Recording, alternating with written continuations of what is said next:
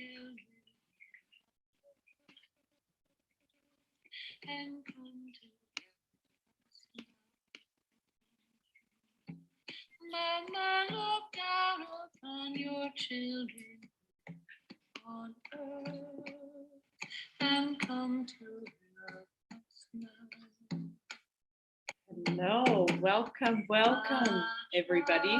Welcome to the Fountains Convergence Room of our Day 2 of Run of Show, dedicated to the rights of nature movement and the preservation of the biocultural territories of life. We're all just gathering, so get comfortable. We're going to start soon. And just for everybody to know, my name is Christiane Pedros. I'm the moderator of this morning.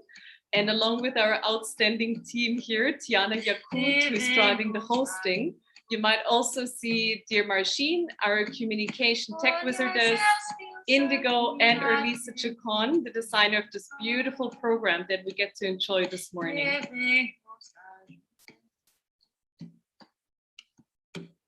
Mama, look down upon your children.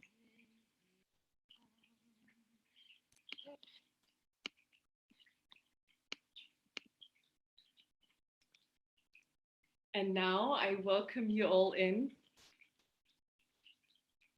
And I invite you to find a comfortable seat and open your hearts and minds to the next hours where Mother Earth and her sacred law and her homelands will speak to you through the voice of the experts of rights of Mother Earth, ecocide law, and most important, the sacred ecological wisdom and knowledge as preserved by our original nations worldwide.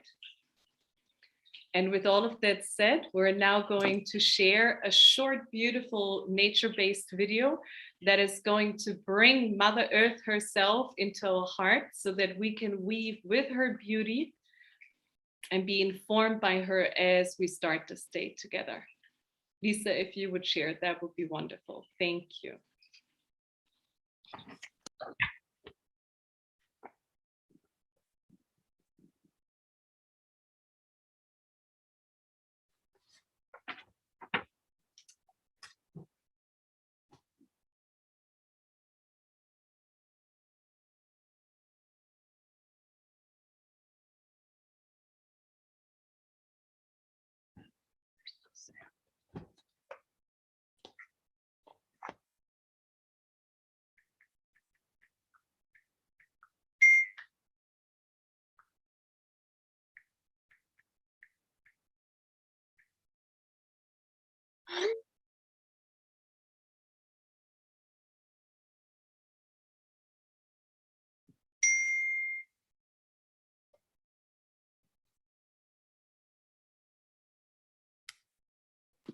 Since it's just us, I'll start over with the sound. You couldn't hear the sound at all?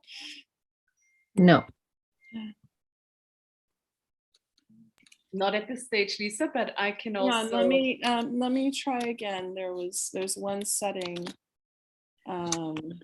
Just remember that this is being recorded and it will flow out to many, many, many people.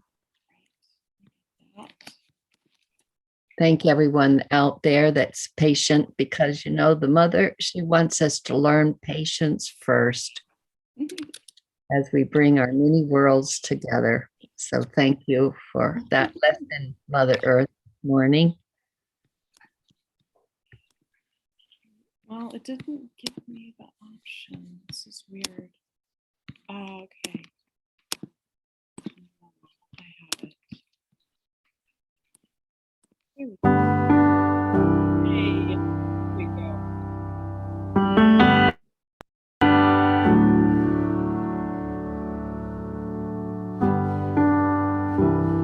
Let's be quiet for a moment and drop out of our minds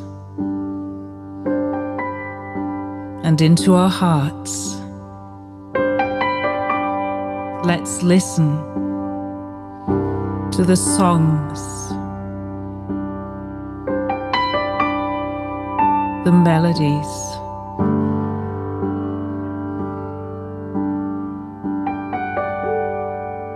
the tunes that our hearts play, winging their way from each one of us to each other of us.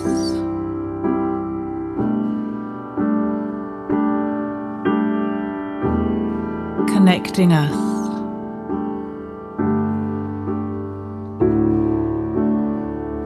bringing us together,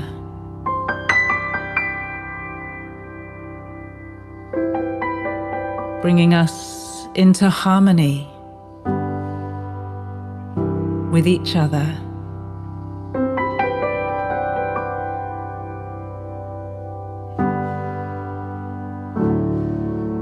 Bringing us into love.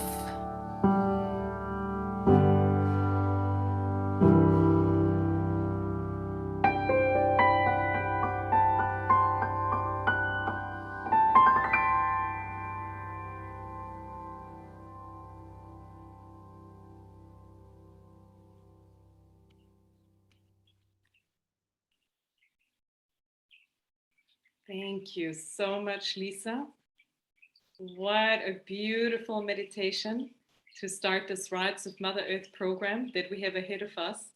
And now, without further ado and a full heart, let me introduce you to a woman extraordinaire with a profound gift of sacred feminine leadership and service and a golden heart of generosity, known to myself and the many as Grandmother Chotima, who will open the day with a beautiful welcome message, followed by an opening prayer by beloved Mindahi Bastida Munoz.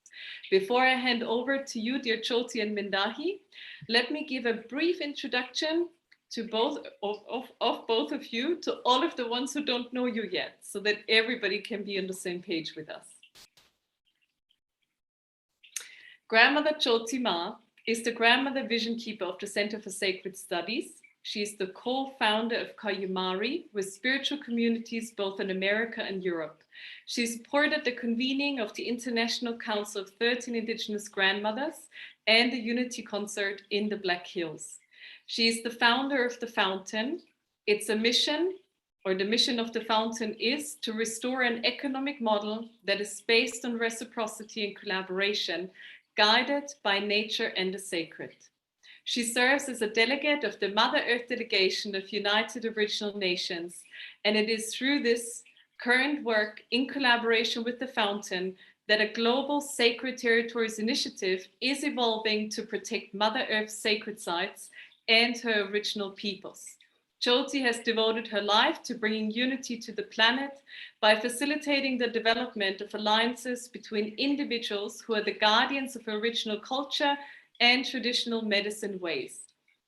Through this work, collaborative relationships with organizations that are focused on economic, social, and environmental solutions have developed, creatively addressing the global challenges of our time.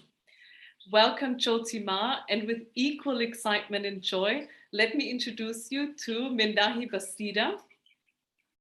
Mindahi Bastida is the Sacred Site Ceremonialist for the Center for Sacred Studies and the Director of the Original Nations Program of The Fountain, and until July 2020 has been the Director of the Original Caretakers Program at the Center for Earth Ethics, Union Theological Seminar in the city of New York. He served as the General Coordinator of the Otomi Toltec Regional Council in Mexico, a caretaker of the philosophy and traditions of the Otomi Toltec peoples, and has been Otomi Toltec Ritual Ceremony Officer since 1988. Born in Tultepec, Lerma, Mexico, he holds a doctorate of rural development from the Universidad Autónoma Metropolitana, Mexico. He has written on the relationship between the state and indigenous peoples, intercultural education, collective intellectual property rights, and associated traditional knowledge, among other topics. So here we are, a warm-hearted welcome to both of you. And let me hand over, Choti, to you to welcome our audience. Thank you. Well, thank you, Christiane, for such a beautiful introduction and all of this amazing team. I am in awe of the creativity that is flourishing through all of this and the instruction and inspiration that continues to drive all of our work. So I just want to say welcome, welcome, welcome to all of you, whether you're on with us right now or you're going to be viewing this later in your own homes, comfortable, snuggle back, get yourself in a place that really allows you to deeply, deeply listen. For the earth herself is speaking. You flowed yesterday through the original principles, and what does that mean, and how is that understanding bringing a way of life, and has always brought a way of life for our original people. And now they are here sharing what those teachings are about so that we can apply them to our life and begin to walk more gently with this Mother Earth.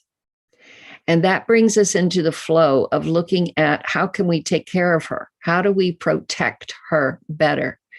How are we looking at our institutional legal structures and finding a way that we can help them transform into an understanding that caring for this Mother Earth means caring for all of life? And that's truly what we're about. And when you take that a little bit further, you cannot leave out of our conversation and understanding what are her sacred territories. How do we hold them? How do we bring them back into the caring hands of our original people? Because they have the protocol the Mother Earth needs to keep them vitalized and open so the Mother Earth herself can breathe. You see, these sacred territories are like acupunctures on her body.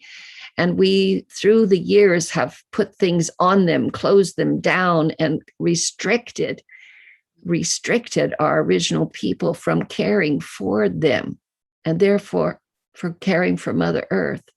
They're on the front lines right now, trying to protect the very last ones that are there.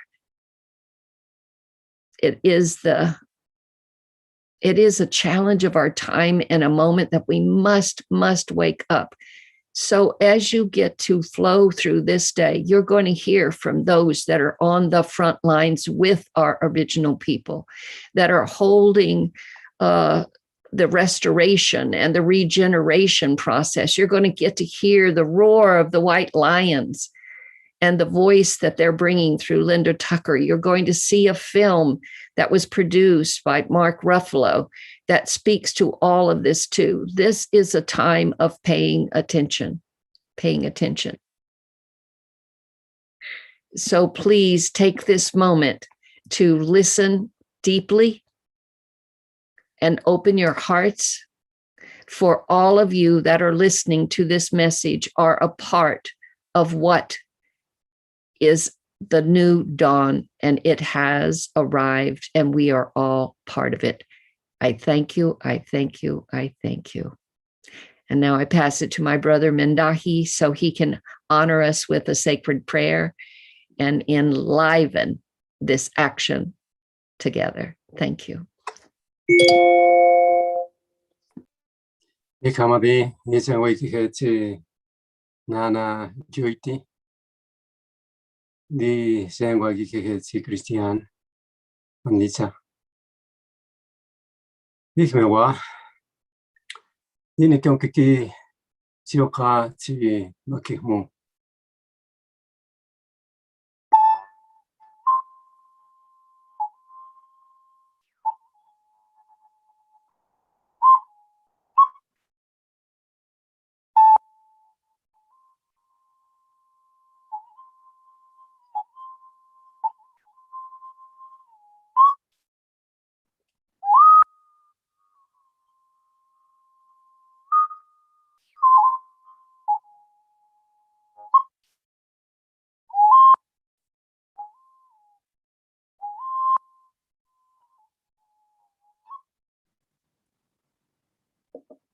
With the permission of the four corners to the center, the four sacred elements, the water that is within us and is in the universe and is in every single being around the world. We greet all the rivers in the sky, all the rivers in the underneath and on surface of Mother Earth.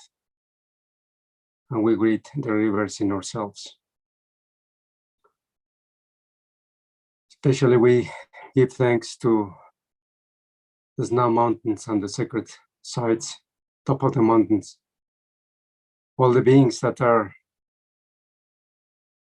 being allies to bring back harmony and peace, dignity to this difficult time. We greet the feather serpent, the serpent that has come 4 times. And now is the 5th time to come. We are entering the 6th sun period. We are witnessing this beautiful transition to the new dawn. We are entering to the new long account of the calendars. So we need to be prepared for this. From 2013 to 2026, we have this big chance as human beings. We pray to the Great Spirit to give us strength and ourselves to do what we are responsible to carry out, the care of life, with love, with dignity, with action, with good thinking and good feelings. Makihmu, Great Spirit, give us this strength to understand the flourish words, to understand the 4 directions and the 4 sacred elements, to give us this strength to pass through this transition, these transitional times, that everybody we need to honor our ancestors. Thanks to them, we are here. But we also need to honor future generations to come, because thanks for them, we are here. We are in this path because we loved them, as we love the air we breathe. And we have a lot of work to do together. We are calling for unity in the diversity. We are calling for love and good action. We are calling for this unification process, committed with these good ideas, clean ideas. Great Spirit, Feather Serpent, we are ready for you to come again and deliver the message and the actions that we need to carry out this beautiful work. And we bless all of this time and space. We bless all the instructions that you have given us before and you are giving us. So our hearts are also to be flourished. We have planted the seeds. And we bless this gathering that is being organized by the fountain, by these instructions that were given in the spiritual consultations and also with good thinking. We are calling for this healing and balancing Mother Earth, for this healing and balancing among humans, with all our relatives, with nature, but also the celestial bodies. We are calling for that wisdom that we need to live in alignment with Grandma Moon, with Father Sun, with the Great Star. We need to be mindful and bring consciousness about this relationship, which is sacred. We honor life. We honor every single ray of the Father Sun. Because once he was away. He's coming back. We are seeing this beautiful reaccount. We are writing our histories in a different way, in a collective way. No more the sense of I, but the sense of we. We're recalling for those original instructions and those original principles. To live in this time and space with dignity and in peace with our relatives among us. We are calling for the leadership of the young, of the youth, because it was said in the prophecies that the time was to come when the youth would rise and would lead us to a better place. This is the time, and the time is now. Moshingentini, Moshingentini, Moshingentini, dígeme wa, dígeme wa, dígeme wa.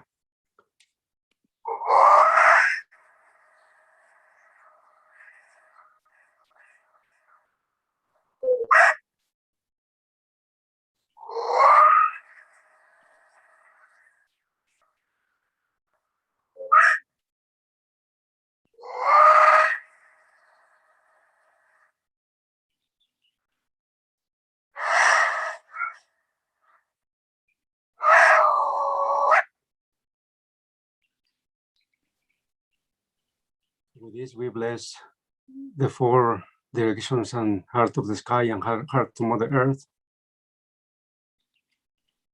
We are blessing this gathering with such a beautiful company and with a fountain and other like-minded organizations that we are coming together in this unification process. All be blessed. And those who are to come, and we need that help, we need that support coming together. Again, unity in the diversity. Dikamadi. Thank you. Thank you, thank you. Thank you, Great Spirit. Thank you so much, Mindahi. Thank you for this beautiful opening prayer. Thank you, Grandmother Choti, for your beautiful opening words and in the spirit of really embracing this opening prayer, you know, embracing the good thoughts, embracing the good actions, and seeing or getting a flavor of what that can look like in life in the context of rights of Mother Earth. We're now going to enjoy a profound presentation by Margill, introducing the Rights of Nature movement. And I want to give a real brief introduction to this incredible woman extraordinaire. Margill serves as the Executive Director of the Center for Democratic and Environmental Rights and is a Program Manager for the CDERS International Center for the Rights of Nature. Margill previously served as the Associate Director of the Community Environmental Legal Defense Fund, CELDF, and in 2008, she served as a consultant to Ecuador's National Constituent Assembly, helping to draft the world's Rights of Nature constitutional provisions. Margill is widely viewed as one of the leading global voices for the recognition of legal enforceable rights of ecosystems and nature. And with all of that said, Tiana, if you could start the presentation, that would be beautiful. Thank you.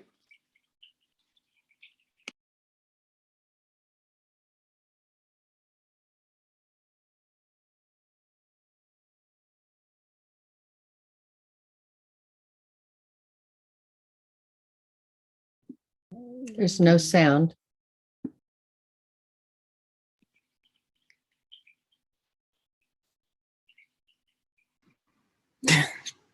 Tiana? Hello, my name is Margill with the Center for Democratic and Environmental Rights, and I'm here to provide a bit of background on the growing movement for the rights of nature.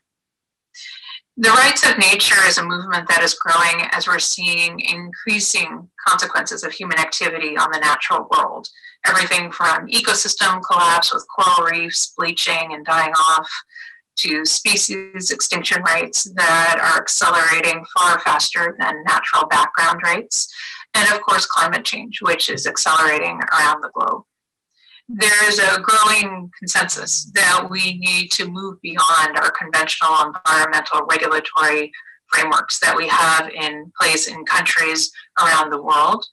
It's under those environmental laws that we have that we're seeing these kinds of severe environmental impacts that are truly tearing apart the natural world. There is a growing understanding that we need to change the status quo. And that means transforming how humankind governs itself toward the natural world, and importantly, means transforming how we treat nature itself under the law. So I'm going to begin by talking a little bit about how conventional today's existing environmental laws work, and then talk about this transformation toward recognizing that nature itself possesses legally protected rights. So under conventional environmental laws, and this means laws that are in place really in countries around the world, nature is treated as something other, as a thing, as property, as an item of commerce. That means that environmental laws are all about regulating how do we use that thing or that property or commerce. So for instance, you have environmental laws that legalize fossil fuel extraction, laws that legalize things like coal seam gas extraction or fracking or mining or drilling in the oceans for oil. And those laws legalize those activities. And so by consequence, what you have are laws that legalize how we use nature. Similarly, we have environmental laws that legalize things like industrial farming, legalize things like polluting into the air, legalize things like how many of a member of a species we can take when we're fishing in the oceans. So these laws are all about how do we use nature, species, water, soils, and even the air in terms of how much we can pollute. So what that means is conventional environmental laws, such as in the United States, we have the Clean Water Act and the Clean Air Act, and you see similar laws around the globe. Those laws are legalizing environmental harm. And the consequences of those are severe, because we see the impacts over the last 40, 50 years since these laws began to be put into place, such that, of course, today we're dealing with freshwater crises, we're dealing with species crises, we're dealing with a climate crisis.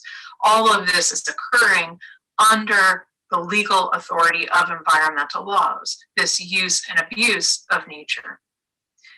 With all of these consequences, all of these impacts on the natural world, there's this growing idea that we need to really change how we treat nature under the law. We need to change how we actually govern ourselves toward the natural world. This means moving to a different kind of thought process so that we begin to understand that rather than humankind being above or superior to nature, recognizing that we are part of nature and that our laws actually instill that understanding and value into the system so that environmental laws move us to a place where we're living harmoniously with the natural world, not as a system of law in which we are there to use, but rather live in a harmonious and sustainable way with the natural world, which of course we depend upon. In 2006, the very first law to establish that nature has legally enforceable rights was passed in a place called Tomacobaro in the state of Pennsylvania in the United States. 2 years later, in 2008, Ecuador was drafting a new constitution, and later that year, the people of Ecuador voted on a new constitution, which for the very first time recognized that nature itself, or what they call Pachamama, has constitutional rights, rights that include the right to exist, the right to regenerate, the right to evolve, and the right to be restored. Since that time, Bolivia and Uganda, we have courts from constitutional courts on down in places like Colombia and India and Bangladesh, recognizing rights of rivers and other ecosystems. Indigenous communities, including tribal nations within the United States, have recognized tribal laws and resolutions, such as the Yurok tribe that recognize rights of the Klamath River, the Menominee tribe in Wisconsin, which recognized rights of the Menominee River, the Ponca tribe in Oklahoma, which passed a customary law recognizing rights of nature, You have the White Earth Nation, which recognized rights of monomen or wild rice, so the very first law to recognize rights of a plant species.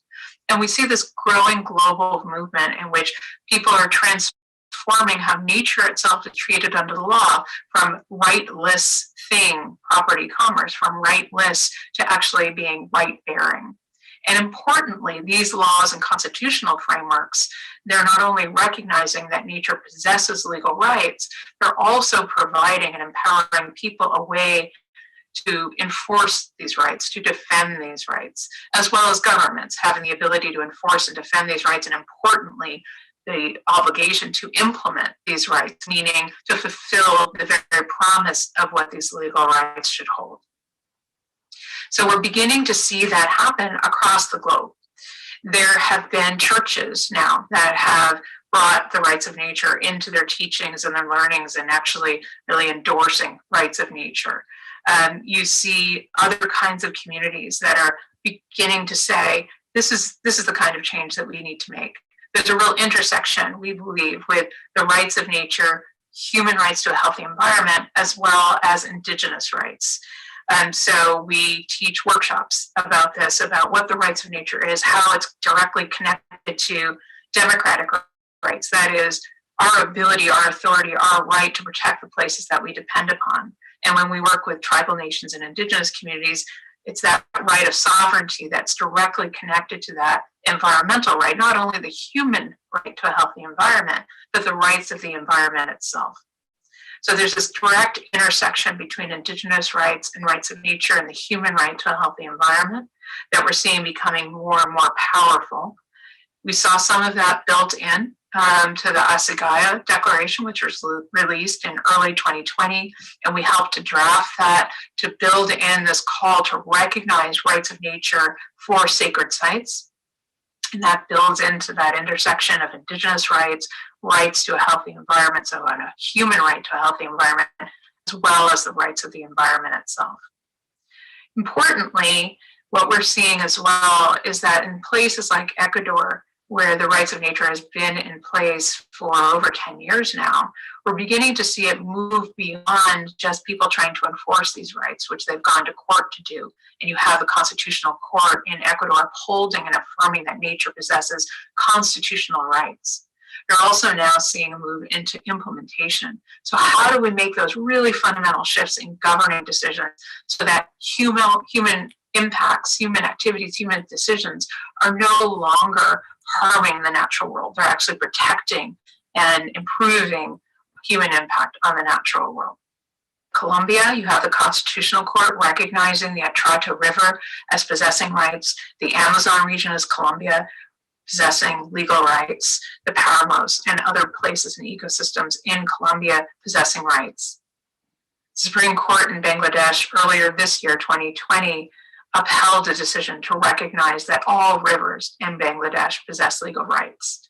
In India, you have a state court which recognized rights of the Ganges River and the Yamuna rivers, as well as glaciers and other ecosystems. And you have other efforts moving forward. In 2019, in Australia, there was the first legislation introduced into a state parliament in Western Australia. In the Philippines, you have a national legislation introduced into both the House and the Senate there to recognize a national rights of nature law. In Sweden, we have the introduction of a constitutional amendment into the Swedish parliament, the Riksdag, to recognize the constitutional rights of nature within Swedish constitutional framework. And so we see this growing effort to move the rights of nature into different legal frameworks. In the United States, on Election Day, November 2020, in the state of Florida, we had Orange County, Florida voters vote on a rights of nature law to recognize rights of the rivers and waterways within that county. With more than 1.4 million people, Orange County, Florida's new rights of nature law, which passed with almost 90% of the vote, that's now become the biggest place in the United States to have a rights of nature law into place. So this is a growing movement.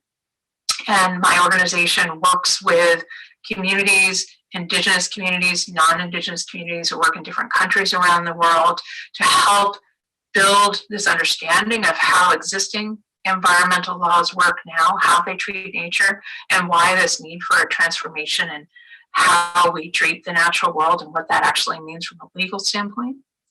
But because we see this as very much a cultural shift that's needed, much like in past people's movements in which people have had to have that sort of mindset shift to understand how existing law worked and why it needed to change. Today, we see a new people's movement needing to build for nature, in which this intersection of human environmental rights, indigenous rights, and the rights of nature together, we come to understand that these things work together, that we need to make a fundamental shift in how we treat them under the law and drive from that cultural, societal understanding, drive that into people's movements that make fundamental shifts in our legal system, and thus a fundamental shift in humankind's relationship with the natural world. We are very excited to work with different groups, different organizations, different peoples and communities around the world. And if anyone has questions, want to get in touch with us, we welcome that. Thank you very much.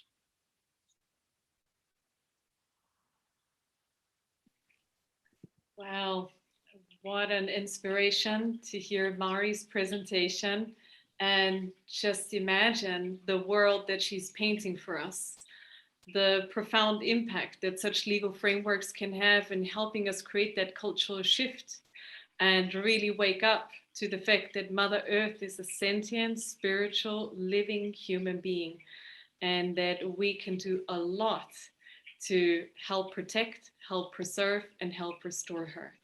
And with all of that said, I now want to hand over to another beautiful presentation. And we're going to actually flow into a pre-recorded panel conversation where the panelists came together as part of this Fountain Sacred Economic Summit. And this panel conversation focuses on legal frameworks for rights of nature.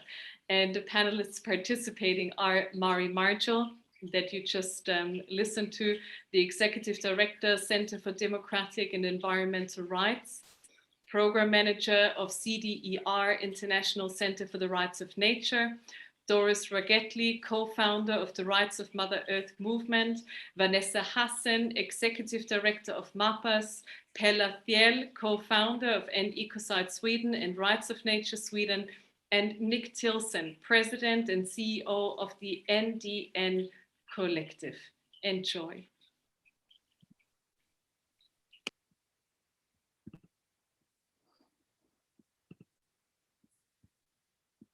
All right.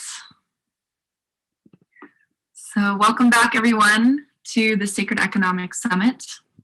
It is an honor to be here amongst this emerging ecosystem of incredible collaborators. We begin each week by restating the intention of this summit. We are here with open minds and hearts to remember how to be in harmony and right relations with all life, to support the emergence of a global economy based on reciprocity, guided by nature in service to the sacred. Over our 9-week journey, we aspire to a new level of coherence as an ecosystem to align our collaborations in service to this goal.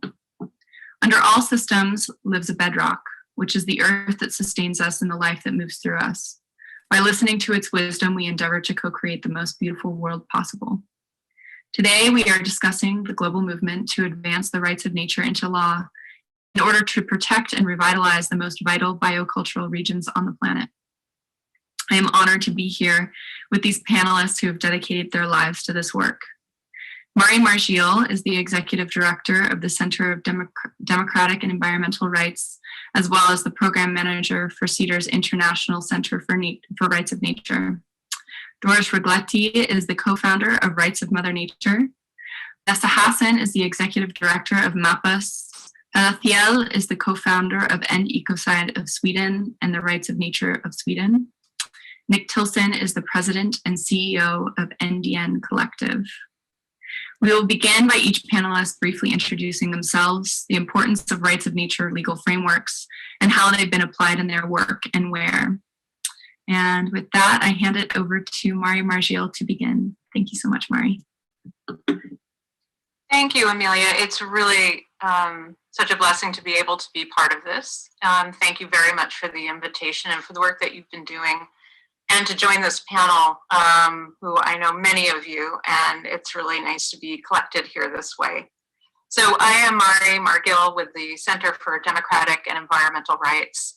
Our organization founders have worked with the very first places in the world to establish the rights of nature into law. And so I was going to start us off today talking a little bit about how we treat nature today under existing conventional legal systems. What we meaning humankind, have done have successfully subordinated nature using two very, very powerful forces, the law and culture. So by successfully convincing ourselves, so our minds, that we are superior to nature, that nature exists to serve humankind, we've then enacted laws, established legal systems, which keep nature in this subordinate position, regulating how we can use nature, which is why it's unsurprising, understanding this, that our conventional environmental laws that we have in place in countries around the world today legalize harm to nature. So just for practical example, environmental laws today do things like legalize blowing the tops off of mountains to mine coal in different states in the United States. Environmental laws today legalize the contamination of pure fresh water by millions of gallons at every frac well across the globe, and so forth and so on, how we use species, how we use land, how we use air, how we use water. Such that today we have done a very, very good job of tearing apart our land, tearing apart our water, and even the atmosphere, and decimated the species that call these places home. It has been systematic, and a systematic dismantling of the natural world through the deliberate acts of humankind, and it's going to take deliberate, systematic action for us to change course, to move us into a different path. This means changing how those powerful forces of law and culture are being used today, from legitimizing and prioritizing and legalizing our destruction of nature to legitimizing and prioritizing and legalizing the protection of nature. This means changing not only how we govern ourselves toward the natural world, but changing how nature itself is treated under the law. Because today in most of the world, nature doesn't even possess the most basic legal right to exist. Nature is treated as rightless under the law without legal rights. And a transformation is needed to change nature from rightless to become rights-bearing, so that nature has that very basic right to even exist, but beyond that, the right to thrive, the right to flourish, the right to regenerate, the right to evolve, the right of nature to be restored and preserved, the rights of rivers to flow, and so on. This means securing the protection that we have in human written law, which is the securing, the protection, the enshrinement of legal rights. Beginning about 15 years ago, in 2006, we had the very first rights of nature law enacted anywhere in the world. That's in a place called Tamaqua Borough, in a community in Pennsylvania in the United States. My co-founder, Thomas Lindsay, worked on that law. 2 years later, we were invited to Ecuador, where they were drafting a new constitution, and we met with members of their constituent assembly that was drafting that constitution and talked to them about how nature is treated as this other, as this thing, as commerce. And that year, 2008, Ecuador became the first country in the world to constitutionally enshrine legal rights of nature, or Pachamama. Today, we've seen this great acceleration and this transformation in terms of how we treat nature under the law. So not only does Ecuador have this constitutional national framework in place, Bolivia has a Rights of Mother Earth law in place. Uganda has amended its Environmental Act to include legal rights of nature.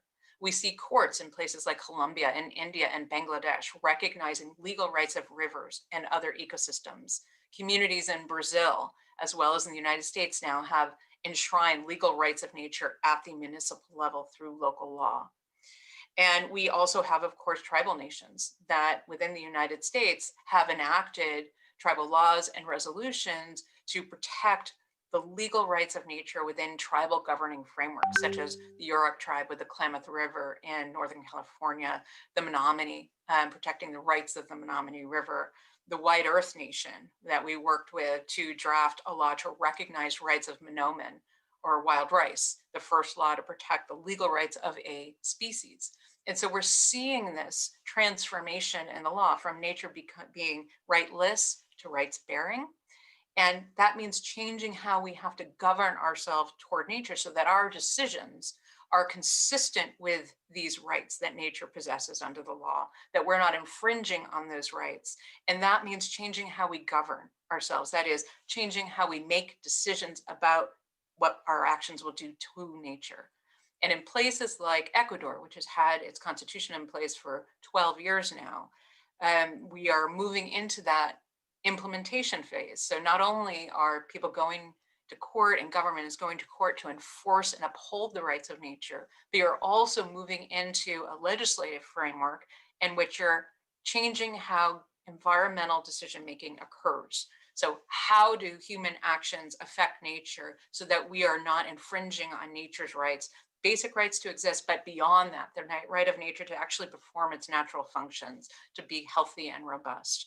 And so that transformation is happening in different parts of the world, at the local level up to the national level, and even now moving into the international sphere. And this is a building movement that's accelerated very quickly over 10, 15 years. And we are seeing this real great transformation coming, of course, as we're seeing species being decimated, ecosystems dying, and the acceleration of climate change.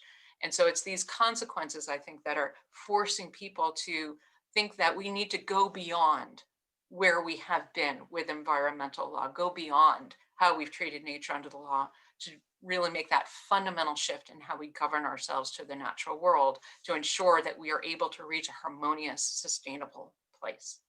Thank you. Thank you so much, Mari. Thank you for your work. I will now pass it over to Doris. Thank you. Thanks, Mari, for this great explanation. Fantastic. We started a global petition, actually, to invite the UN to adopt a Declaration of Rights of Mother Earth, like we have the Human Rights Declaration. The Human Rights Declaration was adopted in 1948 after World War II because humanity was greatly suffering at that time. So it was a really good thing to do. But today, it's nature that's suffering, and it's time that the UN adopts a Declaration of Rights of Mother Earth to complement the Human Rights Declaration, to acknowledge the rights of Mother Earth, to acknowledge nature as a living being, deserving rights and protection just like humans. We delivered the first 117,000 signatures at the Earth Summit in Rio in 2012. And since then, we started a new petition on which you can find on our website, rightsofmotherearth.com, which you're welcome to sign. And what we really want is, with this request for the UN to adopt the Declaration of Rights of Mother Earth, is to help humanity move out of the Anthropocene era into an Earth-centered consciousness, and embracing Mother Earth and realizing that we are part of nature and not separate from her and superior to her. And if nature doesn't have rights, human rights really don't do any good. So please sign the petition, that would be wonderful. And we're also working on getting rights of nature into the Biodiversity Convention, which wonderfully has happened it was included in the zero draft document that was issued on August 17th, which we are really happy about. And both of these are international governing bodies, which then in turn, if they are embracing rights of nature, will inform national laws and education system. And so it will be really a two-pronged approach once the international institutions have embraced it, it will also support the efforts from the bottom up. So, thank you. Wonderful. Thank you so much, Doris. And now I pass it over to Vanessa. Hello, everyone. Thank you, Amelia, for this invitation. It's such a pleasure to me be part of this meeting and of this group to treat about rights of nature. I'm Vanessa Hasson. I'm a founder of MAPAS.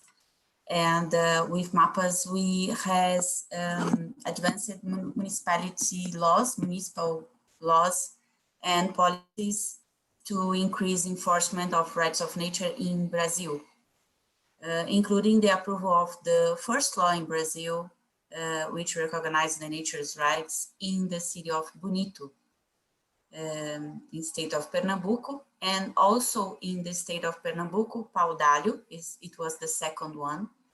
And then in the first capital of a state in Brazil, the capital of Santa Catarina, which name is Florianopolis, is an island. And we are also pushing other proposals in São Paulo, which I'm living, Fortaleza, Palmas, Caseara, Alto Paraíso. And recently we did official audience to discuss about the rights of nature, to discuss about the nature's rights in the capital of Bahia, Salvador. And we also realized,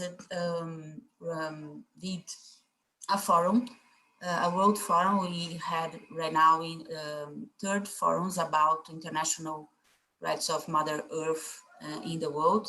And in São Paulo, we did the second one.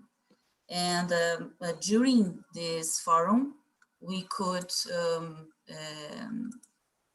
speak about and formal propose two of these laws, one of São Paulo and Florianopolis also.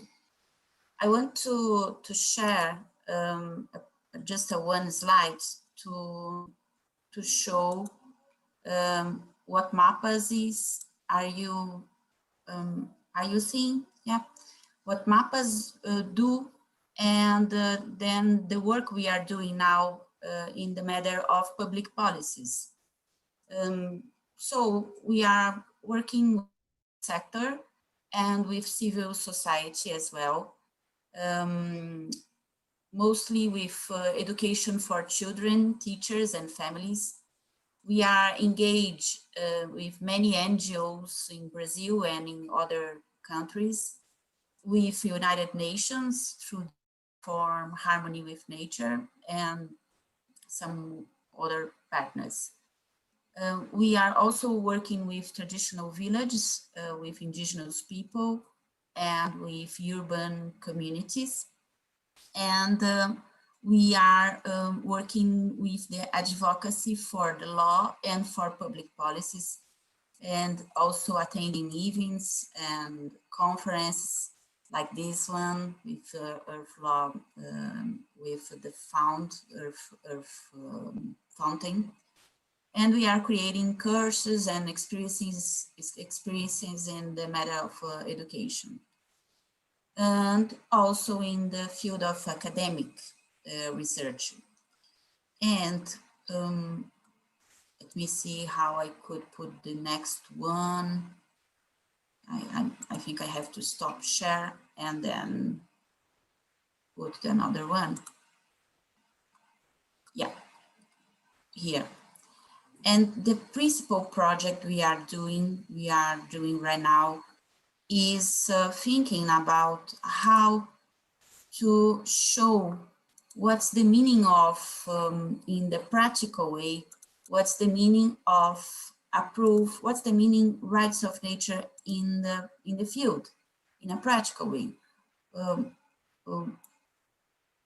How rights of nature could change the world, could change the people, the local community.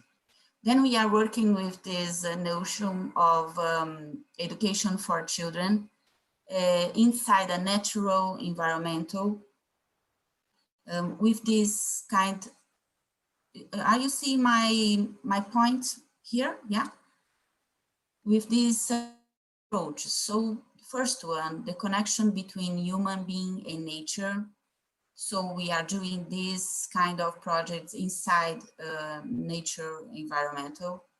The second one, the awareness of the nature space to the surroundings and its importance and our responsibility of care. It's changing the notion of use the environmental to care of the environmental and the notion that we are nature. And the third one, the creative and transformative power of each of us, our intrinsic power to change all the system. Oh, Liza is asking for entry. So we are working with art, with sincere experiences into the nature environment, with exchange social, economical, and geographic context with local community around this nature environment, and with individual and collective co-creation of a new world, of a new forms of relationship with nature. And all of these results in an outcome with art and advocacy, because in this field, we work with the recognition of nature's rights in the local community in which we are doing the program. So that's our work.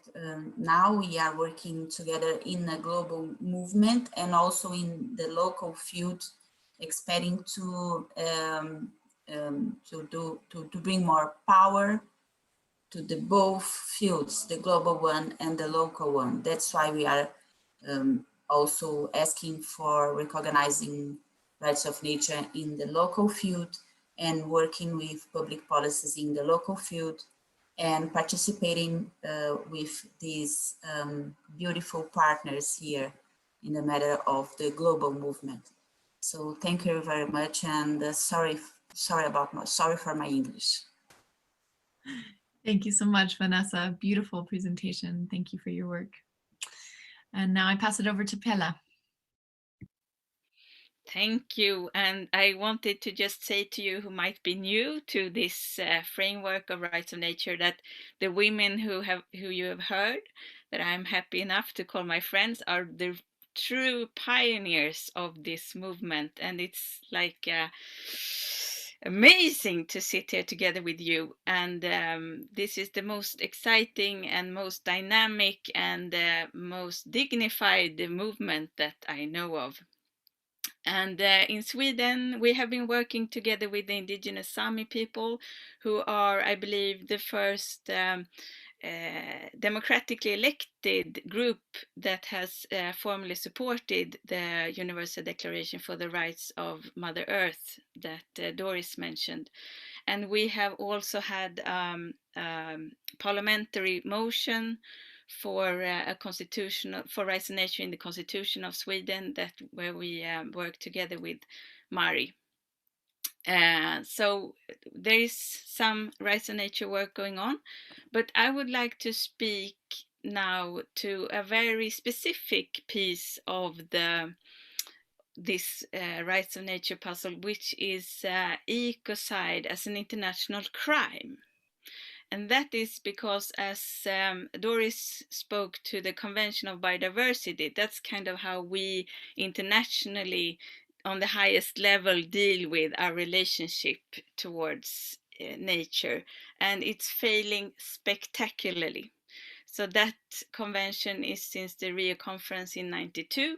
And every follow-up they just say that this isn't working. We are losing biodiversity very fast. And recently, interestingly, they have been very vocal about the need for transformational policy. And as we know, rights of nature is is that. But those conventions are soft law. So they are basically nice words on a paper, but there are no sanctions. So that's why we need ecocide to be an international crime, because at the moment, mass damage and destruction of ecosystems is business as usual in the world. And in the global economy, actually, you know, there are no rules. It's a cowboy economy. And the actors are mostly, the most powerful actors are corporations, not states. So they are not, there's no democracy there at all.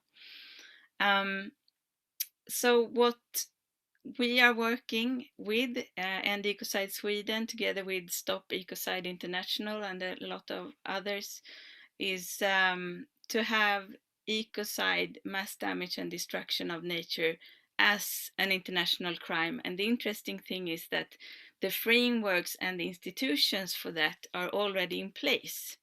So the ICC, the International Criminal Court in The Hague, is where the most serious crimes that merit attention from the whole international community can be prosecuted.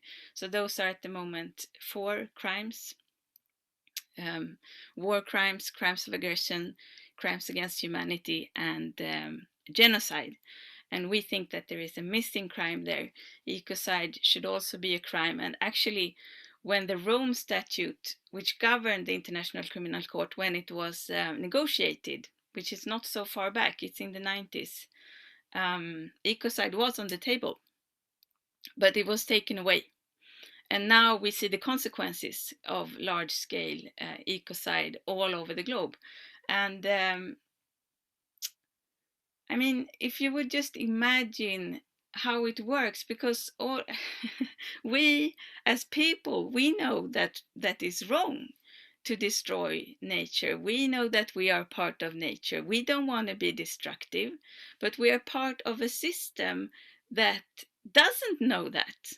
So as Mari said, our legal system, our economic system, they can't acknowledge ecosystem health or the rights of nature, because nature is rightless. But we can change that. We can change law. And I used to think about how it is now that, for example, if you were a CEO, or if I am a CEO of a multinational corporation, and I have this project which is potentially very profitable. I want to open a coal mine, but it's also very destructive. Maybe there's a sacred site where I want to open my coal mine. So, and I have a conscience, I have a heart, I might have grandchildren. So I go to my board and I say, you know, I know we have planned this for some years now with this coal mine, but you know, it will really destroy this site where we're going to have it, and I can't do that. And you know, we have climate change is going to destroy the future of all of us. So I think we should refrain from this project. And then they would tell me that, okay, you know, that's nice, but we're not here to guard any sacred sites. We are here to make money, and we are here for our shareholders. So, you know, the door is there. We will just get a new CEO.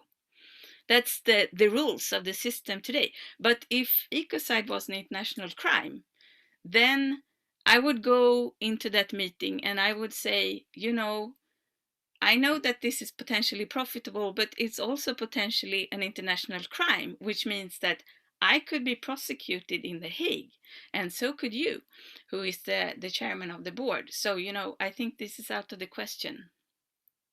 So that would really change the rules of the game, and it's transformational policy which time has come. Beautiful. Thank you, Pella. Wow, such beautiful work. Thank you. And now I pass it over to Nick Tilsen.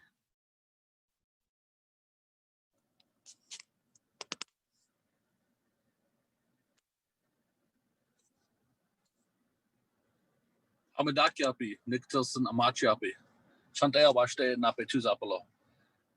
greet you in my Lakota language, calling in from the Sapa, the beautiful Black Hills here of the Osheti Shakoi.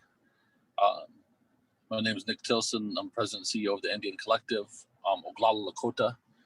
My people come from Pine Ridge Indian Reservation in the lands of the Osheti Shakoi people. And I'm a father of 4, so that's always a big impact on how I informs my work here. The Indian Collective is an organization that's it's a 100% Indigenous-led organization that our purpose is to build the collective power of Indigenous people by investing to the self-determination of Indigenous people. And we do that in sort of 3 areas: defend, develop, and decolonize. So if you imagine, it's defending air, land, water rights, and community. It's developing regenerative and inclusive economies based on Indigenous values. Decolonizing through the revitalization of Indigenous languages, ceremonies, lifeways. Those are like our 3 impact areas. How we do that work is, we have a multifaceted approach. We do it through grant making. We do it through lending and impact investing. We do it through movement building and community organizing. And we do it through community wealth building strategies that are aligned with our mission and our values. And when it comes to this work, how we built this organization and are doing this work today is built off of lived experience, practitioner-based lived experience of doing this work sort of in the dirt, in the community, in the Indigenous communities in some of the most poorest isolated places in the country. Recently we've been part of helping to build and amplify a growing land back movement, which is, it's a movement as movements go. And we also have a campaign at Indian Collective whose goal is to connect, resource, and amplify that movement. And land back is a very powerful movement in the sense that Indigenous people everywhere have been saying land back for generations. And to be clear, and how it connects to the rights of nature is that it's not just about physical land back. It's not about deeds, right? It's about what was taken from us as Indigenous people in the process of our land being taken from us and us being removed from our lands. The connection to Mother Earth, because we didn't own the land, we stewarded the land. It was a part of us and we were part of it. And so it's as much about returning lands back into Indigenous hands so that we can steward them. And in the care of other people, the land and the environment and the rights of nature have been destroyed. And if you look at the role that Indigenous people have played in the rights of nature, historically, and even in this current form of the work, is there's a direct correlation between the plight of the environment and the plight of Indigenous people. There's a direct correlation that it's no surprise that 80% of the biodiversity that is left on this earth is left on Indigenous lands. It's because that there was a connection to that land, and it's part of our identity, right? It's part of who we are. And so the land back movement is part about restoring that connection and that power. It's also about dismantling the things that have made it possible for the stealing of our land in the first place and the violation of our human rights and destroying the rights of nature in the process. And so at the same time that we fight to return those lands and return stewardship, we also have to dismantle the things that uphold that system. And so, the military industrial complex has been a facet and a tool that has been used to maintain the stealing of these lands and the destruction of the environment and the destruction of all of the different types of relatives, the winged and the four-legged and all of these things. And so at the same time that we are building economies that are regenerative, that build community wealth, that are more sustainable, we also have to realize at the same time that we do that, we have to dismantle some of these systems that are in place. Otherwise, we're going to end up chasing our tails around, and as we chase our tails around, the rights of nature are going to be destroyed. The future generations of humanity are going to be destroyed. And so these are, this is a fundamental issue of our time. And I think that making this stance around the rights of nature, connecting this to realize that the rights of nature is not an environmental movement, that the rights of nature is about restoring symbiotic relationship between human beings and the environment, and creating a shared responsibility. And that's so much about what the land back movement is about. And the work at Indian Collective is to uplift and resource and connect that land back movement. As we, it's important that we build meta narratives, because if we can build meta narratives, we can see each other. We can see each other in the struggle for the movement for Black lives. We can see each other in the struggle for the rights of nature. We can see each other in these ways. So creating meta narratives is so fundamentally important, because lawyers aren't going to be the ones to change the world, right? I think we all know that, right? But they're going to be fundamentally movements of change that are made up of people that help shift culture, because culture eats strategy for breakfast, as some people say. So building culturally powerful movements will end up catalyzing change and making things like the rights of nature possible. And movements like the land back movement and the work that we're doing here at the Indian Collective is a way to contribute to that growing movement. So we're fired up about this. We're fired up about that people around the world have been contributing to building up and lifting up the rights of nature. I think that for Indigenous people, we think that it's just inherent, right? The fact that we actually have to have a whole rights of nature movement and framework is ridiculous. But it is the reality, because of the systems that we have to evolve and change in order for these things to keep, for things to happen and for the change to be realistic for societies and for communities. So that's a little bit about Indian Collective and the land back movement and how it connects to the rights of nature in the conversation we're having today. Thank you so much, Nick. And thank you for calling from the Black Hills. It's a very powerful place to call in from and sharing your information from there. Thank you. So now we're going to move into questions. I'm so excited to dig in a little bit deeper on these topics here. My first question is for Mari. You spoke about the historical advancements, and I'm curious, what are the most exciting advancements in the field that you're currently seeing, and what are the most important next steps that you're seeing in order to accelerate those advancements? Thank you, Amelia. And I just want to build on what Nick was saying, that this is very much about movement building, changing culture in order to change law. And so I think it's very much about building a new people's movement for nature. And there's deep intersection with movements for Indigenous rights, movements for democracy. So in terms of how that all comes together, we're seeing some of the newest things that are happening in the rights of nature global movement include the introduction of a national legislation in the Philippines that would recognize rights of nature in their national law, and efforts now to move things at the local level in that country as well. We've had the first legislation now formally introduced in Australia at the state level, with more happening there from the local on up to the national level. And very recently on election day here in the United States, November 2020, we now have Orange County, Florida voted to recognize the rights of nature into their local charter, their local constitution. And Orange County is where Orlando is, where Disney World is, the most magical place on earth, now one of the most protected. And it's the largest place in the United States with over 1.4 million people to have codified rights of nature within that legal structure.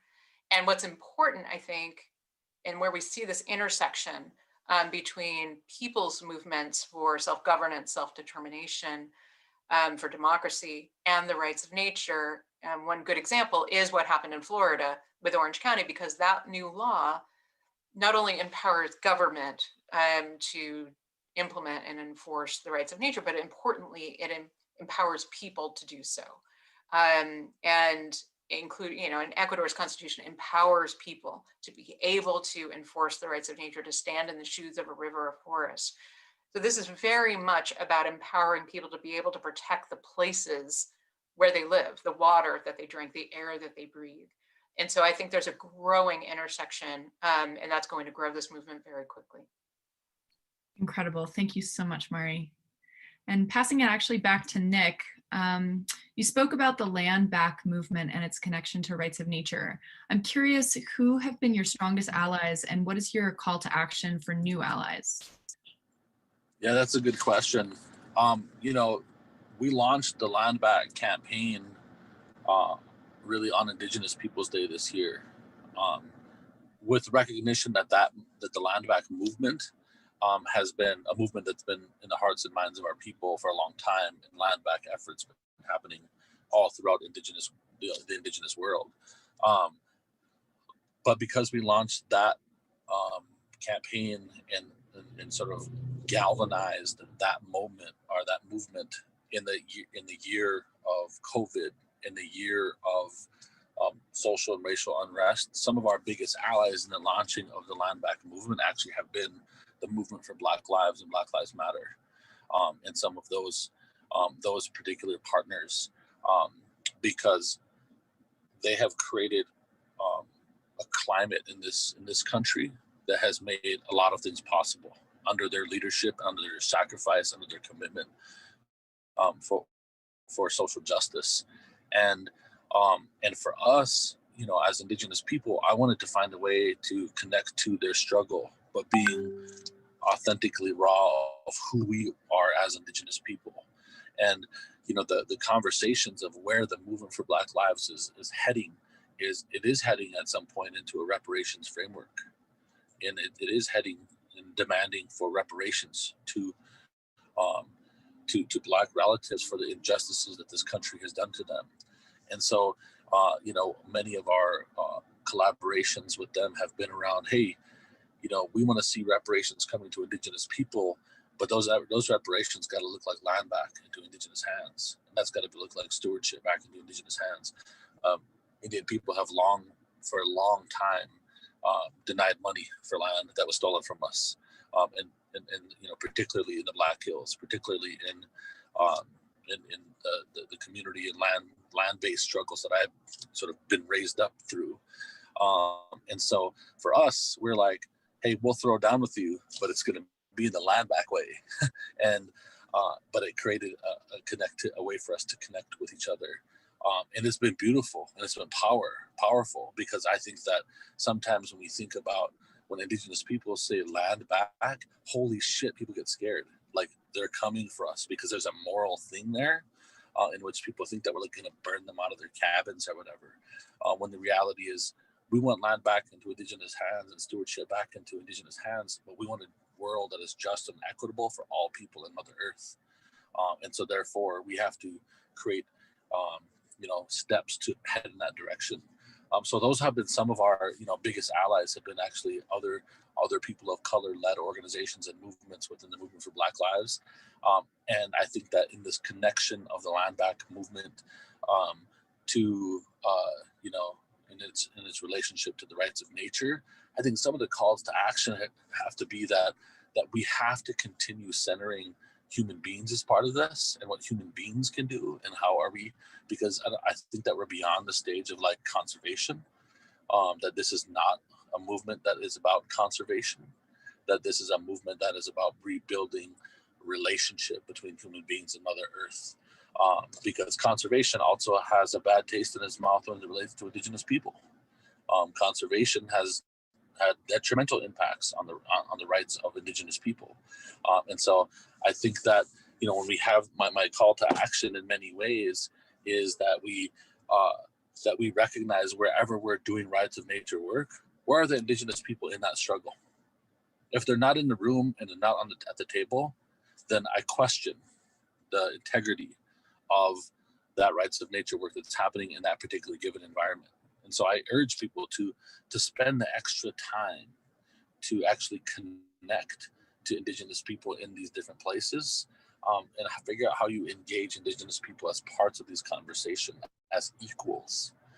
Because I think the only way that the rights of nature work is going to be a catalyst for change is if we're also like thinking about who's pushing this and how our power structures being changed from where we got at.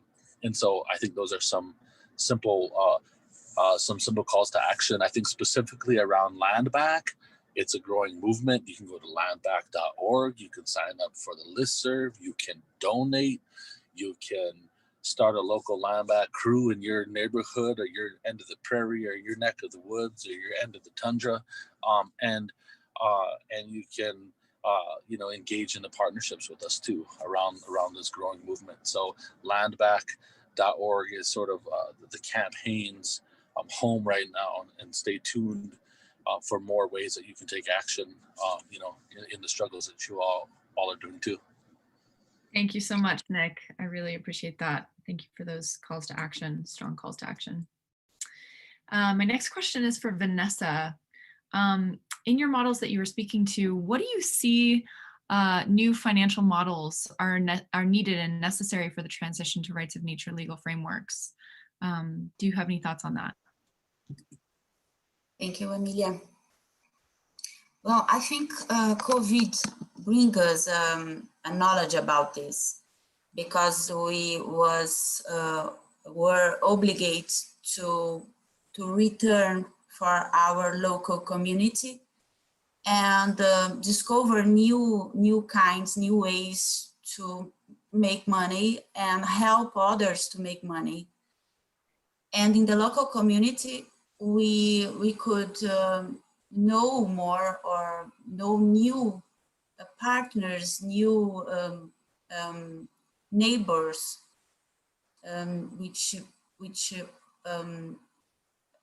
was already there, but we don't look at them. And in the field of the academic development about the theories of the new economic, and considering the local community, we are working with the notion to spread the new economic in the matter of an ecological economic and a sharing economic and a solidarity economy. And solidarity economy was conceived as an alternative with the potential to link the industrial production and the collective ownership of capital to the community. I wrote a couple of weeks ago, I think last month, the MAPA's work in a brief test that was published at the UN report for the General Assembly. And there we put something about this new economy, the field specific of the solidarity economy. And this kind of economy, it's not a new one.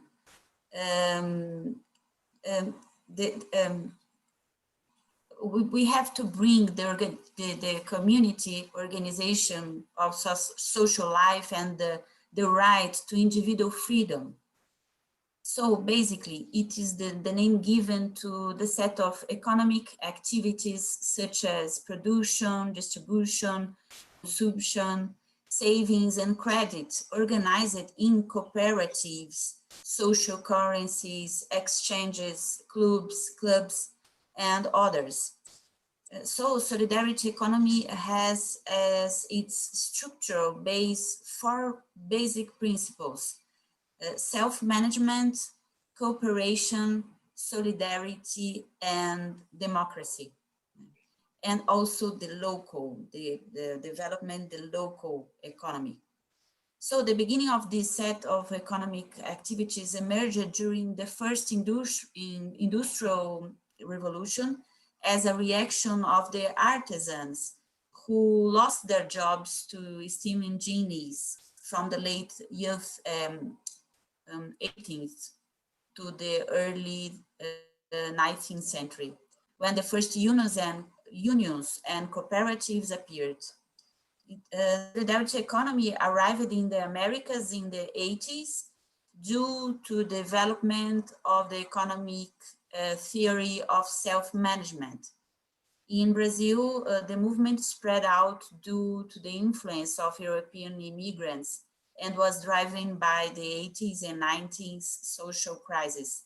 So it's always in power when we have a crisis like we are experiencing right now. And well, we have a time when the country become deindustrialized, causing mass unemployment. So since then, there has been an increase in consumer cooperatives and cities and agriculture cooperatives in the countryside. And I think we have now the second opportunity with this big crisis, and also this knowledge offered to us with COVID, to rethink and empower the local activities, the local community with the local exchanges, and discovering creatively new forms of exchanges. I think also, of course, the big companies has to wake up to the necessity to bring power to social community through the organizations of these local communities. I think it's enough for this time. Thank you so much, Vanessa. Thank you for outlining that. My next question is for Pella. So you spoke about how ecocide law can really help to drive better stakeholder decisions, which is very important. My question is, what role and impact do you see for industries such as the real estate or other institutions playing in this transition to rights of nature? Yeah, so today we are kind of locked into this growth and profit model, and that also applies to real estate owners, of course, which means that the land you have to pay the rent, you have to pay interest rates. So the land has to be profitable. And the driving forces are often global, meaning that a lot of destruction is going on.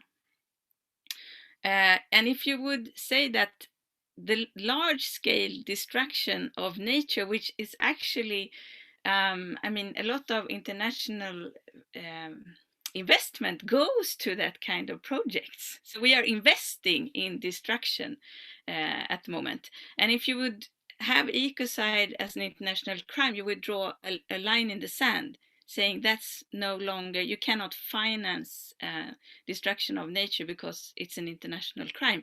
That means that you could shift a lot of funds, a lot of resources into regenerative projects, because those projects at the moment are often underfunded and really difficult to undertake. And as Vanessa said, concerning the economy, we have those models. We know how to do it. We have the methods, but we don't apply it on a large scale because it's not profitable, because we can still make profit on destruction. So that would kind of shift the possibility to really do regenerative projects on a large scale. And I would also speak shortly to what I also see this, of course, as a cultural issue. So if you have very slow institutions like in Sweden, I think it might take some time before we have rights of nature in the constitution.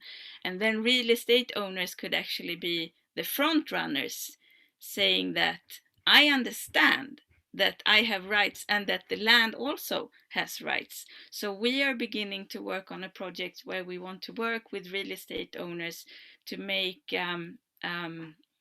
what's it called, like an agreement between the landowner and the land, where the landowner recognizes the rights of the land and thereby building that culture. And that certainly applies, I think, for faith groups who owns land and know that the land is actually sacred, and that they could make that visible in an agreement with the land. Wonderful. Thank you so much, Pella. That is a very, very important piece. So for my last question, Doris, what is the most important thing the collaborators of this emerging ecosystem of the summit can do to assist in the transition to the rights of nature?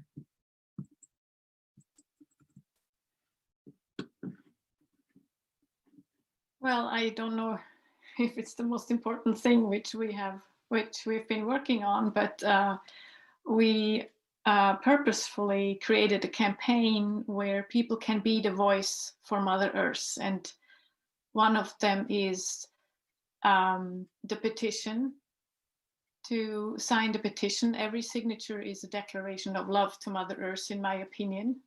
The petition asking the UN to adopt a Declaration of Rights of Mother Earth, which you can find on the website, as I said before, rightsofmotherearth.com. And also with Pella and the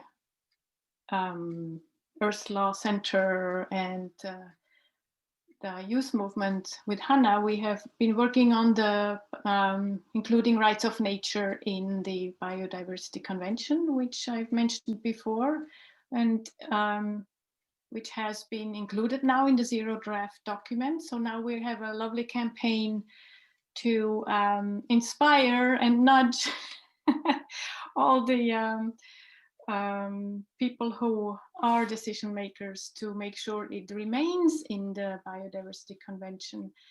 And for that, we have a landing page, which is called rightsofnature.cbd.earth.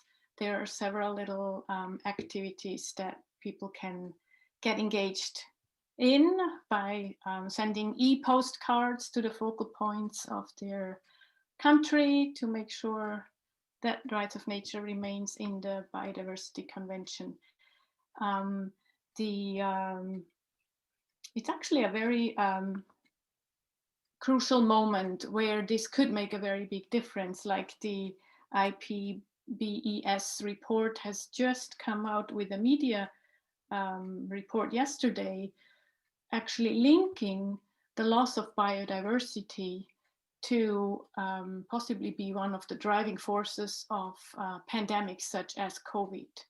So we are actually proposing rights of nature to be one of the transformative actions they could implement right now, which could really make a big difference and restore biodiversity, which would also greatly contribute financially. If you look at how much the market has been losing due to such a pandemic, and of course with that families have lost income and etc. So investing in a healthy environment is really the way to go in the future.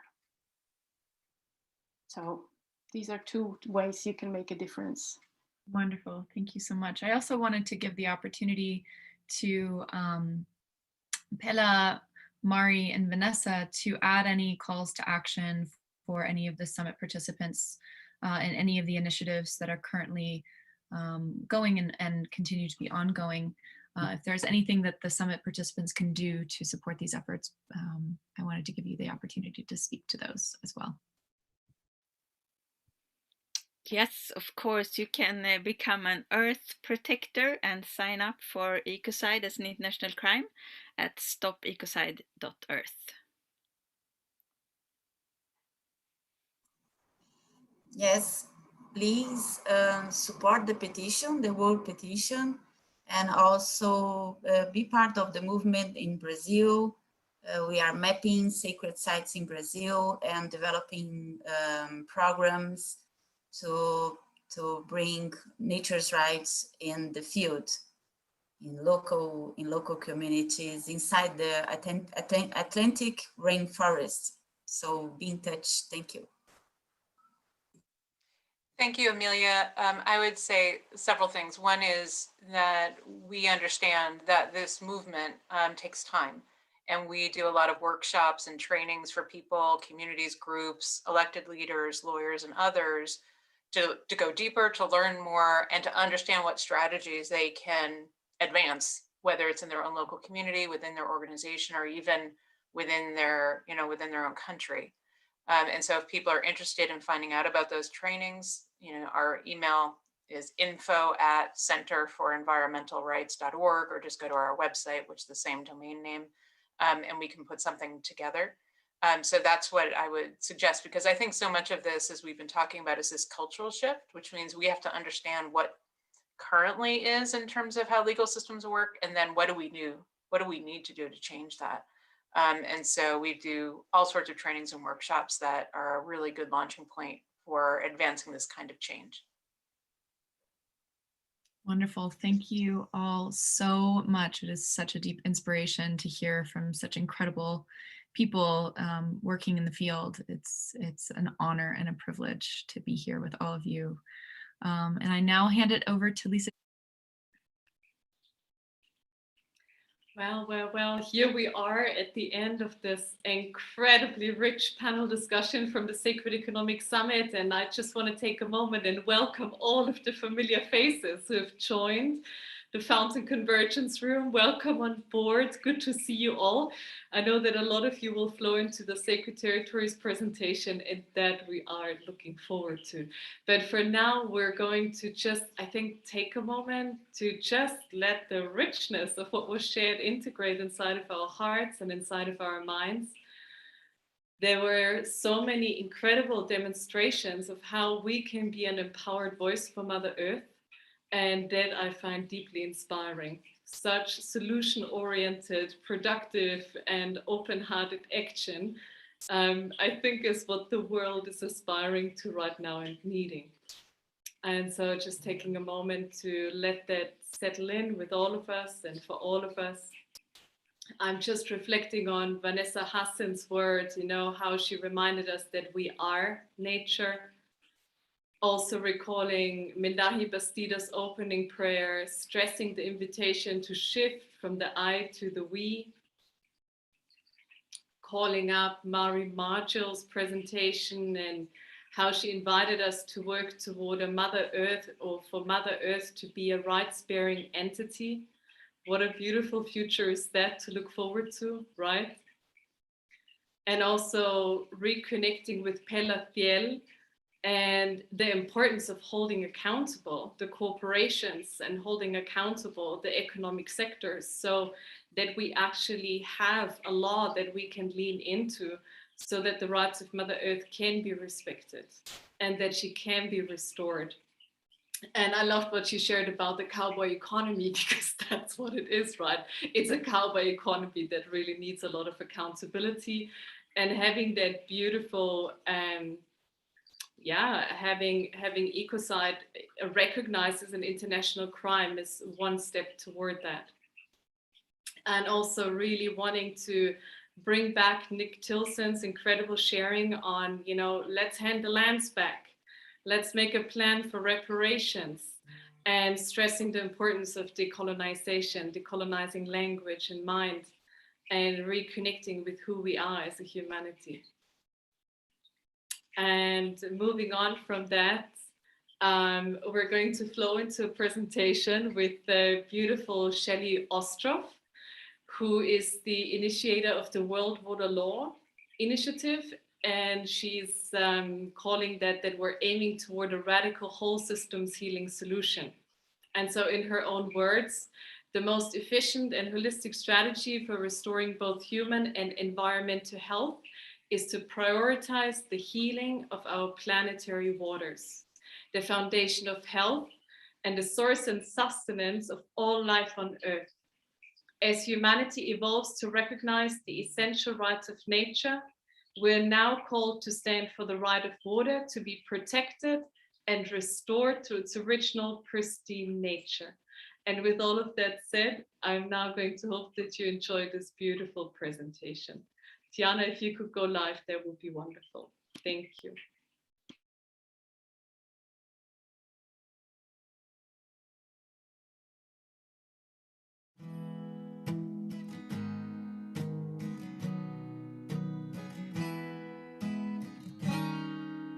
Hello, my name is Shelley Ostroff, and I'm very grateful to the Fountain for this opportunity to share with you a little bit about the Global Alliance for a World Water Law. What if? What if? What if? So, what if?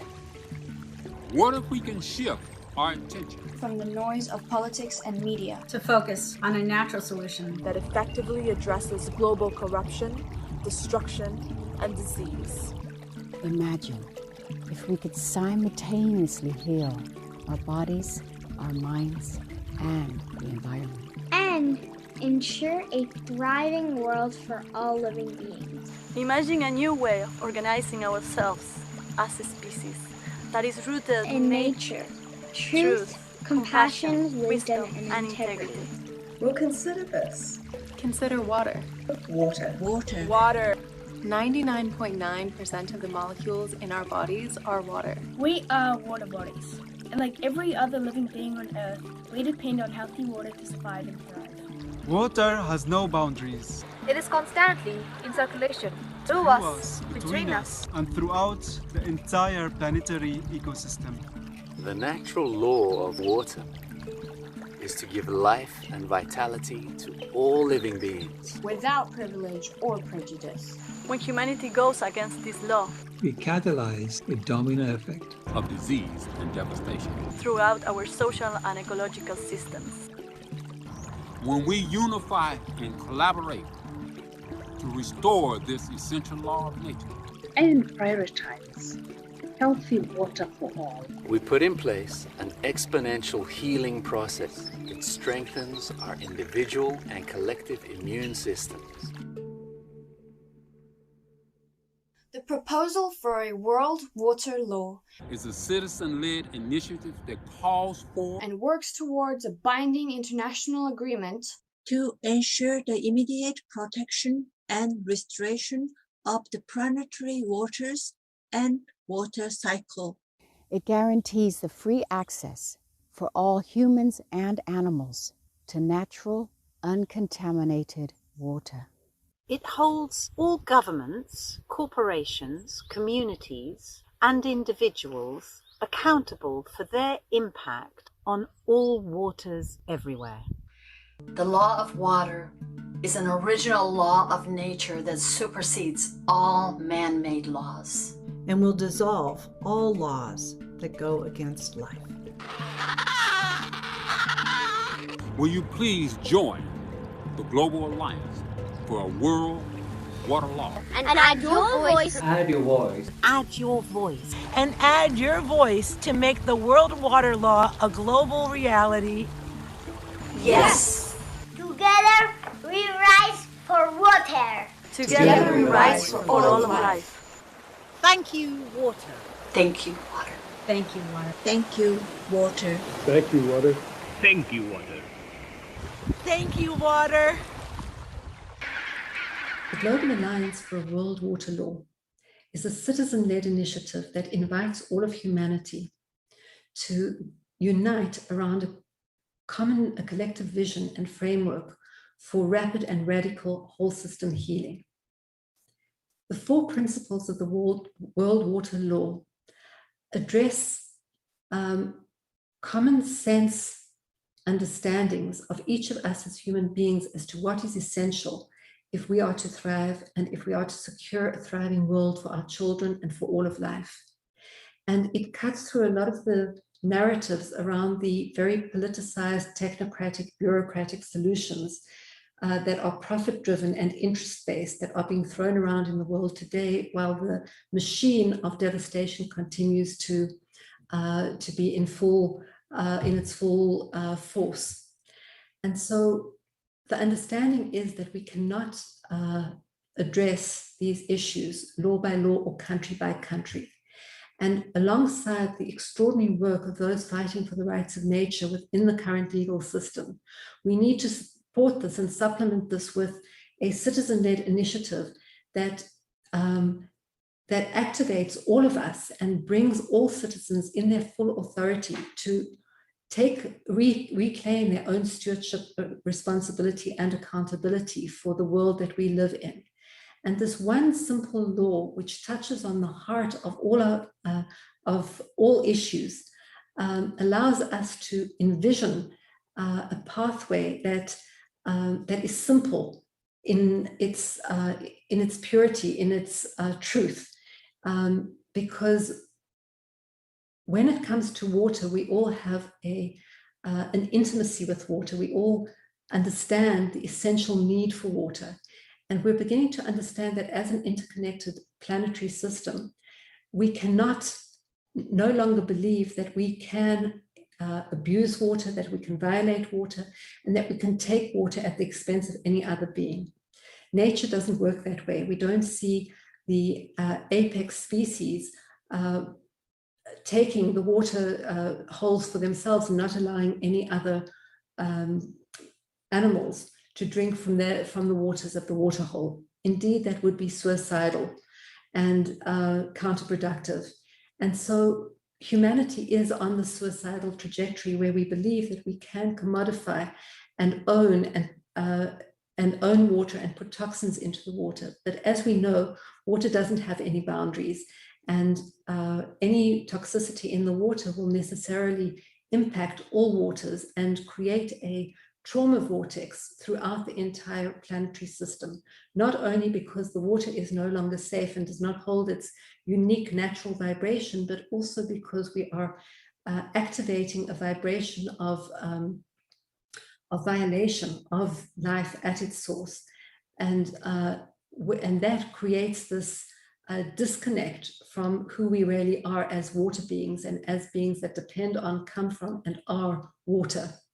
And so in reclaiming that intimacy with water, that reverence for water, that understanding that water is not there to be commodified or abused in any way, but rather to be protected and revered and held in its most pristine state as the foundation for our collective health, this understanding can activate millions and millions of people around the world to understand a pathway for coming together with all our diverse initiatives for protecting life around this one foundational vision and pathway. And that in doing so, it will benefit all of the different initiatives that are working for the thriving of all of life. When we activate these 4 principles, we see that the protection of all and restoration of all our planetary waters, the ecological rewilding needed for the planetary water cycle to be restored, to ensure that all humans and animals have direct access to natural uncontaminated water, and to put accountability into the system and to ensure that all are held accountable for our impact on all waters everywhere. These 4 principles have an extraordinary capacity to work together to shift everything about the way we think about our economy, about our politics, and education, agriculture. And when we begin to activate this within our collective psyche, within our collective framework of action, we will see that many, many easy, simple solutions arise that can actually support this law being put in place in a relatively short amount of time. And that this one law that needs to proceed and supersede all other laws will ultimately help us realign with the laws of nature so that we don't need too many laws. We actually learn how to live in right relationship with each other and with all of life. And so this initiative, which is inspired by the extraordinary movements around the world working for the rights of nature, protecting the waters, protecting the indigenous lands and the indigenous people who are fighting at great risk to themselves to preserve those last pieces of biodiversity, the last places of sacred land on the planet that exist without interference of the current social models. So the World Water Law honors all of those that have come before and that have shown the imperative of doing this at this time. And my hope, my prayer, my commitment is to support the evolution of this so that it can contribute to these extraordinary initiatives all over the world and to the protection, healing, and thriving of all of life. And once again, I would like to thank the Fountain for their extraordinary work in bringing forth in so many different ways the wisdom and the solutions for restoring sacred relationship with all of life, and for inspiring so many around the globe to come together in new ways for a new sacred economics and a new way of being. So with deep gratitude to all of you for all the work that you're doing for the rights of nature as well. My hope is that you will consider joining this initiative, and together with people from all over the world who care about life, we can make what seems now to be impossible very possible, and even in a much shorter time than we could imagine from within the mainstream frameworks. Thank you all, and I look forward to working with you towards these important goals.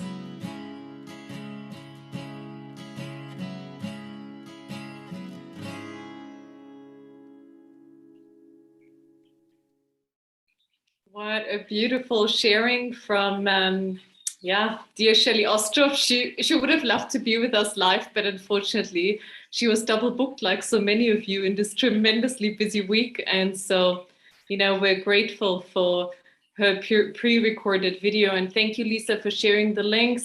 We invite you to follow up on those beautiful presentations. Make sure you visit the websites. And if you feel called to endorse the World Water Law, then that's the place to be, and that's the place to go. And now we're going to move on to actually enjoy an incredible documentary called The Invisible Hand. It's been recognized as a paradigm-shifting documentary about the creation of rights of nature, the defining battle of our times where nature, democracy, and capitalism face off in rural America. From executive producer Mark Ruffalo comes Invisible Hand, the world's first documentary film on the rights of nature movement, a paradigm-shifting story about the fate of capitalism and democracy, where we find out who speaks for nature. Enjoy.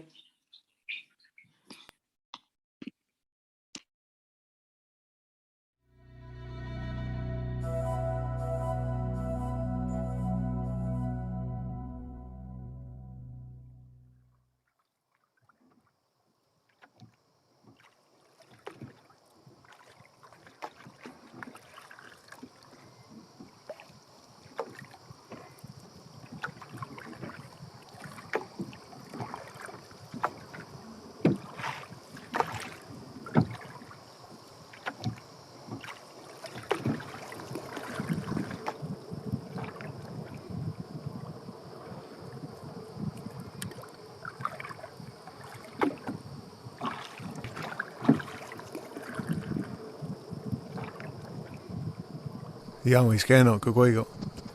Dega wanonda snikaso. Agatayo ni. Ononda waka ni ohio jonegano tanongik.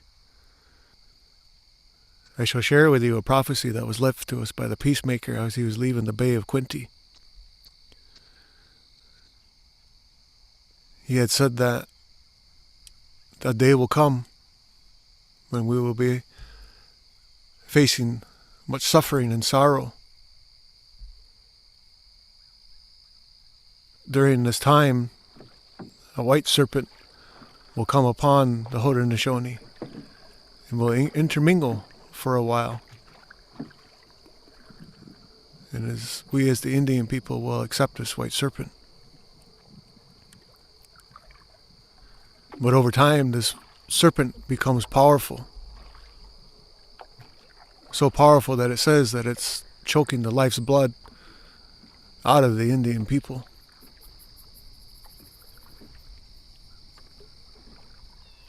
They lay complete decimate to the natural world,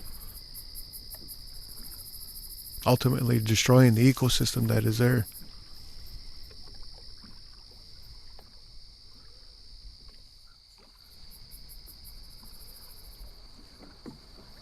It is the natural world who still carries out and abides by their original instructions. It is we as man who have strayed from our original instructions.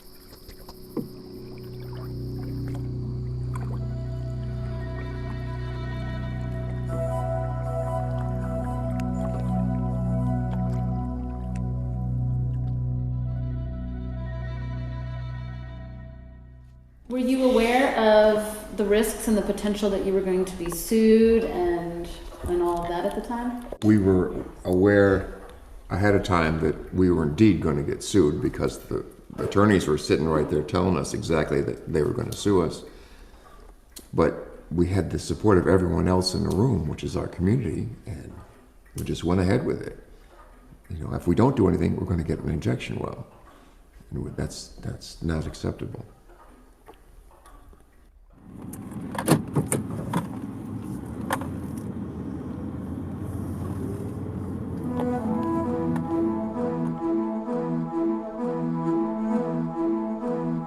If a corporation has the same constitutional rights as an individual, why couldn't an ecosystem? Water is life. We cannot risk damage to our water supplies. The citizens of Grant Township, Indiana County are on the forefront. You are on the forefront of establishing what can be termed an earth rights democracy. The rights of the earth to biological integrity, and the rights of the people to care for and share the earth.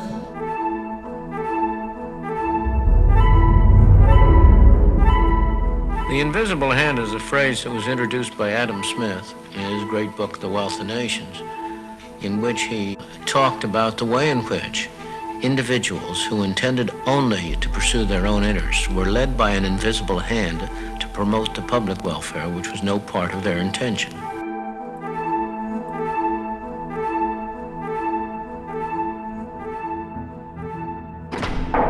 The invisible hand is a belief that when an individual attempts to help themselves, there is an unintended positive impact on society.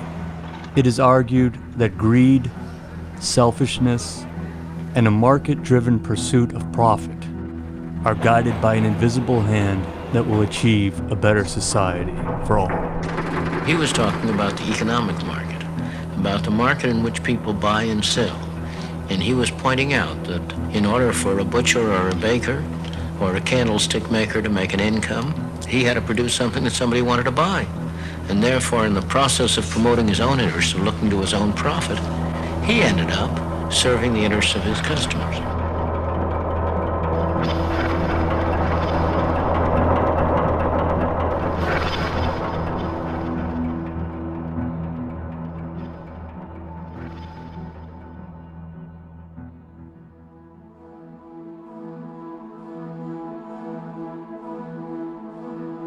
Over the basically the last 40 years, we have shifted our government from a government that had some democratic characteristics to one that's now become totally corporate control. We will make America great again. And it was a very, very systematic effort for corporations to take control over everything. Today, we are taking decisive actions to protect the U.S. economy. We regret having to take these actions. Today's actions are not what we ever wanted to do, but today's actions are what we must do to restore confidence in our financial system. The media has changed completely. There's no independent media. it's corporate media. This is extremely dangerous to our democracy. This is extremely dangerous to our democracy. And the university is now almost completely corporate determined. Well, corporate control also means corporate control over energy.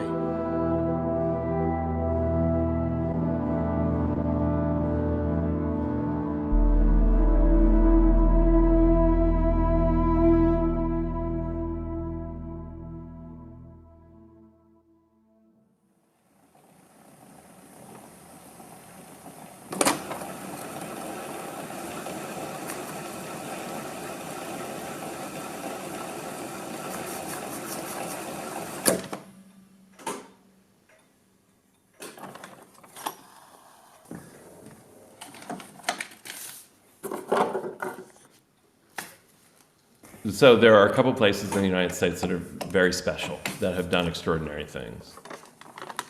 And one of those places is Grant Township.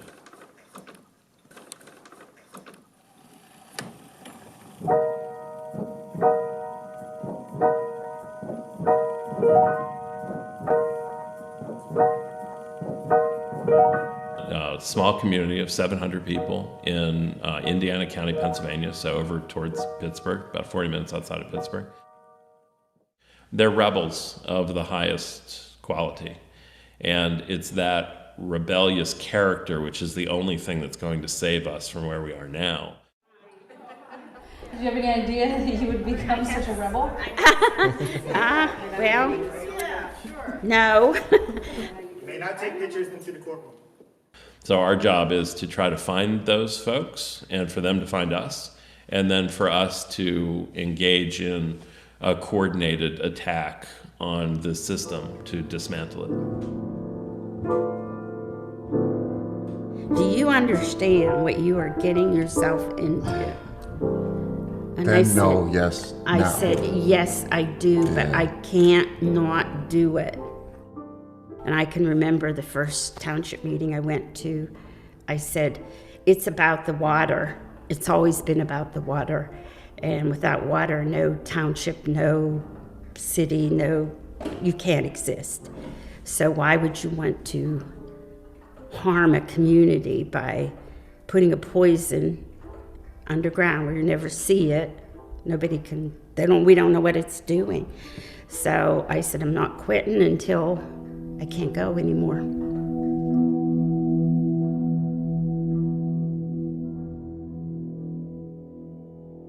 It was spring of 2014, and I got a phone call from Judy Wanchisen, who's been one of the leaders in Grant Township since the beginning.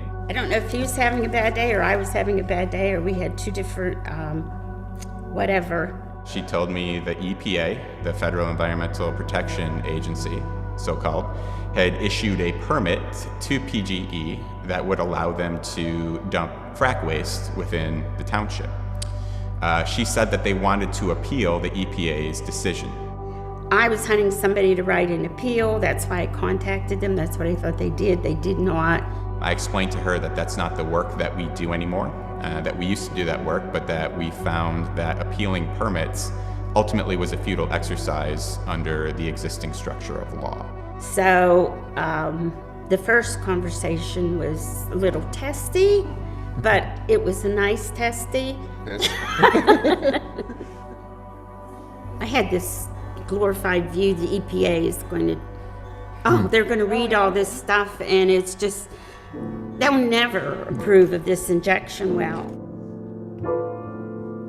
It takes folks a bit of time to digest and to process the fact that our environmental regulatory system and our state and federal legislatures that create that system isn't actually there to protect us. Clean water, ours to protect. It's got these wonderful sounding names, the Department of Environmental Protection, the Environmental Protection Agency. We're told that they're there to actually protect the environment. It's the role of the Pennsylvania Department of Environmental Protection to oversee and regulate the extraction of these natural gas resources in a safe and environmentally responsible manner. And so when we engage with that process and we expect it to act in the manner that we want it to act, and then we find out that it doesn't, And that when we peel back the onion layers a little bit further, that it actually never was intended to protect our community in the first place. That there's a reason that they're called regulatory agencies, which is that they regulate harm. They don't stop the harm. They regulate the amount of harm that goes along with these proposed activities, whether it's an injection well or fracking or toxic waste, whatever it may be. And that they issue permits to actually legalize that harm within communities. When folks find all that out, they're usually not too happy.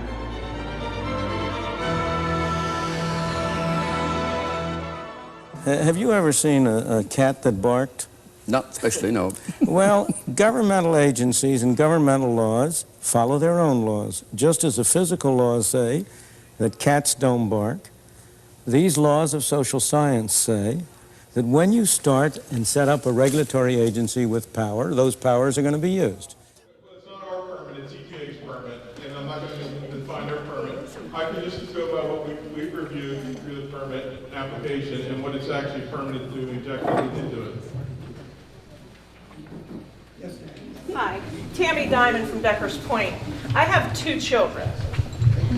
If you lived in this area, would you want the injection well in your area? Well, I can tell you the number of folks that we have reviewing this application. We have over 10 professionals within our agency. Well, let me finish.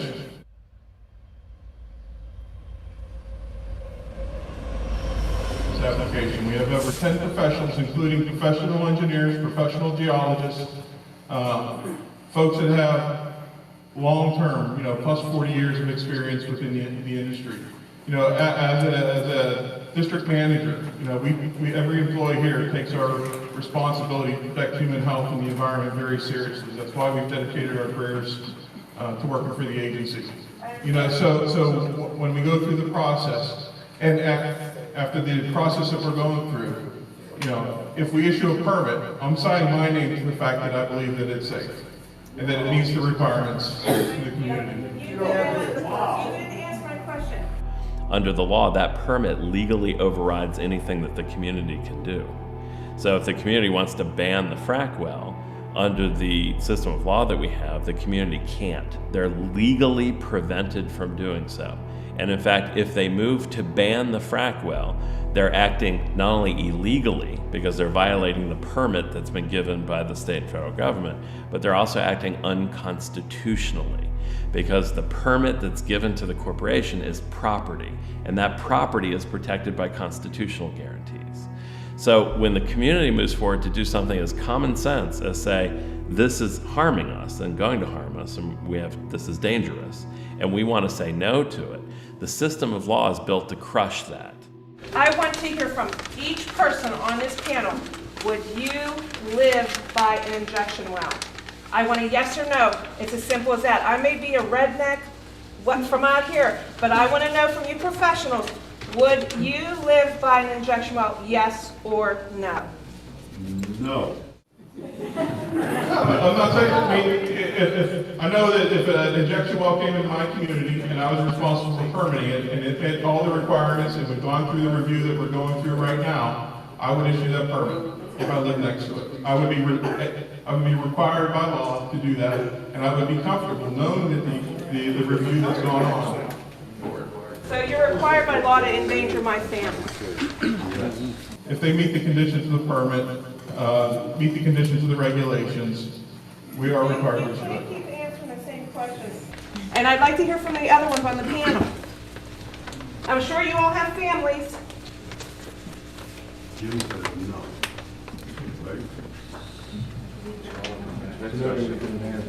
don't want to answer it? That says a lot to the community when you want to answer a simple yes or no question.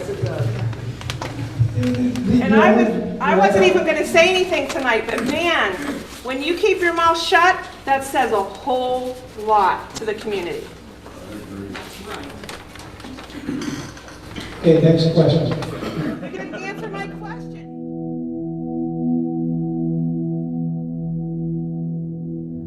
An injection well is not complicated. It's essentially a hole in the ground where an oil and gas corporation brings a truck full of fracking waste and dumps it into that hole under high pressure. What is complicated is the stuff that is injected into that well. A Class 2D well is for disposal and disposal only. This is a disposal injection well. It's strictly to dump waste into an injection site and to hold it there and store it there until it leaches somewhere else. It can contain toxic contaminants such as toluene and benzene. It can contain radioactive materials. Is it radioactive? The water that you put it down the well.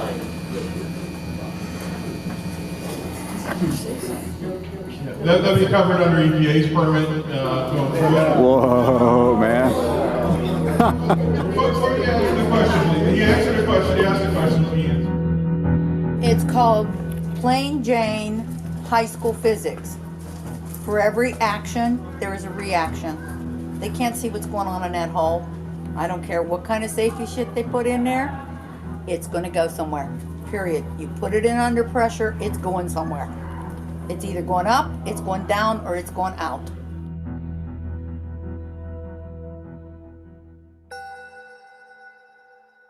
Pennsylvania is the second largest natural gas producer in the United States,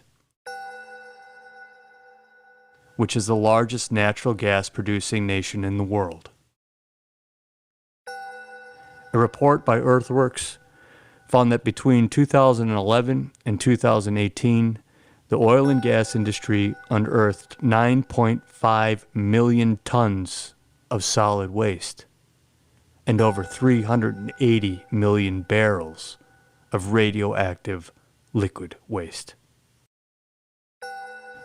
In August 2019, a Public Herald investigation uncovered the regulatory loophole that allows the industry to dump billions of gallons of carcinogenic radionuclides from fracking waste into Pennsylvania's waterways as landfill leachate.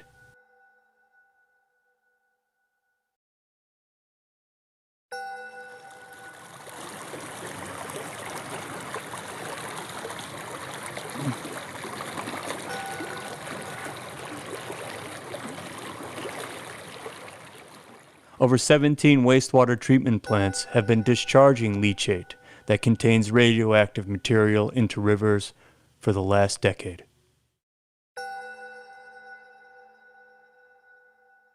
There's a giant loophole within the DEP. The landfill we were their permit to pollute. We weren't required to analyze for these things, so it was passed through. So it passed right through our plant.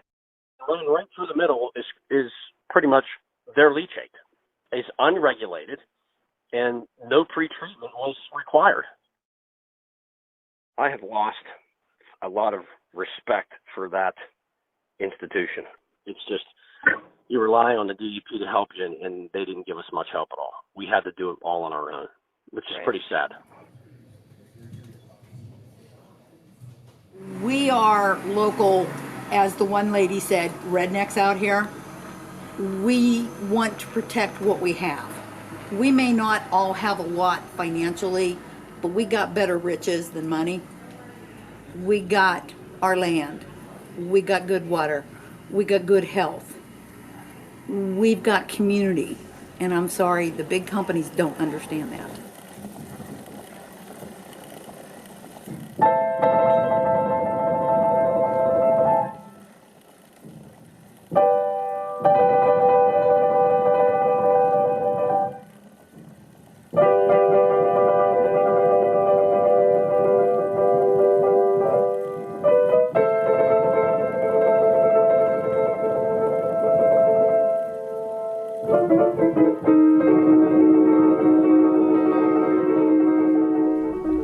In the beginning, when Mom and Sue were into this, Chad was invited to come and speak with us informally at first, and he explained that there are many reasons why these sorts of harms are allowed into small rural communities like yours, and he would be happy to speak to our community about that at a public meeting.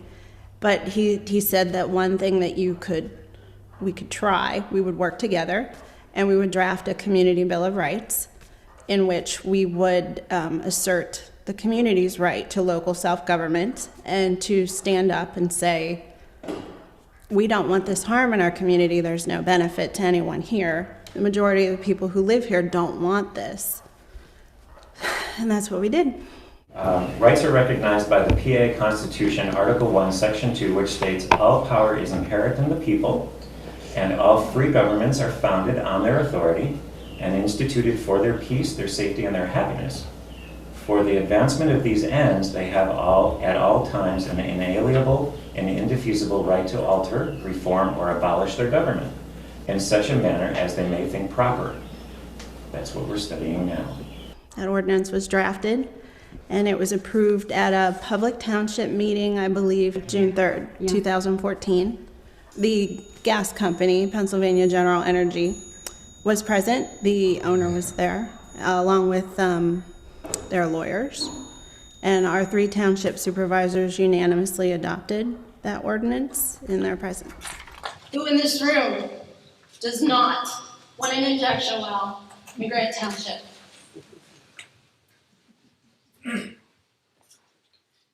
When I see people stand up and say, we understand that the law is against us, we understand that legal precedent isn't on our side, and we understand that we don't have the clout that the big corporations do. We can't afford to be in court for the next 10 years.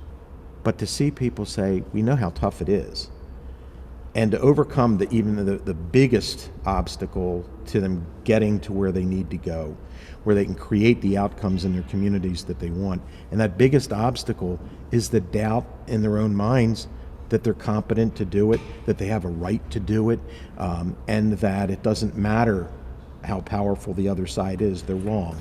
And you can tell them they're wrong.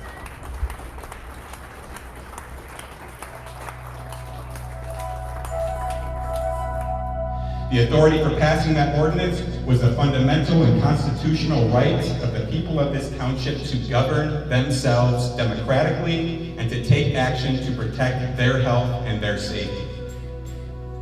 So to cut to the chase, the people of the township are the legitimate decision makers here tonight, not the DEP and certainly not PGE, so folks that live here are the decision makers. The DEP is being called upon to support the people by denying this permit. Well, let's always remember that DEP works for the people and not the other way around.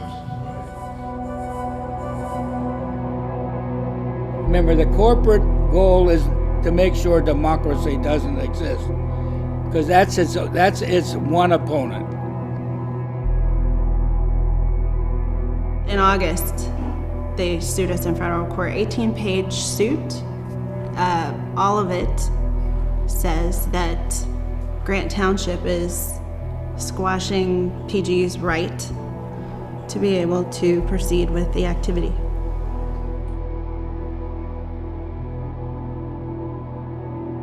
I think what the question is, the corporate lawyers for PGE are claiming that the ordinance passed in Grant Township violates their rights to dump toxic waste in the middle of the township. Well, PGE's lawyers don't live in the township. What's a corporation? It is under the law a legal person. A corporation is a piece of property. It's a chartered entity that has a piece of paper that allows a certain group of people to engage in certain activities. They're stockholders. I just can't be personally responsible. Maybe you better incorporate. And corporate control really means that everything is done to maximize profit and minimize everything else. Corporations as property don't exist unless we create them and then we define their rules and their regulations and how they operate. They become so embedded in our daily life that most of us just think of them as ubiquitous. They're there, they have certain constitutional rights, they've got First Amendment rights to free speech under the law where they get to spend as much money as they want to influence campaigns and elections. They've got Fifth Amendment rights to be free from government takings of their property. They've got 14th Amendment rights to equal protection under the law. We could go on and on. Corporations have had these so-called rights for the last 150 years because the Supreme Court has bestowed those so-called rights on them. But if you look through the Constitution, all day long, you'll never find the word corporation.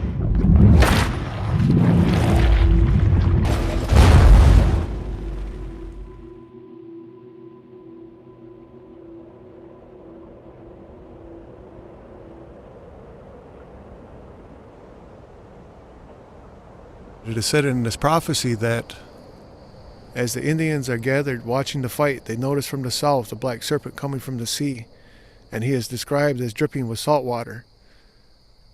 And as he stands there, he rests for a spell to get his breath, all the time watching to the north where the white and red serpents are fighting. The peacemaker said that the battle between the white and red serpents opened very slowly, but then would become so violent that the mountains would crack, the rivers would boil, and the fishes would turn up their bellies. He said there would be no leaves on the trees in the area. There would be no grasses, and strange bugs and beetles would crawl from the ground and attack both serpents. And he said that a great heat would cause the stench of death to sicken both serpents.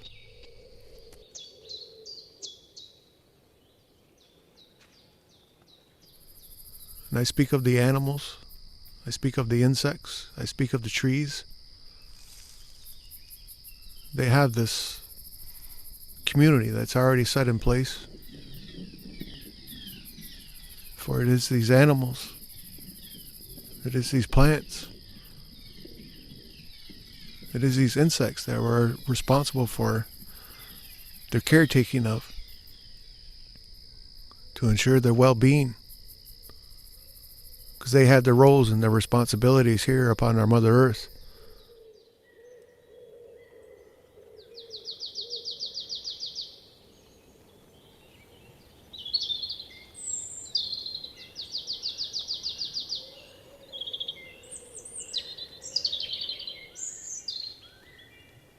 If a corporation has the same constitutional rights as an individual, why couldn't an ecosystem?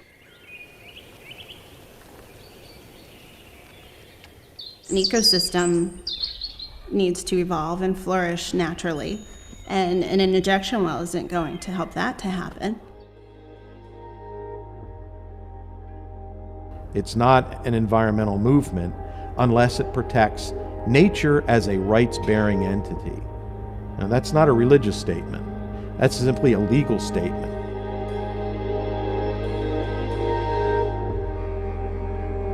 The Little Mahoning watershed in Grant Township became the first ecosystem in the United States to intervene in a lawsuit to defend its right to exist. Forests and rivers don't have lawyers.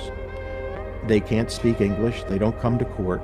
But a community has the ability to protect those living systems, but only if, in law, we recognize the enforceability of those rights and that the people are the stewards of their own local environment. Not only is the state responsible, but the people are responsible for protecting their own natural environment. The eastern hellbender salamander lives in our little Mahoning, and it's been around for thousands and thousands of years. I've read articles where it goes clear back to the dinosaur age. It needs highly oxygenated water to live. The little Mahoning and the Eastern Creek Mill Run, they all run into the Little Mahoning, and that injection well is smack dab between those two tributaries that run into the Little Mahoning. A spill, any kind of thing, get into those tributaries. That poor little salamander. Killing off the environment that our lives depend on, if it doesn't go against your principles, it should, I would argue.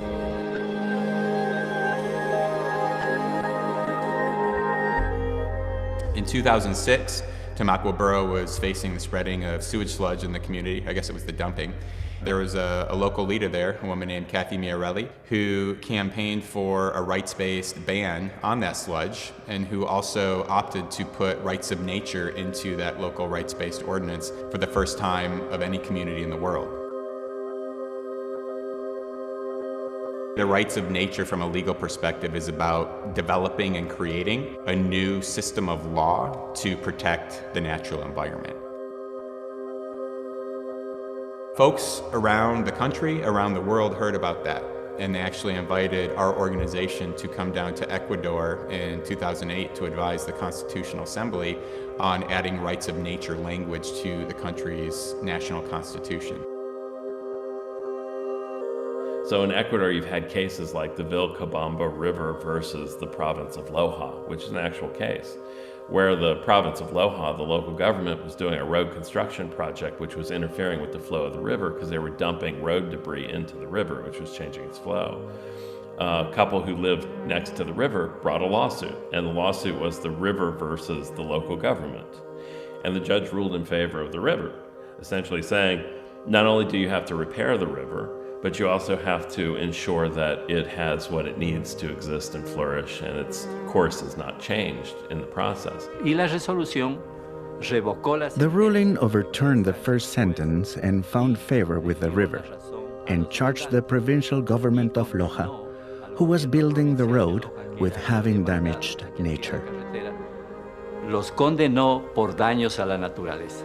So in that case, it was injunctive relief. It was actually an injunction that issued from a judge holding in favor of the ecosystem against the entity that was damaging the ecosystem. This is the beginning of a legal system in favor of nature, which we hope will be well received, analyzed, and studied.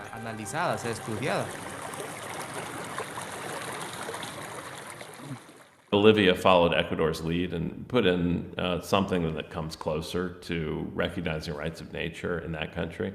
And we work with Nepal, with Mexico, with the Maldives on something called a right to climate, that the climate itself as an ecosystem should have rights as part of climate change work. Some people here are desperate for the world to get a grip on rising carbon dioxide levels in the atmosphere. The idea was the brainchild of their president, Mohammed Nasheed. There are people picking this stuff up internationally. We now have an international program around rights of nature. En el campo del reconocimiento de la naturaleza como sujeto de derechos es revolucionario.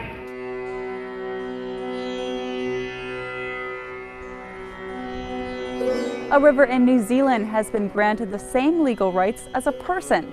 The New Zealand Parliament has passed a bill recognizing the Wanganui River as a living entity. Now, in a landmark ruling, the Uttarakhand High Court in Nainital on Monday declared the Ganga and the Yamuna as living entities. Now, since people and corporations have rights, is it time for nature to follow suit? Environmental groups in the US are suing the authorities on behalf of the Colorado River. The Amazon River of the South American continent has been recognized as an entity subject of rights.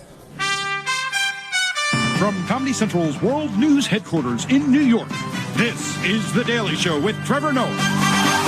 Recently, the residents of Toledo, Ohio, voted to make Lake Erie a person. What does that even mean? All right, can we go back? I think I'm going to puke. Local activist Marky Miller is one of the human people responsible for getting the Lake Erie Personhood Initiative passed. You know, here's this resource that's right in my own backyard that I hardly even know, and realizing this is where my drinking water comes from. And why are we allowing it to get this bad? Tonight, residents are under order not to drink, wash dishes, brush their teeth, or give tap water to their pets, and not to boil it for use, because that makes the toxin more concentrated and more harmful. 11 million people rely on Lake Erie for their drinking water. New at 11 tonight, we dive into the new Citizens Initiative that gives the power to the people to protect it, a law allowing them to fight and sue for a cleaner Lake Erie. We recognize a right that this watershed has had that's long been ignored. Its right to thrive, to flourish. LIBOR is currently part of Toledo City Charter. It provides that Lake Erie has a right to exist and evolve. What is a person, Tish? Is this lake a person? It's living. It's living, okay. Yes, let's go What about that river? Yeah, it's living, and there's life all around it and in it, and it's living. Is this a person? Oh my God, Jesus, sorry. This was a way to try to protect the lake legally, because legally you as a community cannot get into court with standing. Everyone is so used to the regulatory system. How can you expect as a community to be healthy when you're witnessing and living with the effects of the regulatory system? What do you say to your critics that say, this is absolutely batshit crazy? Absurd. Can I go now? Are we done? Do you need me to elaborate? I mean, it's ridiculous. I believe in protecting the environment. I'm a huge protector of the environment. But in order to put people and rivers and mountains on the same moral level to me is so lacking of decency, it's unbelievable. So I think the whole idea, the whole notion is totally absurd. You know, we had radio ads come out against us. The out-of-state extremists pushing the Lake Erie Bill of Rights don't care about Toledo. Calling us meddlers and outsiders and extremists and, you know, everything you could think of, that we were going to hurt families and churches and jobs, and none of that is safe without clean water, though. They manipulate. They cost us jobs. Then they disappear. Who are they? The out-of-state special interests behind the so-called Lake Erie Bill of Rights. These campaign finance records show that BP Corporation North America, which owns a refinery in Oregon, paid more than $302,000 to fight the Lake Erie Bill of Rights. Despite having all of these people say no, you know, the Board of Elections told us no, the regulatory agency said no way. Don't let the out-of-state meddlers take away your right to a better Toledo. Say no to the meddlers. Say no to the manipulators. Vote no on the Lake Erie Bill of Rights. Paid for by Toledo Jobs and Growth Coalition. All of these points of authority saying you can't do this, you can't do this, it's not allowed. And we finally put it to the people, and the people said yes.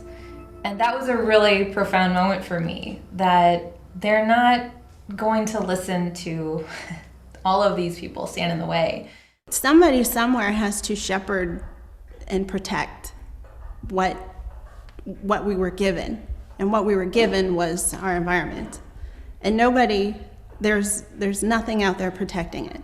It's, you know, the law, they keep passing more and more environmental laws, and the environment is getting more and more screwed up. You know, we are getting communities who are in trouble reaching out to us every day saying, we need help, we want to do this too, tell us what you did. And several efforts to give legal rights to nature here in Southwest Florida. But now lawmakers are trying to block the movement before it gets on your ballot. These proposals are entirely unnecessary, as Floridians already have ample opportunity under existing law to challenge activities or government actions they feel could or would result in harm to the environment. They have gone to the elected officials, they've gone to city council, they've done all the EPA hearings and permit meetings, and they're not finding anyone who wants to listen to them or follow up on their concerns. They're not finding help in that system. I can't support an organization that doesn't believe in true environmental protection and working within a system that we know is not designed for us to win. It's not designed for us to actually be healthy and safe. I like to think that it's a well-intentioned bill, but it's legally flawed. He says LIBOR creates a cause of action to be heard in state court, which cities cannot do. It extends the Ohio law into parts of 4 states in Canada and does away with state or federal permits or laws contrary to LIBOR, turning constitutional law on its head. Of course, this may all sort itself out whenever someone actually brings a suit to enforce those rights. Right now, those lawsuits are on hold because of this one.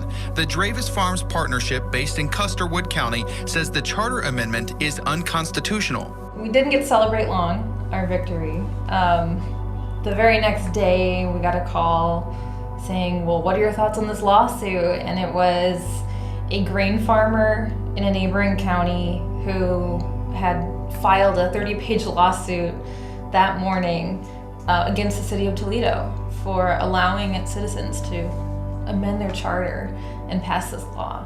If I were a betting person, my bet would be that the Lake Erie Bill of Rights probably will fall in a court challenge.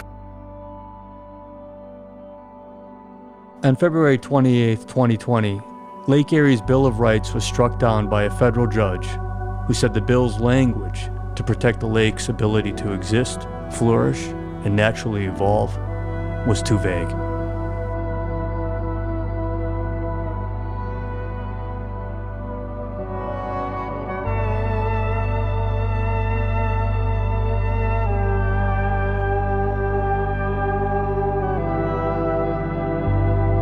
There's a difference between making law that protects only the rights of human beings, of people, and law that actually protects living systems, ecosystems.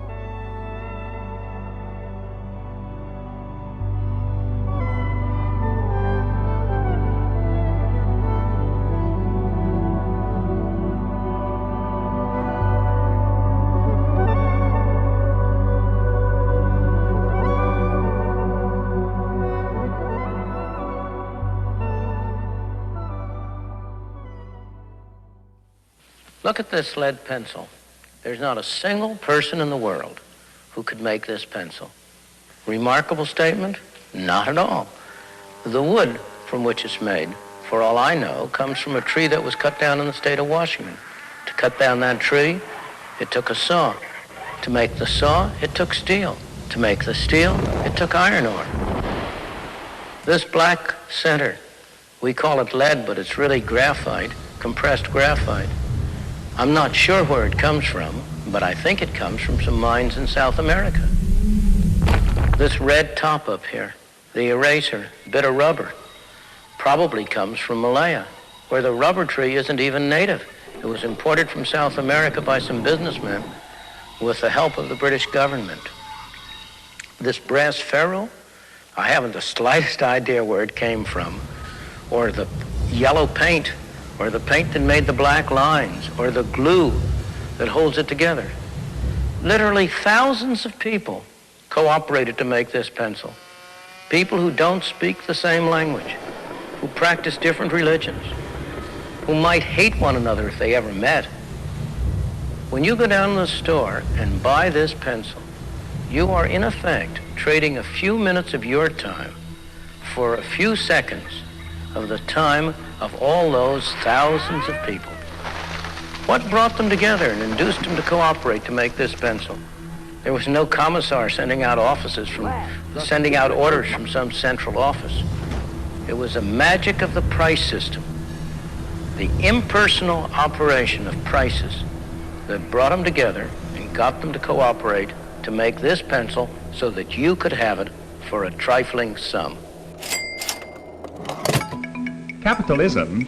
Cattle growers, meat packers, shippers, distributors, they're all in business to make profit. Capitalism is based on greed, on selfishness. Everybody loves Adam Smith, read him, who argued that the best possible economic system is based on selfishness. Of course they make a profit, and it's a good thing. That's the incentive that makes capitalism work, to give us more of the things that we need. This principle of private ownership is undoubtedly the most fundamental element in the structure of American capitalism. Capitalism? Well, why should there be any question about it? Hasn't it given us the highest standard of living in the world?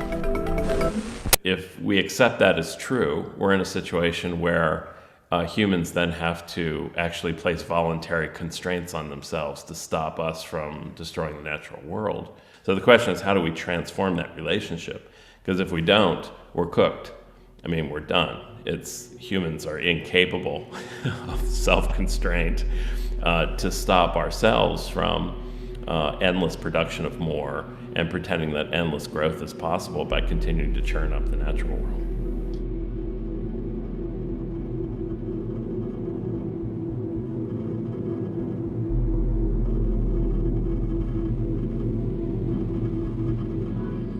So during this time when we thought it was the darkest period, a red serpent appeared to the north. In the white serpent's bewilderment, it accepted the red serpent momentarily. But then soon after, an argument begins and a fight ensues. And it is said that the white serpent shall release the Indian, and the Indian shall fall to the ground like a helpless child. Ojete Shakawi. This is aThe. America's gonna come and go, and we gotta make sure we're still standing at the end.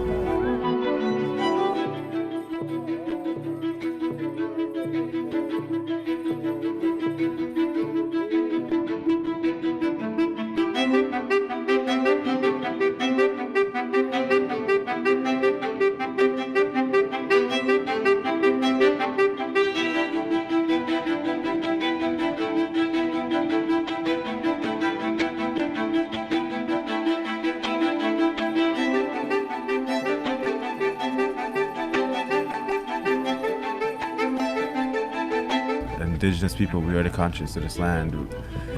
We're trying to wake people up. This is a bad thing we're living. People think the world is ending, but it's actually that this way of life we're living is ending. And this way of life is ending. It's destroying our planet. It needs to end.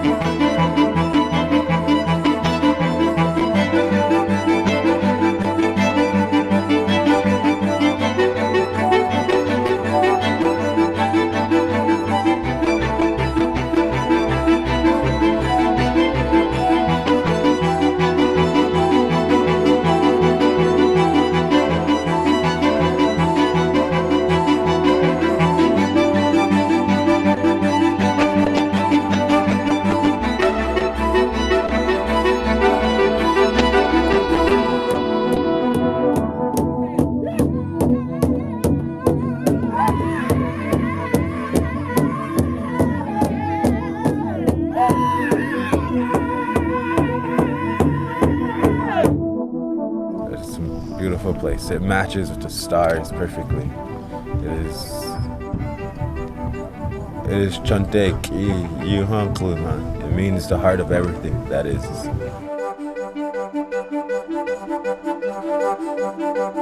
The challenge on the rights of nature front is really, how do you take that indigenous understanding and actually shove it into that Western legal structure?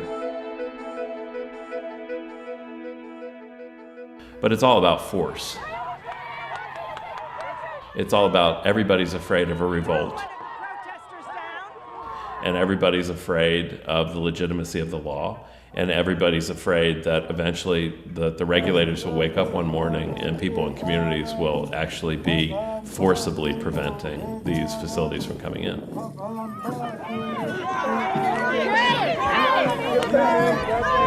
Move south on the roadway. In 2016, thousands of people joined indigenous tribes at Standing Rock, North Dakota, to protect drinking water and sacred native land from the construction of the Dakota Access Pipeline. Police met water protectors with militarized force to defend the corporation's pipeline permit. You're gonna get sprayed with pepper.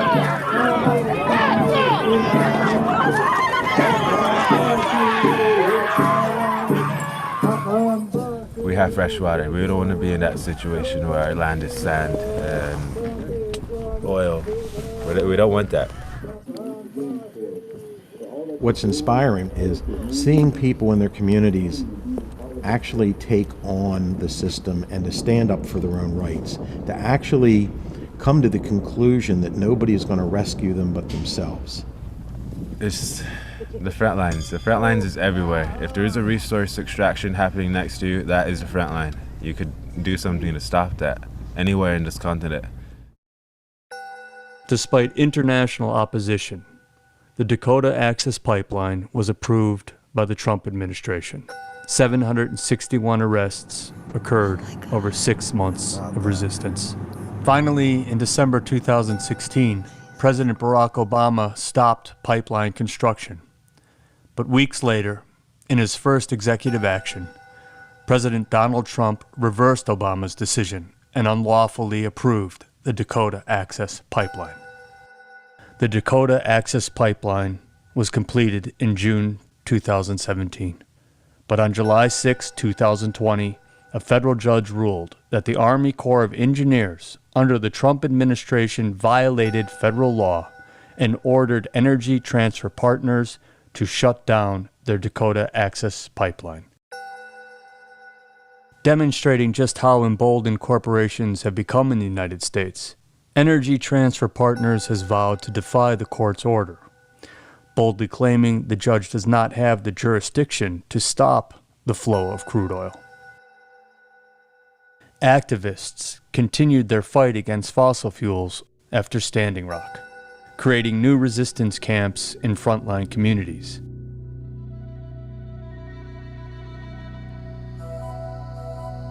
The white serpent would then turn its attention to the red serpent, and a heated argument and a fight ensues.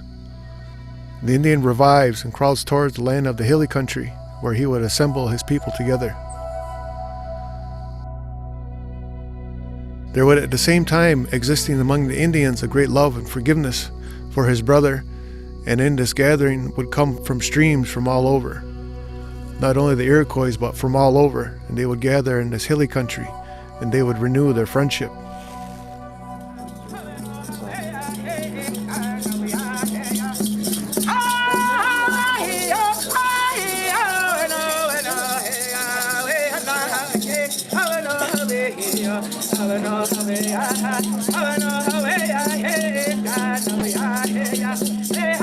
I'm part of the Untitled Protectors, coming from Cattaraugus territory. We are down here to help fight for clean water against this wastewater treatment plant on the Allegheny River.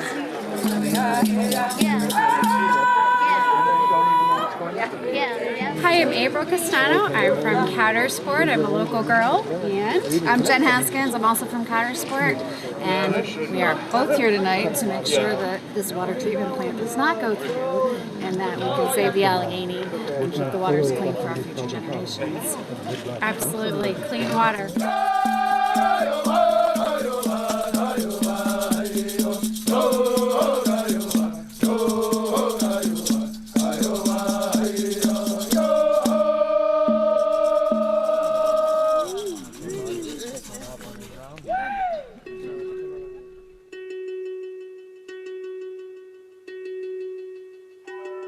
In Countersport, Pennsylvania, over 100 members of the Seneca Nation of Indians attended a public meeting to oppose a fracking wastewater treatment facility planned for the Allegheny River, known by the Seneca as Ohio, which means beautiful river. The Allegheny, Ohio, is one of 3 rivers that begins at the Triple Divide in Potter County, Pennsylvania, where headwaters travel thousands of miles across the eastern United States, serving drinking water to millions of people downstream.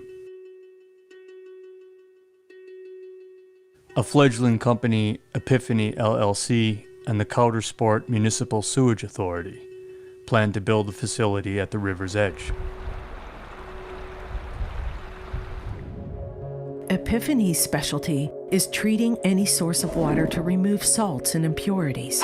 But Epiphany's permit application to the state did not include monitoring for radioactive materials or chemicals used for fracking before discharging waste into the river.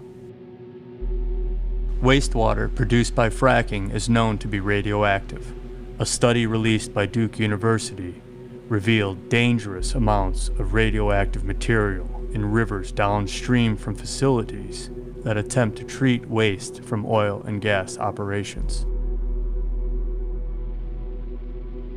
Residents and the Seneca came together, using prayer, common sense, and science to defend the river. We have a treaty with the state of Pennsylvania that say that these rivers will not be poisoned because they're for both of us. But to go on with this project, this is supreme law of the land. There is no law higher than these 2 treaties with our peoples. This is how we get along. You're wasting your money if you try to go against these, because we have never lost when it comes to these treaties. And as a mother and a grandmother and a fierce protector of our river and our lands, I ask you to really consider this project to stop it. Yelling. Yawi skeno to goigo. Dega winona digaso. You'll be seeing more of us if you choose to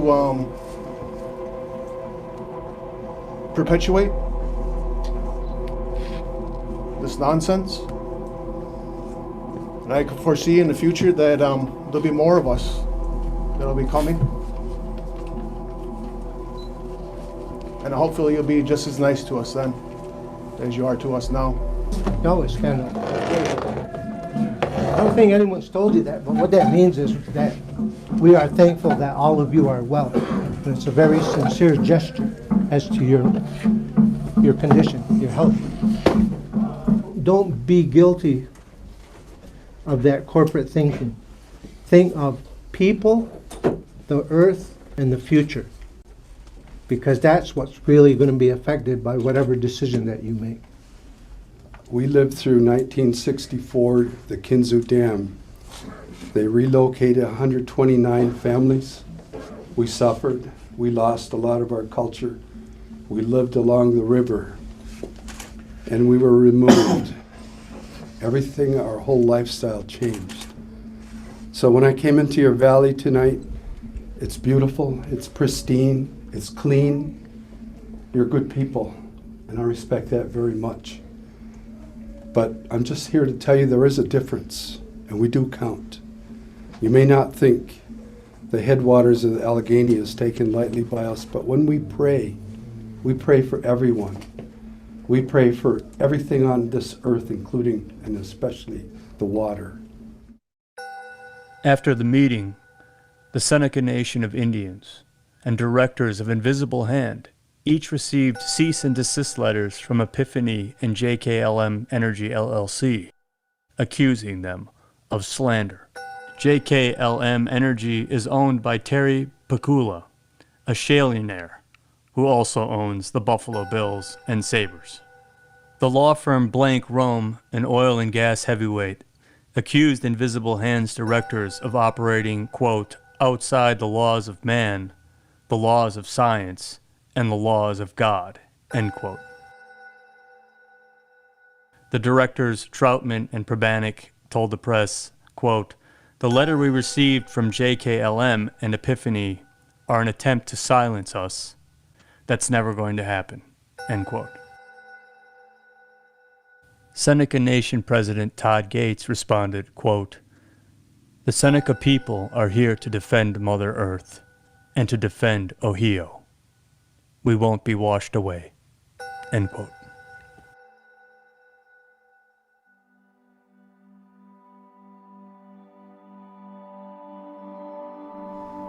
DEP issued the permit for the injection well, and they're suing us at the same time. It seems that we both have the same job, which is protecting our constituents and their livelihood and their water and their air and their quality of life, and that would be the job of the DEP, and it's also the job of the Grant Township supervisors. So why, when everyone is doing their job, would they want to sue us? That's what I don't really understand.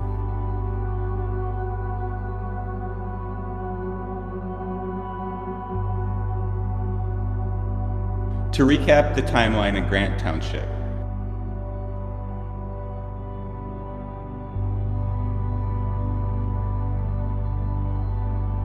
In June 2014, the Grant Township supervisors passed an ordinance banning injection wells.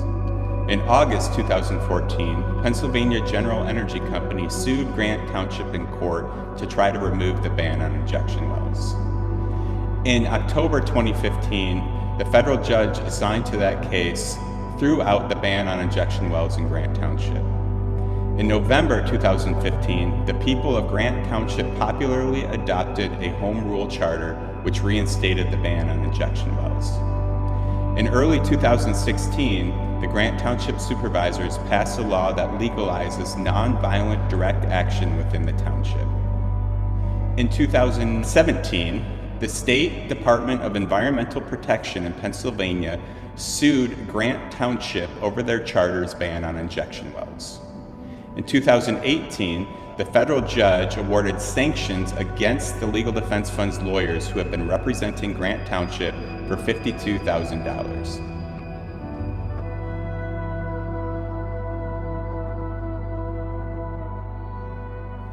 What's next is continued litigation in the courts. But ultimately what happens in Grant Township will be up to the people that live there and how far they're willing to go to protect their community from an injection well.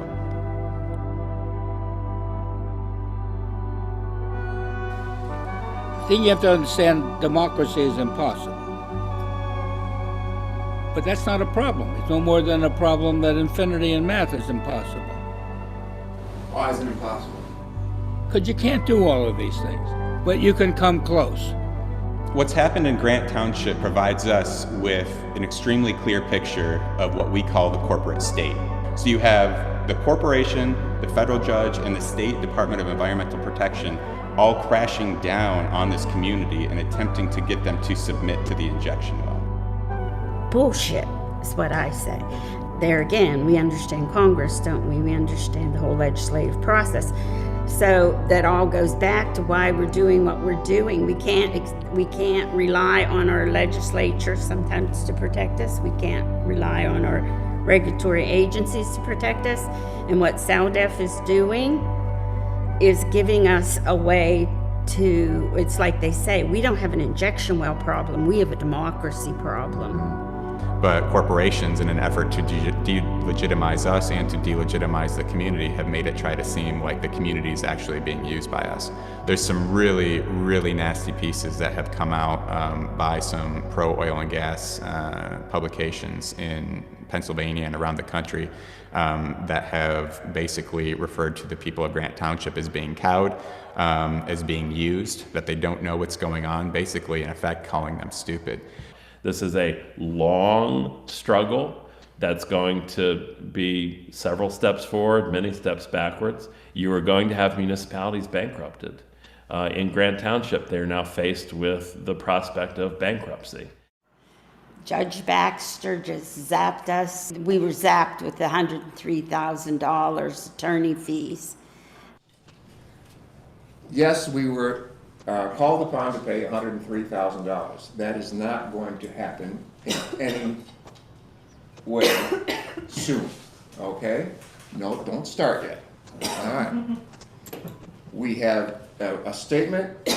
Our council has filed a notice of appeal with a motion for a stay of execution with the district court and with the Third Circuit Court of Appeals. Okay, there have been no rulings on either filing. So we have appealed this decision, and we're going to wait and see what happens.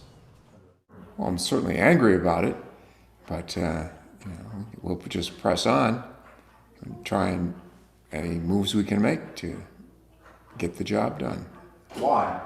Because we don't want an injection well here to poison our water. It's just not something that needs to happen. It would be nice if people could live here in peace and quiet and have good water. It's as simple as that.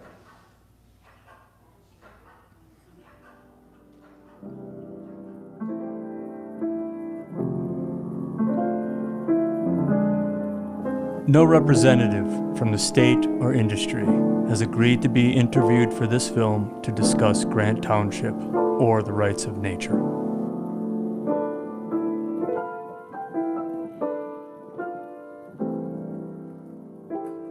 There are other communities all over the United States that are fighting battles just like this. And they get terrible news all the time, and it is very discouraging. You'll find that people want to throw their hands up and walk away from it and go back to what their lives used to be like, but their lives are never going to be what they used to be. On November 11th, 2019, Grant Township settled with PGE for $75,000. SALDEF lawyers agreed to pay the full amount to PGE.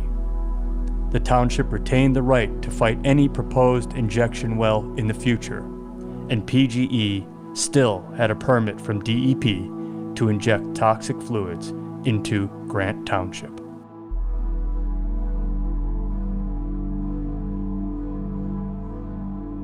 And you just have to keep pushing forward.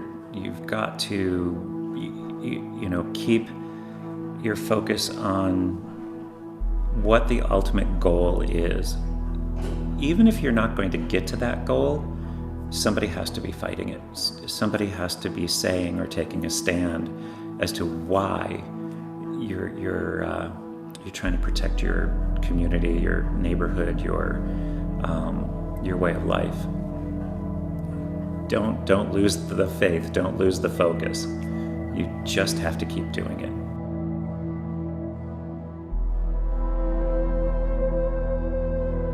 Unless you can stomach that worst case scenario as municipal officials and as community members, you shouldn't do this work. This work is not for the weak-hearted. So either you stand up or you don't. That's the choice.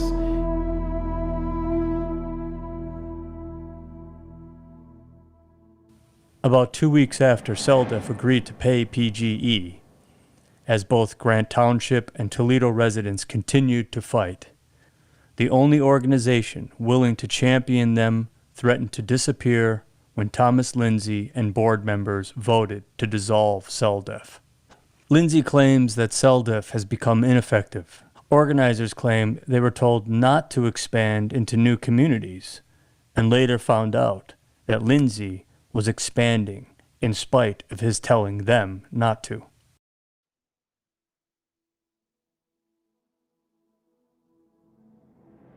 A month later, 8 organizers sued Lindsay and the board in order to save CELDF. According to court documents, the plaintiffs claim Lindsay's action was retaliatory, unjust enrichment. According to Lindsay himself, those claims are false. My opinion on that is that he took part in those fights. He actually actively engaged in those fights, and then later on decided that those fights, the conclusion of those fights, or his imagined conclusion of those fights, weren't going to put him where he wanted to go, and so he bailed. I always felt that the fight that we were engaged in together, CELDF and Grant Township, was way more important than whatever was brewing with him personally, and that turned out to not be the case. And that's what broke my heart. In February 2020, CELDF organizers walked out of a mediation hearing with Lindsay's attorneys and announced that CELDF would stay alive. Meanwhile, Grant Township and Lake Erie's Bill of Rights were still under threat. PGE had the permit they needed from DEP to install an injection well, and a corporation was suing to get the Lake Erie Bill of Rights revoked. The organizers have continued supporting both communities. Lindsay is working with new communities as founder of a new organization, CEDAR, the Center for Democratic and Environmental Rights.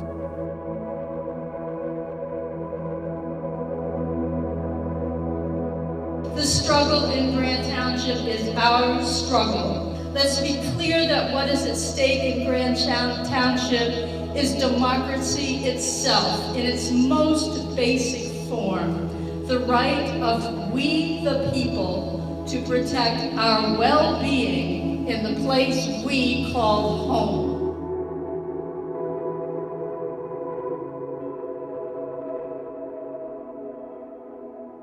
In the face of Lindsay's claim that CELDF was ineffective, Grant Township went on to win an unprecedented victory when the Pennsylvania DEP revoked PGE's injection well permit.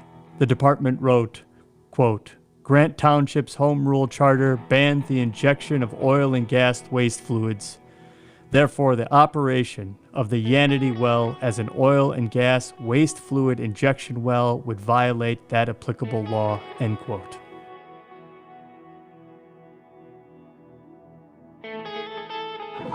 Guys, I mean, really, this has been a really hard 6 years. I mean, doing this. We love you back.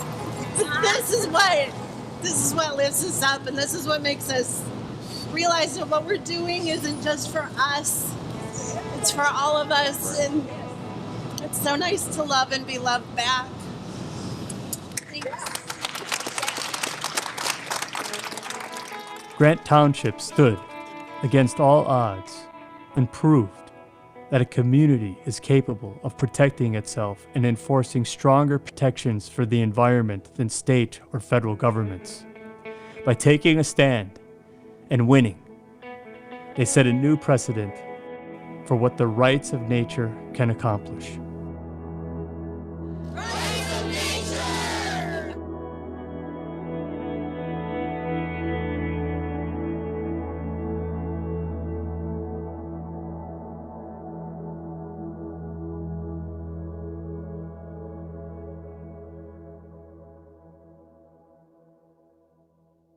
Let me answer a question you didn't ask and say that it seems to me that what we're getting here is the question of sort of social astrophysics. And that is, do we have an unseen hand, or are we on the war star where we are trying to design a computer that is going to take care of the navigation of this thing? In other words, it seems to me that that's our central question. Is there a mechanism that you can put right in the center of the spaceship that will operate regardless of who is the captain on the quarterdeck at any one moment in time? I don't think that's an economic question. I think that's a question that goes to religion.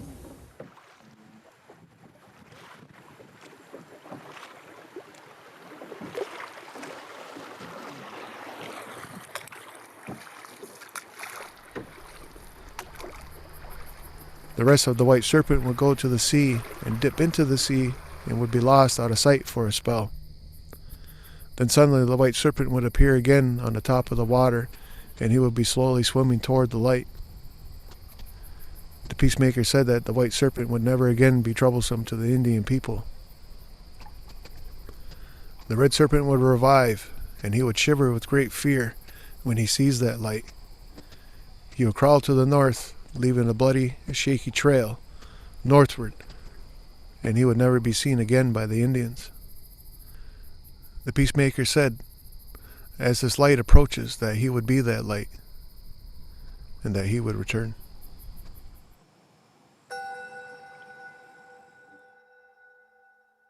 Neither fracking company ever filed a lawsuit against Troutman, Prabanic, or the Seneca Nation after threatening defamation. Instead, JKLM Energy backed out of the project to treat their fracking waste on the Allegheny River. Local officials then held a special meeting to determine their future with the Epiphany project. Meeting called to order.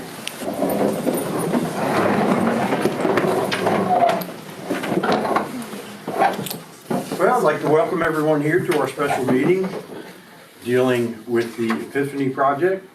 I'd like to open the floor to the board members for any comments concerning the project. Mr. President. Yes, sir. I'd like to entertain a motion to terminate all permits to Epiphany Corporation at this time. Second. We have a motion and a second. Any further discussion? Calling for the vote. Roll call. Aye. Aye. Aye. Aye. Aye. Motion passed.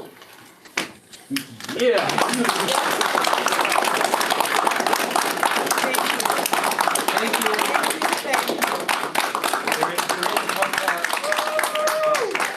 A unanimous vote ended the sewage authority's ties with Epiphany and halted DEP permits.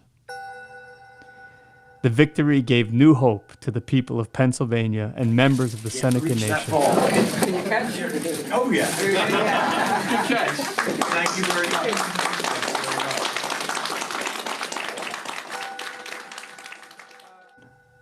Water defenders continue to protect the river as Defend Ohio and are pursuing rights of nature for Ohio.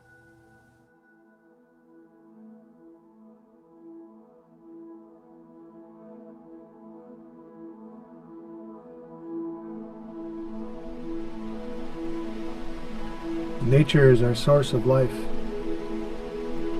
We must consider the impacts our actions have, not only on other people, but on all of life. We are at a crossroads. Either we continue to subjugate nature, or give nature space in our shared circle of life. The invisible hand claims to balance society for all of us. But really, it is nature who holds the scales by which we survive and prosper.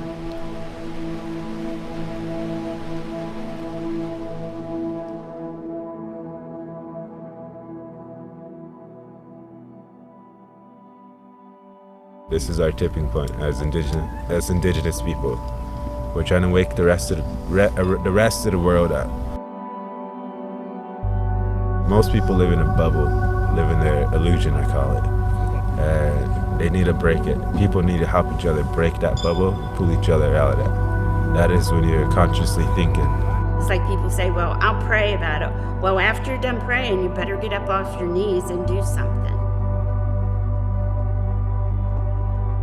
You know, you can have knowledge, but if you can't put it to work, I think Greenpeace has a wonderful quote. They say knowledge is power, but activism flips the switch.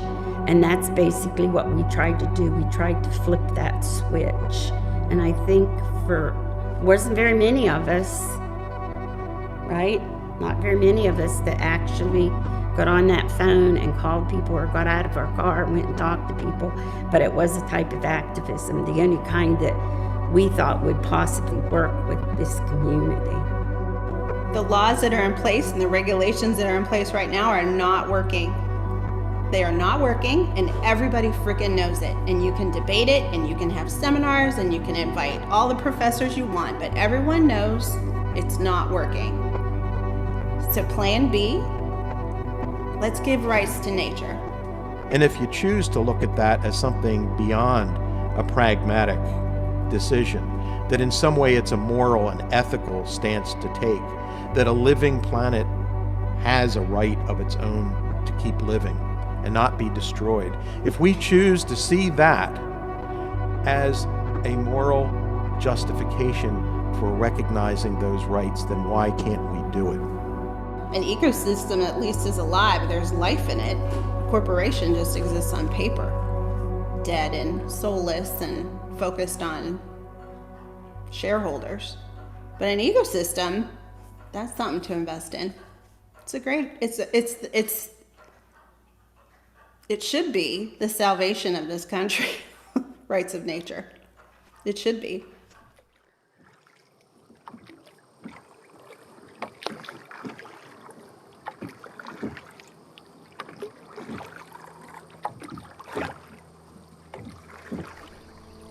I think about where we are today and the direction that we must take to return to our original instructions, to the caretaking of our natural world. That is our family. It is the waters. It is the grasses. It is the trees that we are equal to. No greater, no less than.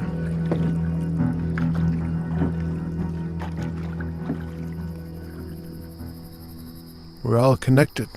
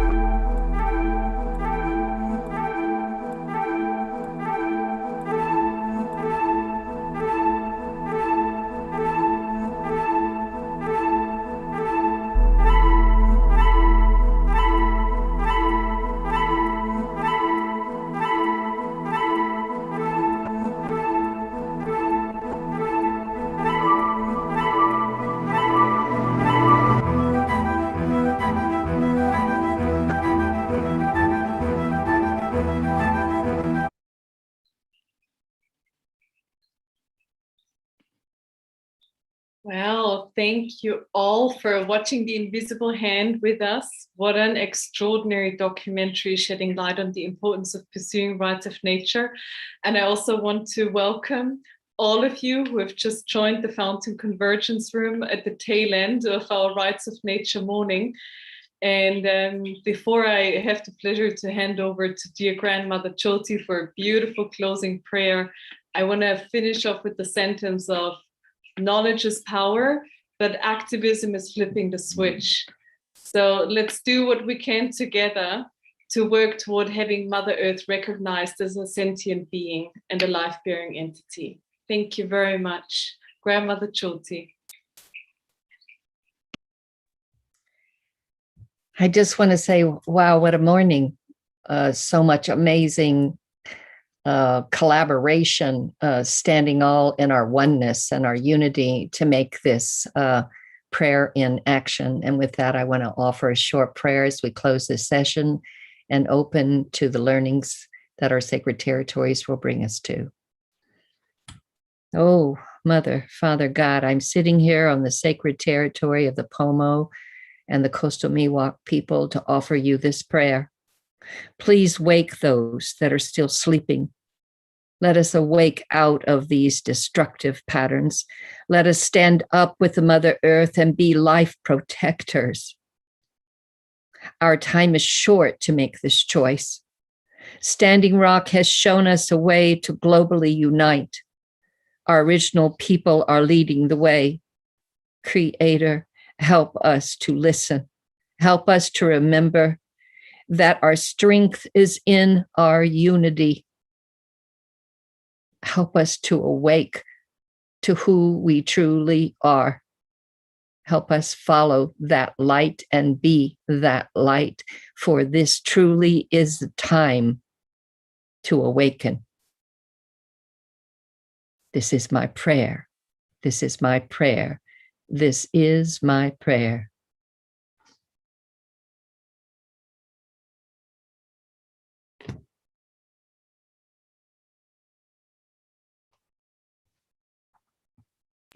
Thank you very much, Grandmother Jyoti, for closing us off with this beautiful, strong prayer. Thank you all for joining the Rights of Mother Earth morning. And it was such a joy to be with you all in this circle. I'm now going to join the viewing end of this experience, and I'm going to hand over to beautiful Lisa Chacon, who has been doing an amazing job designing this program for us all. And she's going to take over the second beautiful part of our offering today, which is all based on the preservation of biocultural territories of life. So thank you so much for all of you. Some of the faces I can see are going to join us with amazing presentations. And for all of those who have joined afresh or anew, we look forward to building relations and getting to know you. Thank you, thank you, thank you. Thank you, Christian. What a beautiful session on rights of nature. And as we were running over a little bit, we're just going to flow right into Sacred Territories session now. And I will ask Grandmother Jyoti to welcome us in and set the tone for this session on sacred territories, biocultural preservation. And then Mendahi will lead us into the session with a prayer. So welcome, welcome, welcome to all of you that have just joined us. It's been a remarkable, remarkable day and a half here. We have flowed through original principles. We've looked at rights of nature, and now we must come to a very essential part of this work, our sacred territories. For you see, they are under threat right now. 80% of what's remaining of our biodiverse territories are being maintained and protected by our original peoples. And there is an attack on nature happening, as you've seen in the film that we just saw. It's time to stand up in a peaceful way, to be the life protectors we've been called to be. And in doing so, we must listen to Mother Earth's instruction. When she put the Mother Earth delegation of United Original Nations in action, she gave us a mandate. She said, declare your sovereignty and restore those original caretakers to my territories. So that is what we're about in the fountain. That is what we've called together here, are those partners and people that have heard the same call and are coming together, listening to that instruction of Mother Earth, so we can keep those last remaining biodiverse cultural regions safe and protected, because they are the seed. They are the seed of it all. They are the root of a life we left behind, and we must restore and regenerate, and we must listen to the direction of those carrying that instruction. That is the remedy of our time. That I am sure of. That I am sure of. So I pass this now to Mindahi. And I thank you, my brother, for what you're about to present, which is some of that holy instruction. The grand majority, and thank you so much, Chiku, Christian, and Chiku, Lisa, and all the beautiful people that are here in this gathering. My brother, esteemed brother, Stephen, Lovink, and others who are working together, bringing together this beautiful action, and we honor Grandmother Loretta Freyo-Bird and all the Lakota Nation, because this is about defending the sacred, the Black Hills, and other sacred territories around the world. With that, I'm going to open this session with a small ceremony, but very profound ceremony. Na yoho you.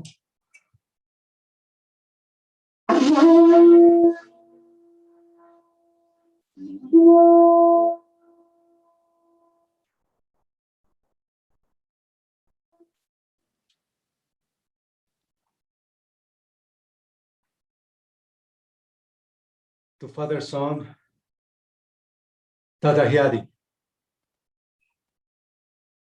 Greeting all the peoples and all the beings, especially the feather serpent, who has come through this direction. With the new dawns are about to happen, and it's happening, the new dawn now.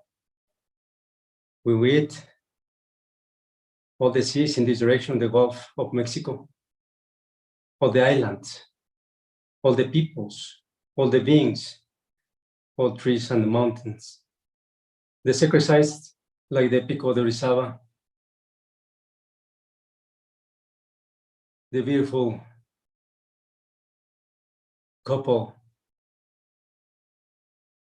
Iztaccíhuatl and Popocatépetl, those beings that are watching over the Mexico Valley, and also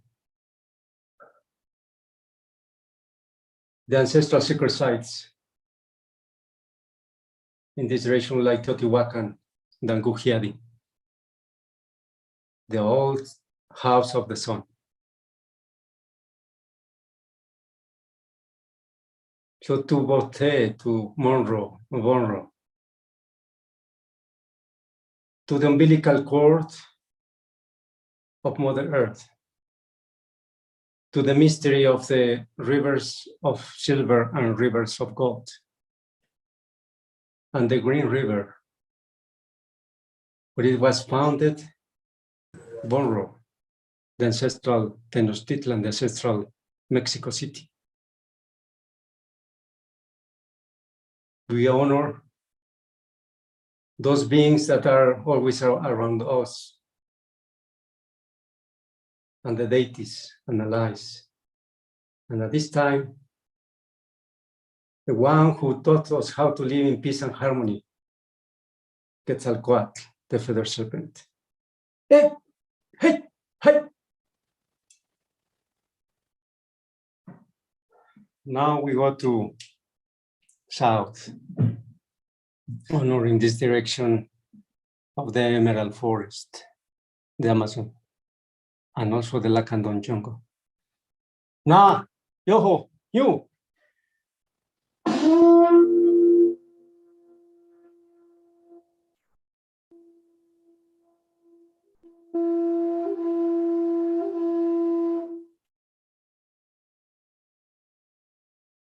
Dime wa dile que aunque kichi mahnini.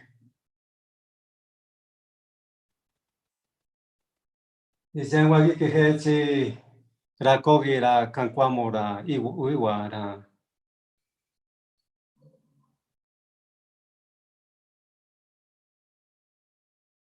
Mapuche, the Wechi Wichiche,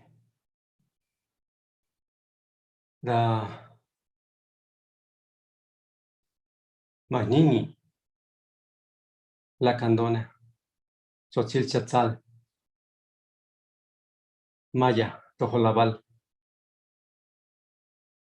Tsutujil, Cachiquel, Pipil, and all the peoples who live in this direction and are taking care of Mother Earth and the original nations' territories. We want to say that we love this direction of the condor for transcendence. This is the time also for the jaguar to give us strength. Thanks to the old desert of the Atacama and all the sacred hidden waters.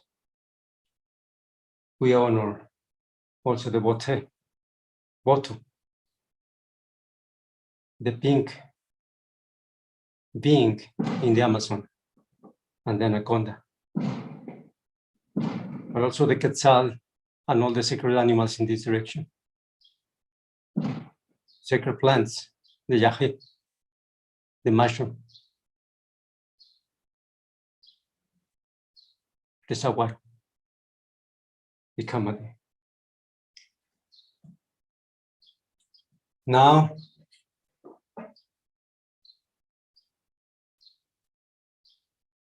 to the black region, to the region of mystery and to the region of the feminine.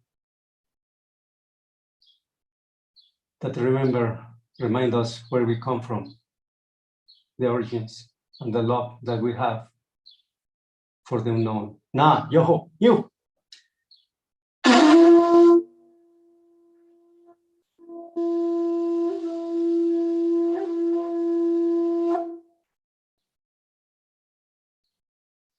Dicen wa ihi ra wadara date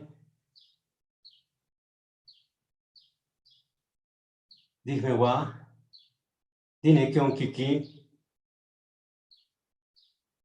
chimenya chichunchi. We wait with our hearts to that Venus, the leading star, but also the dusk, and in between the day and the night. We also greet the 7, the 3, the 12, in between. The great mystery that brings us so much consciousness. When there is chaos, there is also a pattern that we must follow to bring peace and harmony. Thanks Mother Earth and thanks all women have been here for such a long time. Those who have been suffering, who have had joy, and that joy is that we are now holding joy for life. Ikamadi. To the dragon and the phoenix.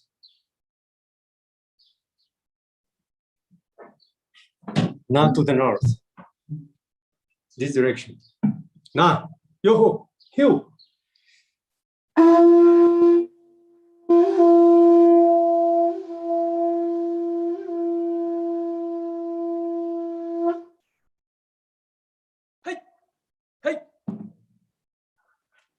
to the white region, to the region of the white bear, the spider. And when we received the instruction in the Ice Age that we should follow the ducks, our relatives, we greet the Martian people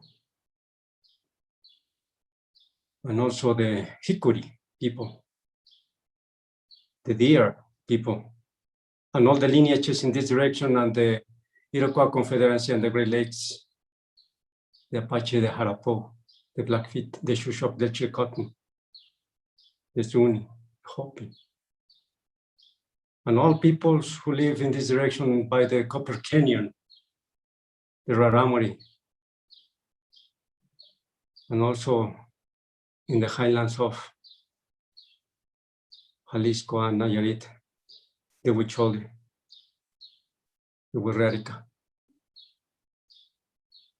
and all peoples who live in this from the Otupame family, the Chichimec, where we came from the Otomi Toltec culture, and the heart of the ice. The heart also of those beings that are helping us supporting these life systems. We honor this direction to the sacred tobacco, sacred sage, and the sweetgrass, and all beautiful plants that are giving us so much in this life for cleansing, for harmonizing our lives, and all the heart in the sky and the heart of the earth. Remember that we are still continuing doing our ceremonies and rituals and payments and offerings. And we are here, not just still here, and will be here, honoring our ancestors and the future generations to come. This is the time. Now to the heart of the sky.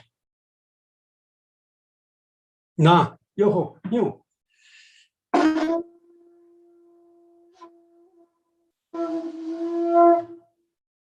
Tokaramekti nuzaki, tokaramekti mu, kama de makimu, kama de makitadi, mawadi, nikionkiki, chichala, shudi, shalamui, chinana, chidada, chitata, siakte, chidabadi, tine kionkiki, nzaki, maheti, kamadi. Now, to the heart of Mother Earth. Na, yoho, hiu. Nangingu, shinkwenten shimo ikebupu. Nangingu, shinkwenten shimo ikebupu. Nangingu, shinkwenten shimo ikebupu. Mother Earth, we are here. We know that we have misbehaved, but we are here to ask for forgiveness for our relatives, all human beings, and remember that we are just another species in this world. Remembering the original instructions and original principles to live in peace and harmony. Remembering what kind of creatures we are. Human beings. We are just humans. Mother Earth, with the sound of silence, the Great Spirit, we bring the love we have for you and the love you have for us.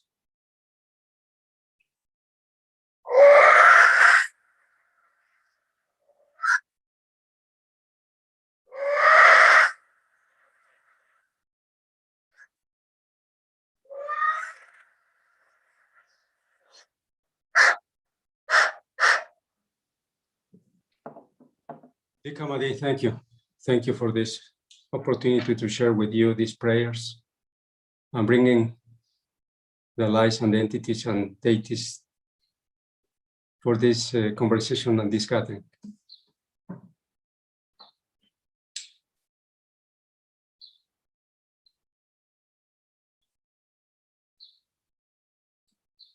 Now, if you allow me, we are going to continue this session. We are going to present the following presentation around sacred territories and the 4 Earth mandates. So please, Lisa, if you can present this session. Yes, and let me just introduce you properly, Mindahi.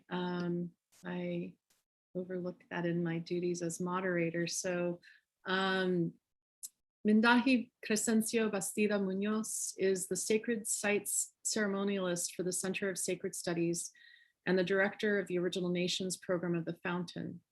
And until July 2020 has been the director of the Original Caretakers program, Center for Earth Ethics, Union Theological Seminary in the city of New York, and the general coordinator of the Otomi Toltec Regional Council in Mexico, and is a caretaker of the philosophy and traditions of the Otomi Toltec peoples, and has been an Otomi Toltec ritual ceremony officer since 1988. Born in Tultepec, Lerma, Mexico, he holds a doctorate of rural development from the Universidad Autónoma Metropolitana in Mexico. He has written on the relationship between the state and indigenous peoples, intercultural education, collective intellectual property rights, and associated traditional knowledge, among other topics.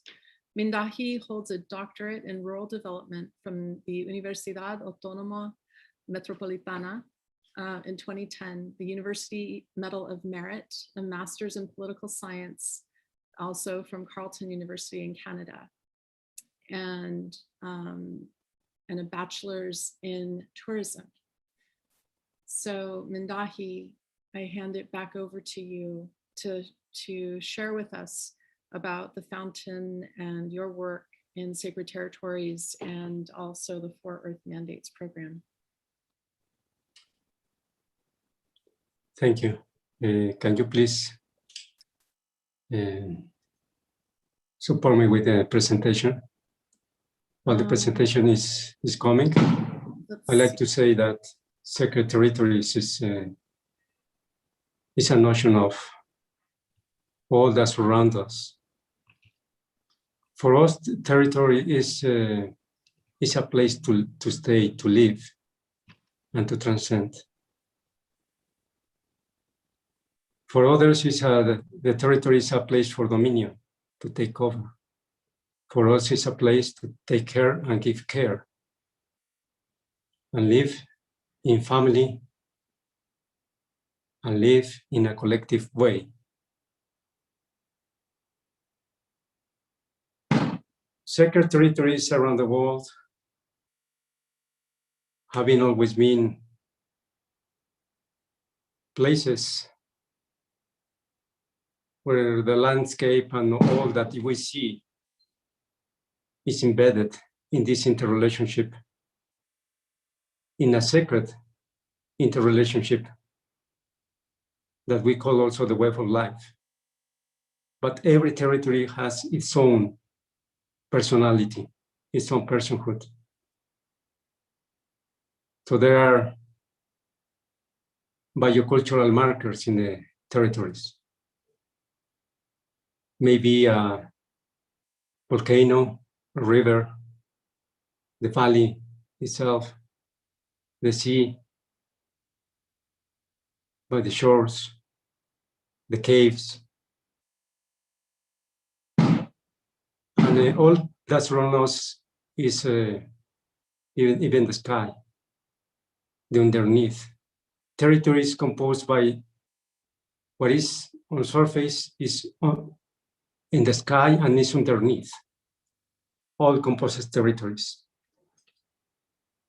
But because of the dominion code, the domination that has happened in many places around the world, these territories are in danger. So when we began to think about sacred lands, there are sacred lands, but sacred territories are integral, goes beyond land. We are part of the territory. So I'm going to present the Sacred Territories initiative brought by the Fountain.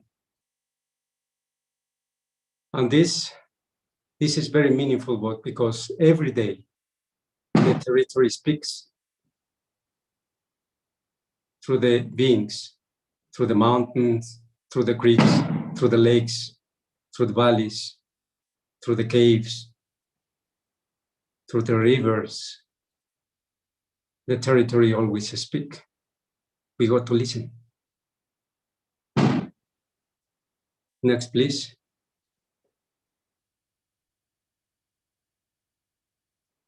So the mission of Sacred Territories Initiative is original nations-led conservation initiative to protect and revitalize biocultural territories key to a healthy climate and harmonious relationship with our Mother Earth. And I want to emphasize the biocultural notion because in our minds, there is no division around biodiversity and cultural diversity. It's interrelation, it's interrelated. When we speak about the mountain also takes us into consideration in its own being. That's the reason biocultural diversity, biocultural territories have their own way of speaking. Next, please. So as you know, now in these times, we are facing civilizational crisis. Many authors like Steve Lovink, they were saying it's possible to change this destructive paradigm based in modernity and the capital. But now we are seeing that because of the climate crisis, we are seeing that Earth has hit irreversible tipping points due to the accelerating of this climate change and ecosystem collapse. Some say that we are losing between 150 and 200 species per day. It's insane. You can imagine how much we are suffering from that. And now, because of this, there's 1 million species on the brink of extinction. And in that million, we are in that list, human species. So indigenous territories face disproportionate and unprecedented destruction by the extractive industries. Because you know, where we live is where we have taken care about the minerals. All that is now in the eyes of the greed. People with greedy way of being is looking at our territories now, what is left. Because of the rare earths, because of gold, because of oil, because of diamonds, because land itself, they are trying to take over. So we are facing this destruction every day. Not even the environmental laws are enough because they are very permissive. So that's the reason we are looking for rights of nature and rights of Mother Earth, new regime. And the last session they were talking about that. Next, please. So as you heard before, by a grand majority, we are holding the 80% of the Earth's biodiversity in our territories. But as I always say, let's not take it for granted. It's a lot of work to carry out. taking care and giving care is a lot of work, and we are tired. Even though we are tired, we are going to continue doing what we have been instructed by the original instructions to take care for life. Now, we see that 95% of the most threatened biodiversity is in our territories because of gold mining and other mining industries. In our territories, there is 36% remaining intact forests. But now they are being threatened by logging, fires, and so on. So these natural-based solutions that the United Nations and through the COPs and the Paris Agreement are aiming is in the same kind of paradigm of anthropocentric thought. Is not going to resolve. Even the climate solutions are not enough through the carbon credits because it's in the same paradigm. We need really deeper solutions. We need to engage not just corporations and nation states, but also those who hold ancestral wisdom. So now we are at the most at risk original nations and our territories. So we need to find a joint solution. Next, please.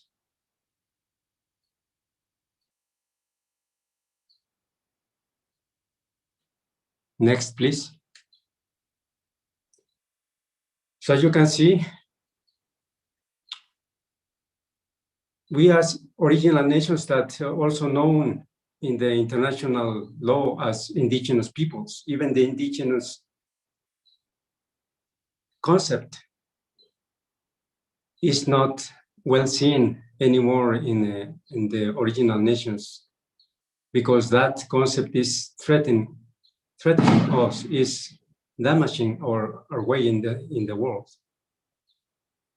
So original nations, we have a lot of contact with the natural world, and the wisdom that we have is based in the knowledge that we have had, we have been holding for more than 30,000 years. And now we can find that we are experts in animal behavior. They tell us when the rains are coming, when the rains are leaving. And many of us, some of the people that are in original nations are world-class botanists. And we manage, and some of them manage their land sustainably.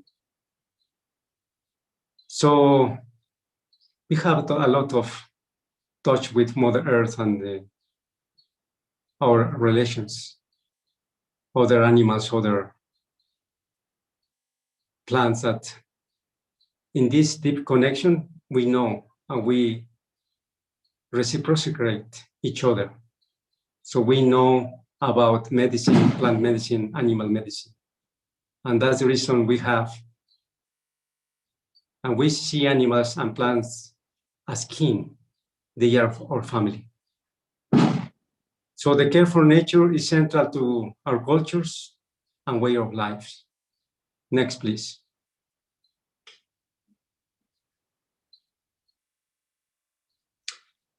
As you have heard recently, in many places around the world, from the Standard Rock to the Congo Basin, to the Amazon, to the Mapuche territories, to the Mayan lands,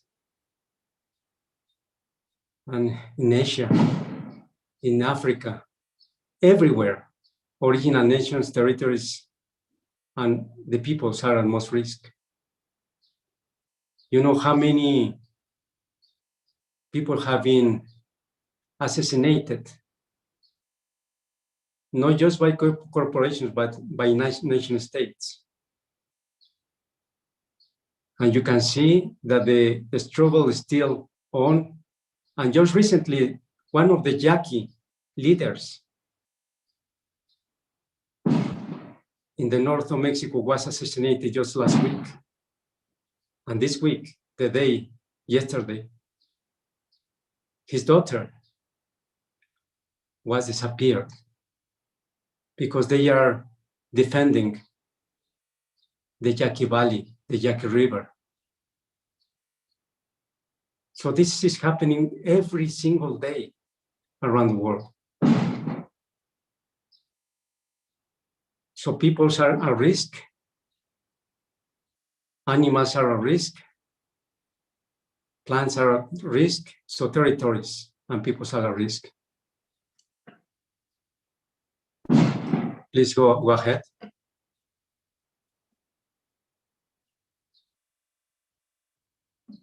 So we have said before that we, in order to protect the earth and all beings, we must follow the original instructions and the original nature's ecological knowledge, socio-ecological knowledge, and defend the sacred territories. Next, please.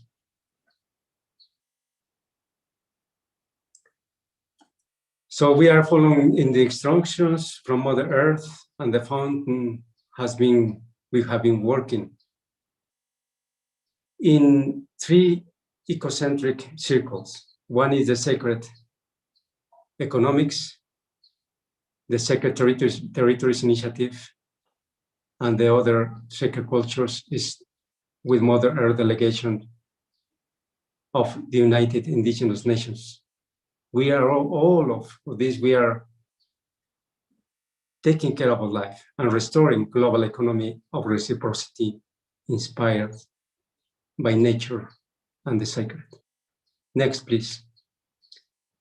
So taking into consideration that original principles of reciprocity, respect, the establishment of order is crucial. So this initiative, the team is led by Grandma Joyti Ma, myself, and Grandma Loretta Afraid of their cook. Next, please.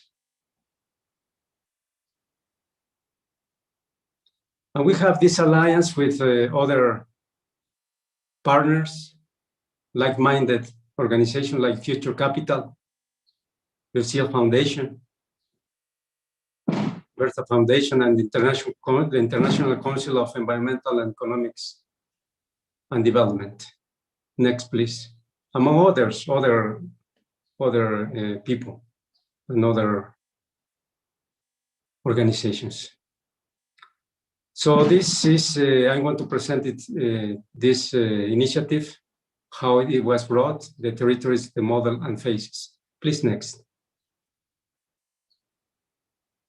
So around the world, we have seen that some of the territories are more in danger than others, especially those who are hold sacred territories and sacred sites. So in every continent around the world, we are seeing this. So at least we want to create this interactive map. So we are bringing together data from the Mother Earth delegations and delegates to bring knowledge where we are. Next, please.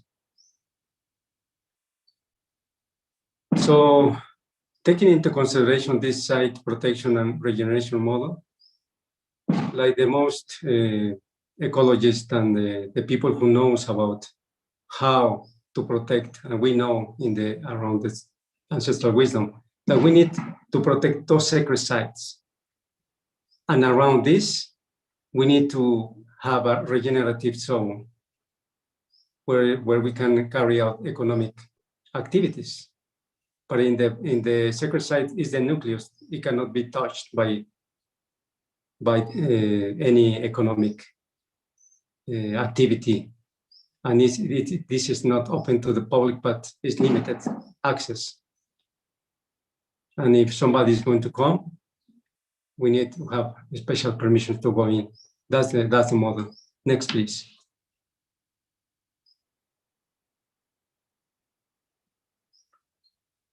So we want to In the first phase, we want to carry out the site identification. First of all, we need to follow special criteria, taking into consideration as well the UNESCO World Heritage Sites and the list of indigenous territories from International Council on Environmental Economics and Development.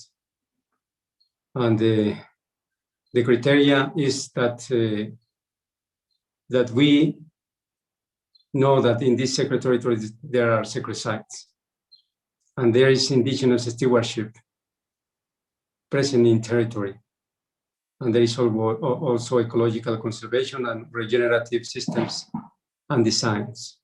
So that's the basic criteria that we are looking for, we are pushing for. Next, please. So this is the guiding principles that we are following. Just in general, principles are key to maintain this relationship, sacred relationship with the sacred. Next, please.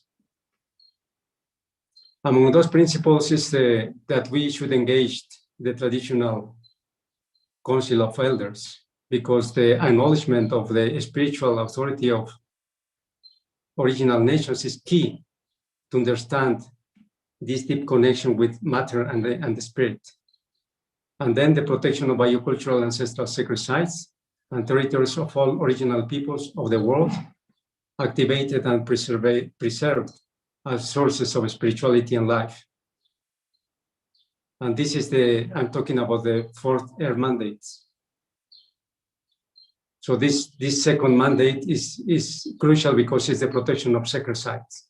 And the third one is the creation of houses of original thought, where the fire is at the center, and the fire, Grandpa Fire, is the one who leads us and brings us together, elders and young.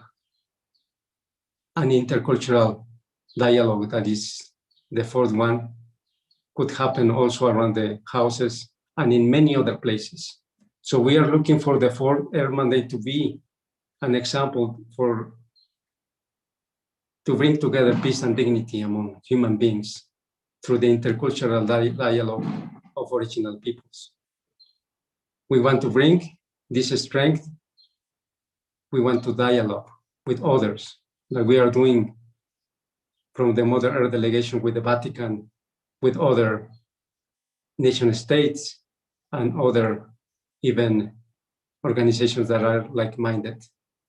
So this is directed by the COGI, or the 4 nations from the Sierra Nevada Santa Marta, and through my direction that we have been going to several sacred sites to reactivate and to pay respect and to give offerings. We have completed first phase, going to Mount Fuji, Mount Etna in Italy, Mount Fuji is in Japan, and Mount Blanc in the Four Corners area in Colorado, in the United States. We are entering phase 2, that we are going to go to Kilimanjaro in Africa, and also to Peru and Mount Shasta in the United States. Next, please. So for that, we are also working with other organizations, and we are bringing other like-minded declarations, like the Assegaia Declaration for the protection of sacred natural sites. We are also working with UNESCO, because we need a special regime to protect sacred sites. There is no regime at all around the world to protect sacred sites. So we need that to really advance this work, and we need this way of thinking beyond ecocentric or anthropocentric, that we call ecocentric law. So next, please. So you can find those terms and definitions of biocultural heritage, what is sacred. All of that is based in ancestral wisdom. And we know that that biocultural heritage now is used by ethnoecologists such as Toledo and other scientists to refer that all that native peoples have produced, reproduced, and preserved in their territories as a result of their beliefs, knowledge, and practices emerging from their cultures. I use here the concept emphasizes the idea that culture has developed around biological components and whether nature's, whatever nurtures life, like soil, land, the wind, and water. Next, please. So these are some of the guiding documents that we are carrying out, like the Declaration of Indigenous Rights that was signed in 2007 by the United Nations, and also the links between biological and cultural diversity by UNESCO. And one of the most important documents now brought through the negotiation at the Convention of Biological Diversity is the Nagoya Protocol on Access and Benefit Sharing. This refers to the access to traditional knowledge and plants medicine, and also to benefit sharing, how they can produce contracts that benefit also the holders of knowledge. Even though this is important, it is still in the anthropocentric way of thinking that we need to really think about when we are entering a contract. And the other document is the Universal Declaration of the Rights of Mother Earth, that recently, like Bolivia and other countries, are bringing together this consciousness around the United Nations and other nation states. Please, next. So these are the 13 principles inspired by native peoples to reconnect with the planetary community. And these principles, we had a presentation yesterday, and we presented just 7 of them. But I want to bring to the attention of that these principles are based in ancestral wisdom for the crisis that we are living now, for the civilizational crisis. Among the main ones is that we need the reciprocity. We just not take, but also give back in this way of doing and being. So if you want, we have that document for you to share, and we will be able to talk more in another time. So next, please. So this is about the funding programs, how we are weaving all of our intentions around the protection of life. Next, please.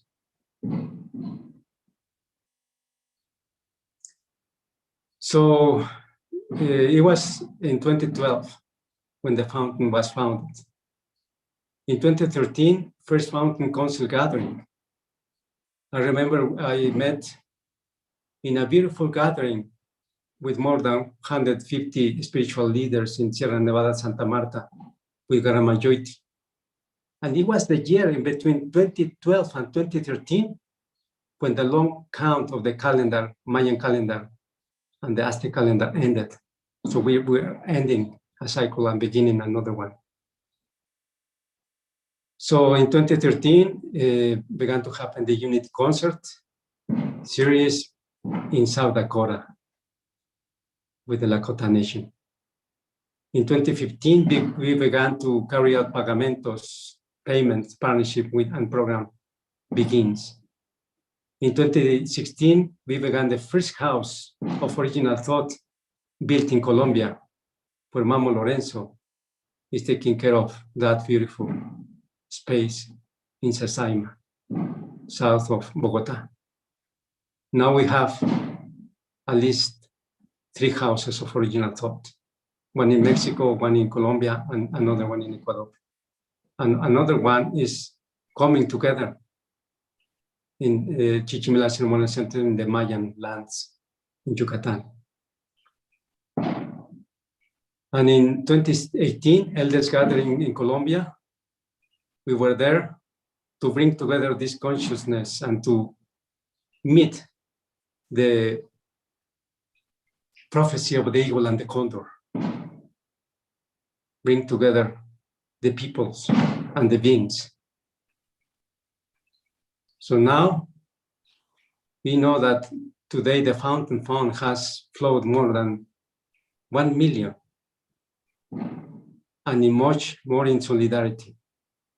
There's a lot of relationship with like-minded people and organizations that are supporting these endeavors, these Mother Earth's mandates, and this that is meaningful for life. Next, please. Thank you, Mindahi. Thank you so much for sharing the Sacred Territories presentation deck. We're at the end of the presentation. I'm going to I want to ask you if you're complete or if you still want to add on something, and then Lisa is going to invite Q&A likely. Thank you. Well, I just want to say I'm very honored to be here and to be in this path together with beautiful people around the world. And I don't forget to mention that the Lakota initiative to protect the Black Hills, we are working so hard to bring data and bring these dialogues to protect the Black Hills and be the first prototype to learn from that experience and to begin with the Mother Earth delegates to carry out this mission. And also, I don't forget that the Madagascar initiative with our brother Stephen Lovink and Ken and others from the beautiful Madagascar are already pushing, are already bringing together this consciousness and this work to protect biocultural territories in Madagascar. So now we are working together to bring also data from the Mother Earth delegates to carry out this initiative. So thank you so much for listening to me, and thank you so much for this great opportunity to be together. Dikamadi. Thank you, Mindahi. I'm wondering if there are any questions from our participants here for Mindahi. We have time for one or two. If you'd like to ask a question, you can just go ahead and unmute yourself or raise your hand if you wish. Or even a comment. You can comment. Yeah, paste it make in comments. the chat if you feel. Yep. Okay, all right, so let's move on. Our next offering. Suzi is asking for the word. Suzi, please. Oh, Suzi, go ahead. You're on. You are mute, Suzi.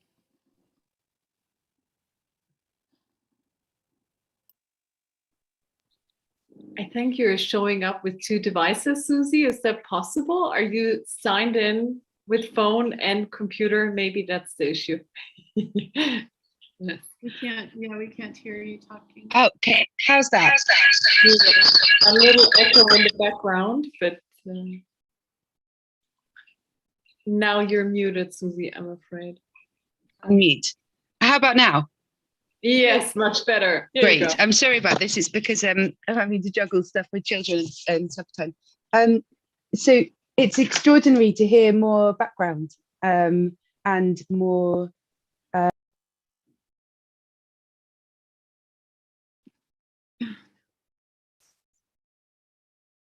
Suzi, I think we've lost you again. Oh, shoot. Suzi, if you can hear us, maybe type your question into the chat box, and that way we can hopefully get an answer to you.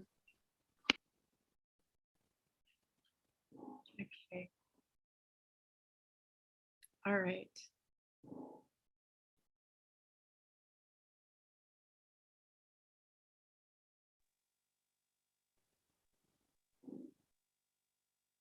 Still don't have audio on you, Suzi.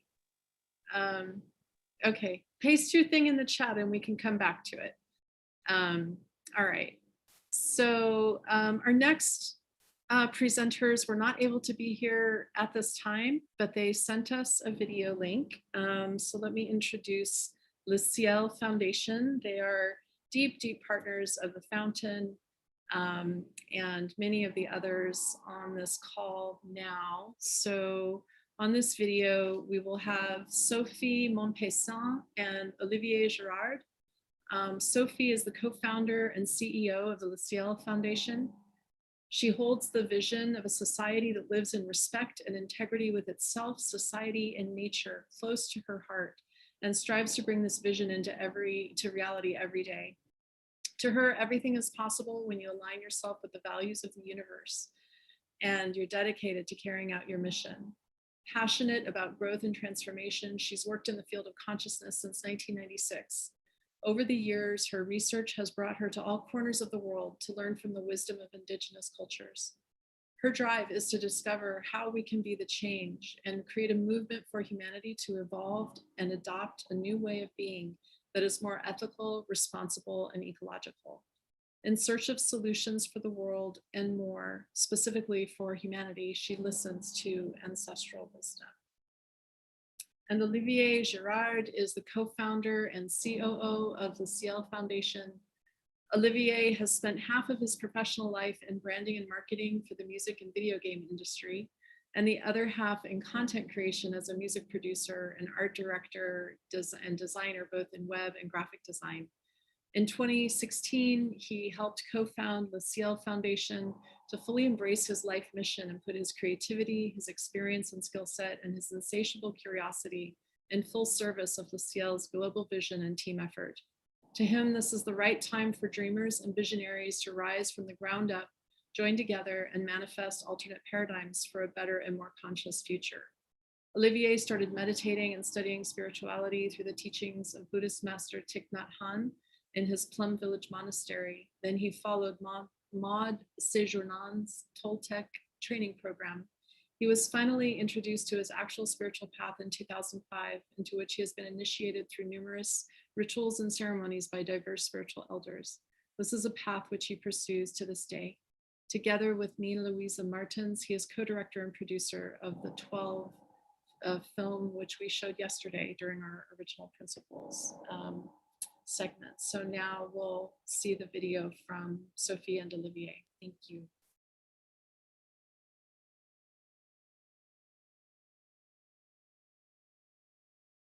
Hello everyone. Hello. We are Sophie Monpeyssen and Olivier Girard, two of the 9 co-founders of the Ciel Foundation. We want to start by thanking you all for joining this presentation and share how grateful we are to have been invited by the Fountain to speak during World Unity Week. Thank you. Today we're going to start by showing a video presenting the Ciel Foundation and its different initiatives.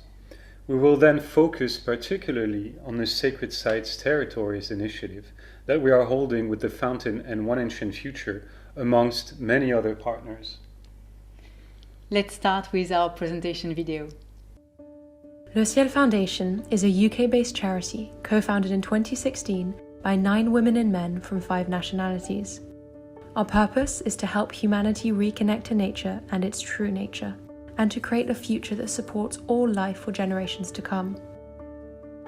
The foundation was born out of a common realization that we couldn't wait for anyone else to create the world we want to live in and leave to our children.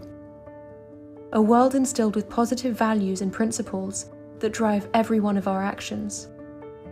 All co-founders are part of the same mystical tradition and received a mission through initiation that for some felt too big to accomplish in one lifetime.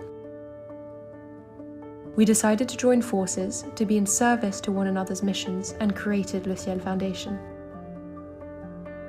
In its essence, Le Ciel is an interface between ancestral wisdom and modern society. We act as a trusted conduit for wisdom traditions, protecting their existence and primordial knowledge, which we translate and adapt into practical content, workshops, and models for Western society. We know that alone we can't achieve the global change that is needed, and so we are happy to collaborate with other organizations aligned with the values of integrity, reciprocity, authenticity, transparency, simplicity, and unity. By spreading these values and principles quickly within every layer of society, we are aiming to reach a critical mass of aligned people to tip the scales and create a paradigm shift beneficial to all life. As given by wisdom traditions, 2026 is our deadline to shift from a path of revolution, revolving to the same point, to an ascending global evolution. Our mission is driven by spiritual guidance and consultation, as we were taught in our ancestral lineage of Bwiti. We are learning every day and are doing our best to walk the talk. Our very first mission brought together 12 elders from wisdom traditions across the globe at the United Nations in New York in November 2017. Setting their cultural differences aside, they conducted a unique ritual in complete unity on an ancestral point of concentrated energy. Each of the elders remind us what it means to be human and how important it is to live in harmony with one another and with nature in these troubled times. Their innate wisdom is captured in the feature-length documentary The 12, available to watch for free in 9 languages on our website. Our current missions are based on 3 foundational pillars: education, inclusion, and preservation. Our first pillar is education, exemplified by our first feature film, The 12. We are now working on a version of the film adapted to children and are creating an educational program for schools inspired from the wisdom of the elders. We are also developing an animated series of short films, providing pragmatic tools to apply wisdom to our daily life, as well as a training program for companies based on ancestral wisdom. Our second pillar is inclusion. We collaborate to create models for society that seamlessly blend universal values and principles with a conscious approach to technology and new paradigms of living, embracing our oneness and interconnectivity. An example of this work is the Holistic Vision Symposium, a community of 144 innovators, entrepreneurs, and philanthropists from over 40 countries, facilitated by Ciel Foundation. Symposium participants learn how to move out of their own way and embrace their gifts, to reach group coherence, to be in service of universal plans, and to tap into collective intelligence. Focused on 12 critical topics, participants are tackling the key issues of our day, encompassing all the elements required to live within a thriving world. The goal is to receive and implement global holistic models that can change the world for the better. Some of these groups are already providing fruit. The Holistic Vision Symposium is building a culture of solution-oriented projects based on 3 questions. Is it good for me? Is it good for the others and all living beings? Is it good for the planet and the next 7 generations to come? Our third pillar is preservation. Ciel champions the implementation of reciprocity at all levels of society to create abundance and balance for nature and generations to come. Projects include the Assegaia Declaration for the Protection of Natural Sacred Sites, announced at Davos 2020, and Earth mandates in partnership with the Fountain and ICEED to heal and reactivate sacred sites around the world and build spaces to share ancestral wisdom. Another initiative is around the protection and regeneration of sacred territories and their guardian populations, using templates co-developed with indigenous communities that can be replicated globally on any type of territory. This initiative brings together a network of organizations and individuals in full service of the sites and their inhabitants. If you want a taste of how ancestral wisdom can be applied to your life and the lives of your loved ones, join our global ecosystem and community. Every Wednesday at 6:30 p.m. GMT, we host Mind Dives, 30-minute customized guided journeys into your subconscious for you to let go of limiting beliefs and transform deeply rooted programming so that you can embrace yourself and the future you want to build. If you feel called to support our missions and want to help amplify and accelerate our global impact, become an ally of ours today.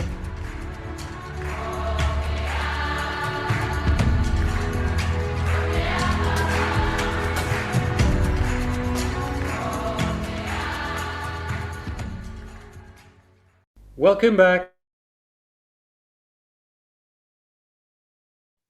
Welcome back.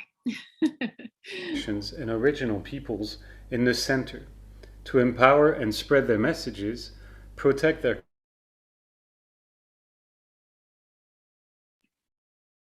I think there was more, Margil. Can we get that going again? Let's see. Have we? Margil, are you there?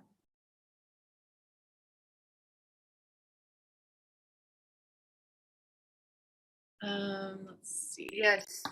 Can you keep playing the film? I believe there was more after that where they're going to speak. Okay.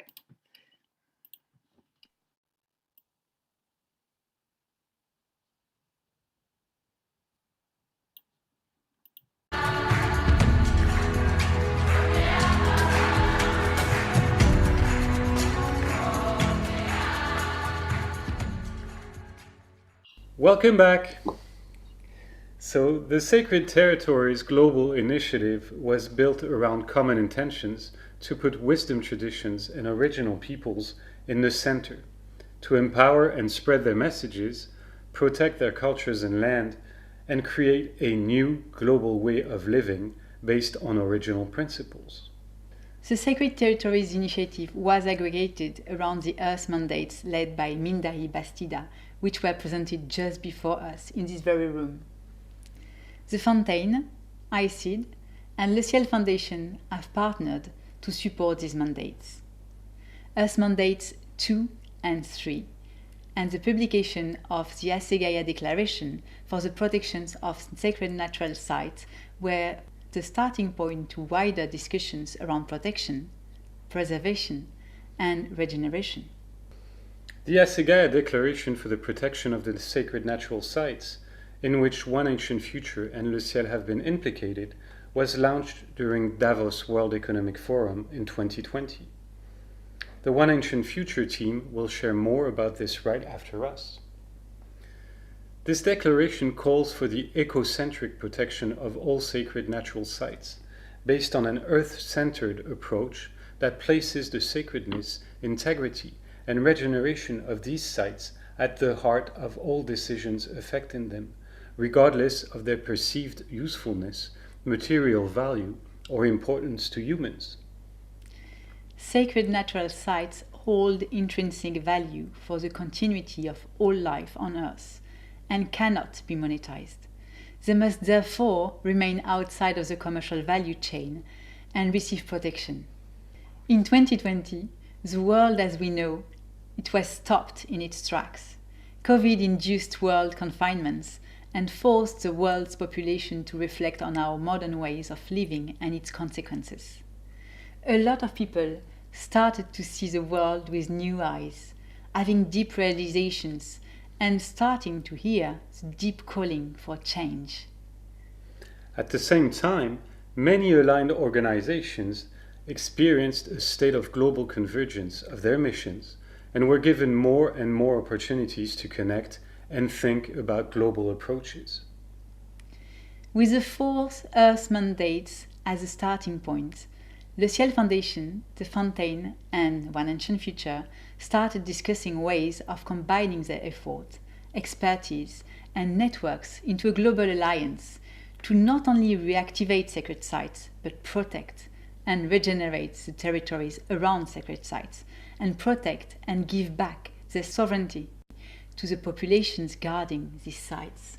We started by redefining the notion of territory, not limiting it to the surface, but including the earth below and the air above it. We took in one of the key elements of the Assegaia Declaration, which is the definition of 3 defined zones. The sacred site itself representing the core of the territory and which can only be assessed by guardians of the site. The buffer zone, between the core and the accessible part of the territory.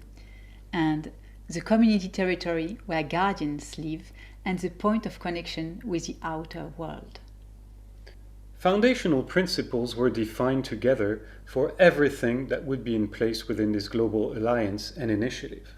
First, the 3 primordial beneficiaries of this initiative must be the sacred site and the land surrounding it, the original and ancestral population that have been given the responsibility to care for the site and all life on the territory, animal, vegetal, mineral, water, air, human, and so on.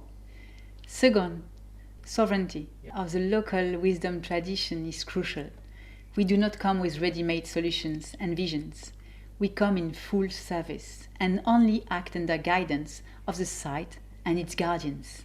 And third, every intervention on a site must be fully aligned with the culture, the essence of the tradition, the needs of the locality, and will follow and be in accordance with original principles and protocols.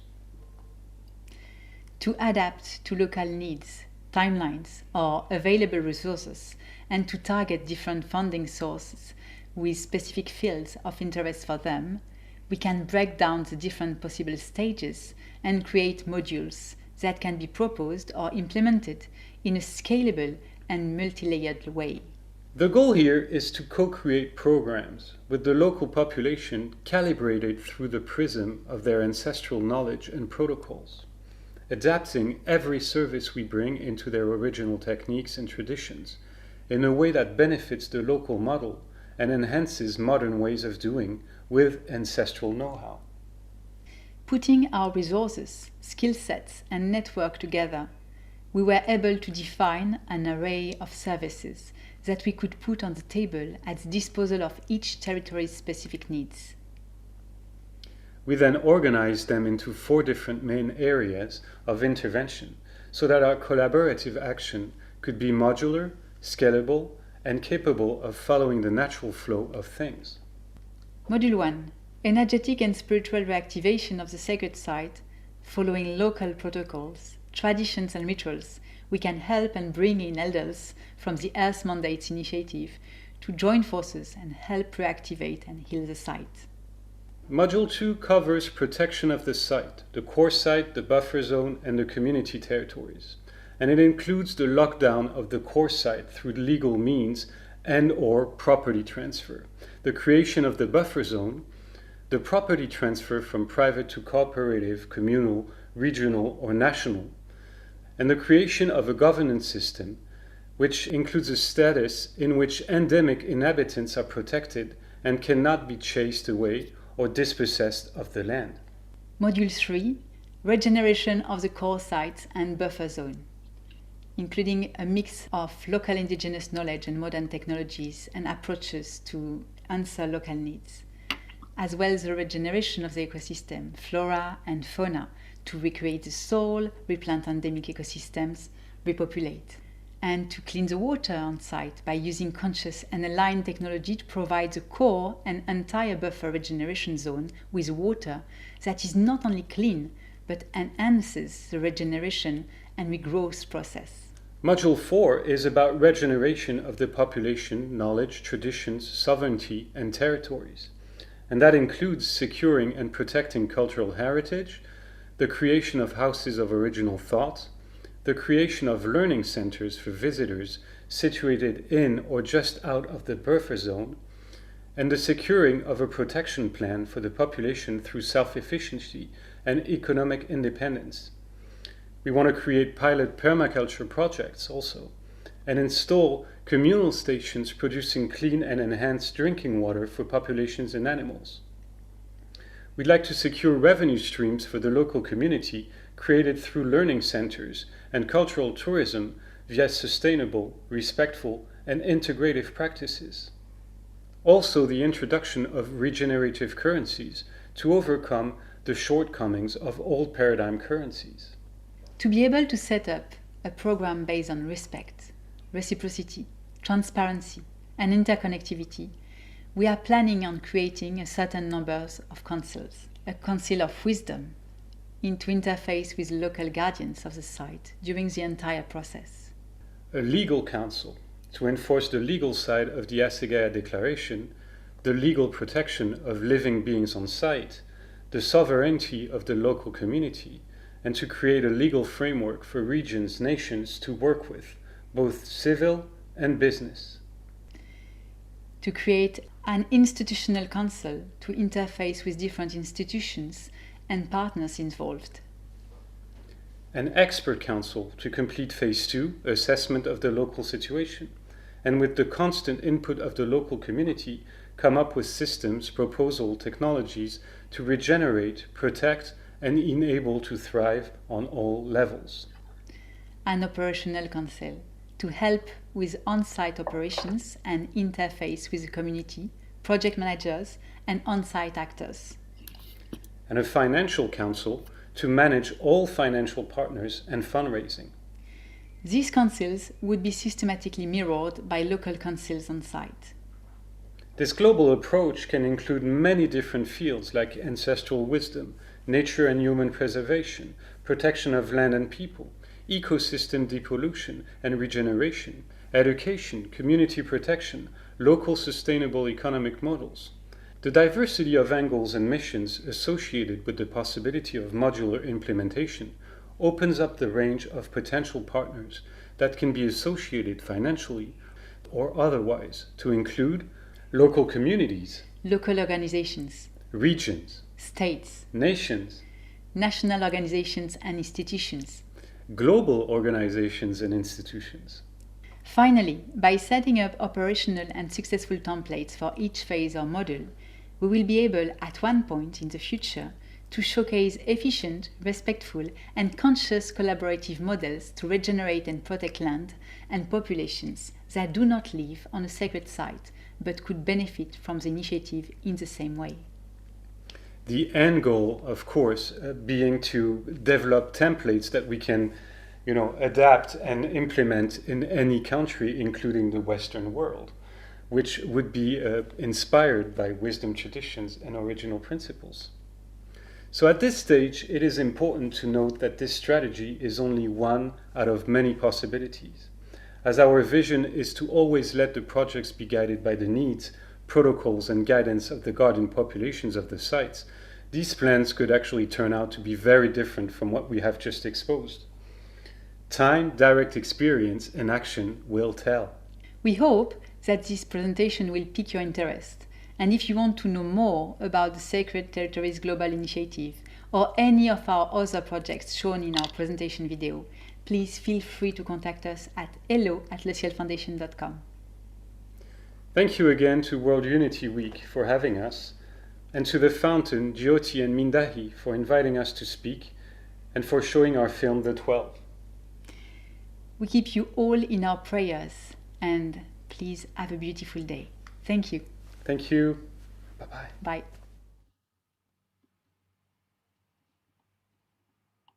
Beautiful. So wonderful to have our dear, beloved friends and collaborators from Ciel with us, even though they couldn't be here in person.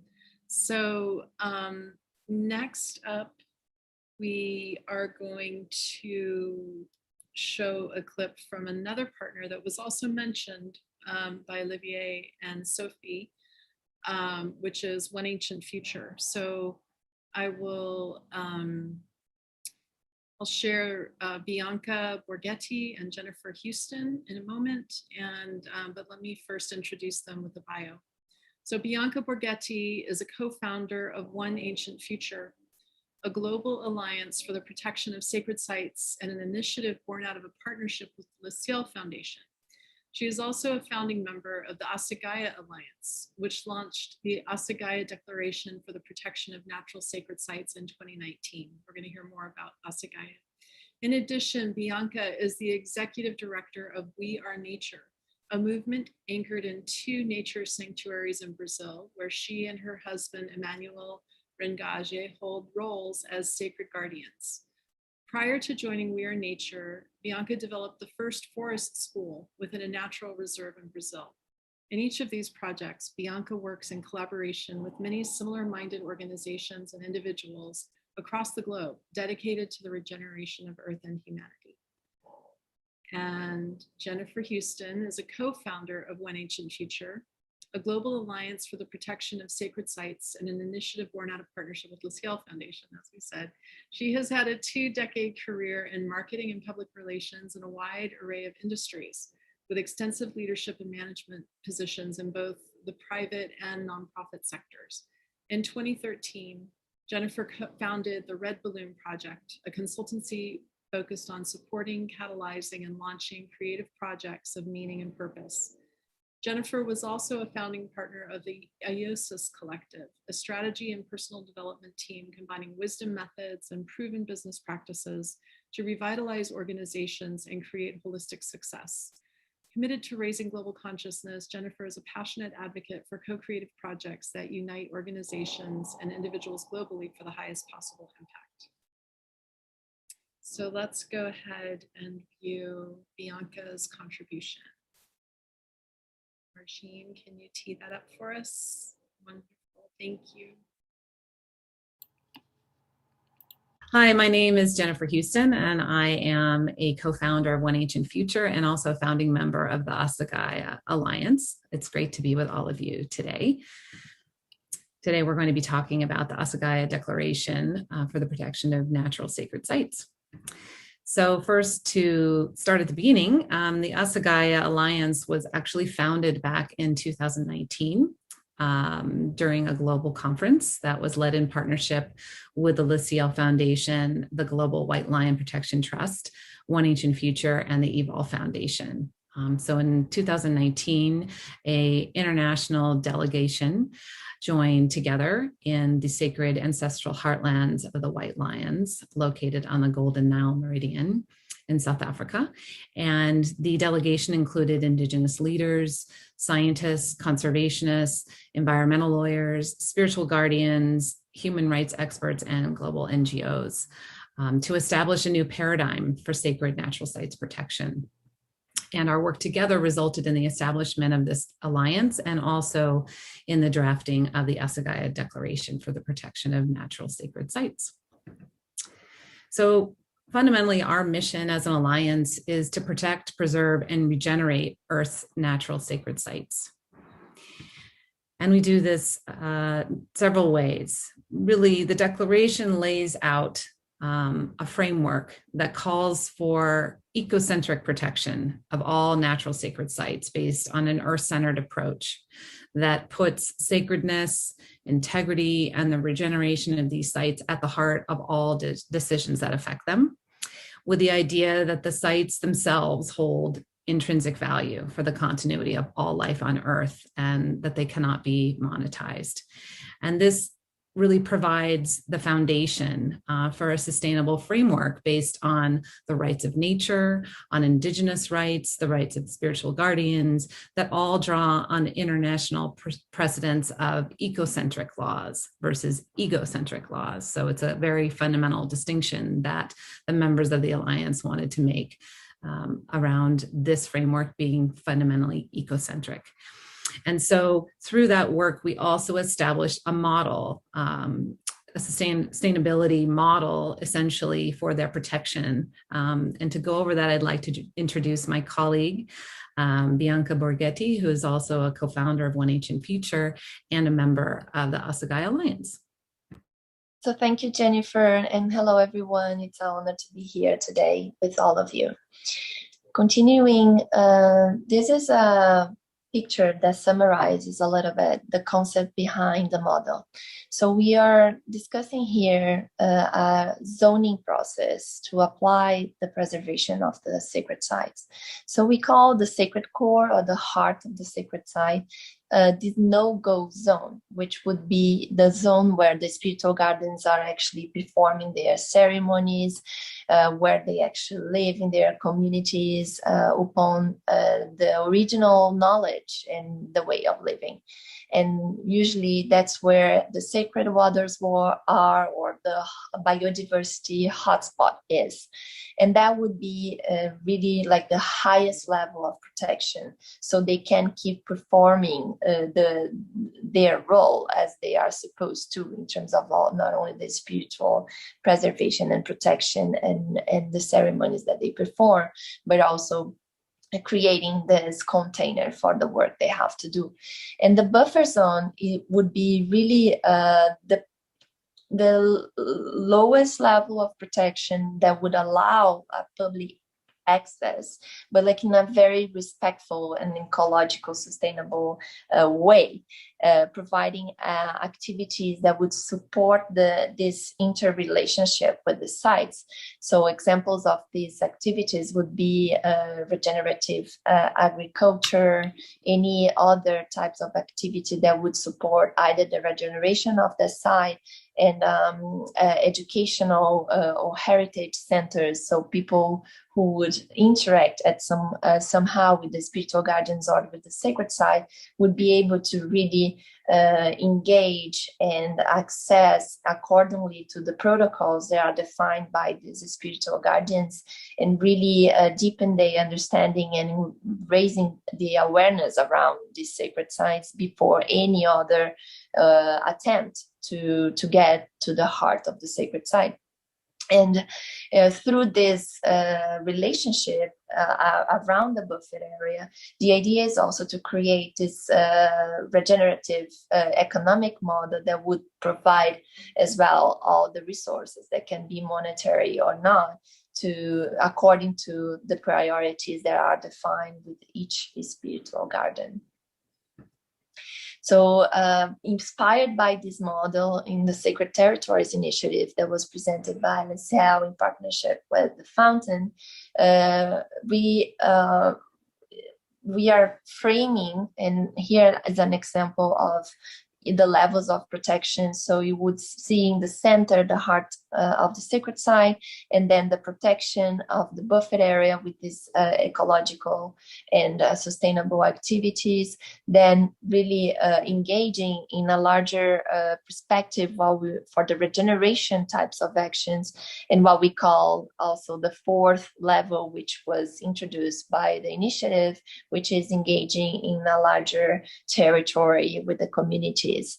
And that's attached to all concepts that the articles of the declaration are presenting, and obviously using the model in support of the legal, and really articulating, advocating for a legal status of protection for these sites to really increase the impact of the declaration and the work with the spiritual gardens in this regards.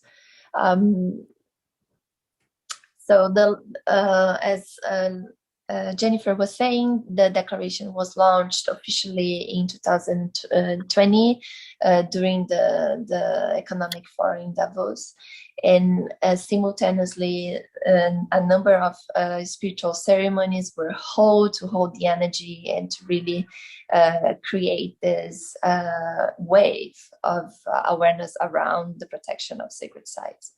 And in addition, we have already taken the declaration into many forums, international forums, and also engaged with lots of international organizations, which became either in close relationship with the Alliance or even members of the Alliance in different levels. So we had the opportunity to introduce the declaration to the head of the Biosphere in Men program at UNESCO. And also we are now, as a next step, working on presenting the declaration at the IUCN and World Congress and COPE.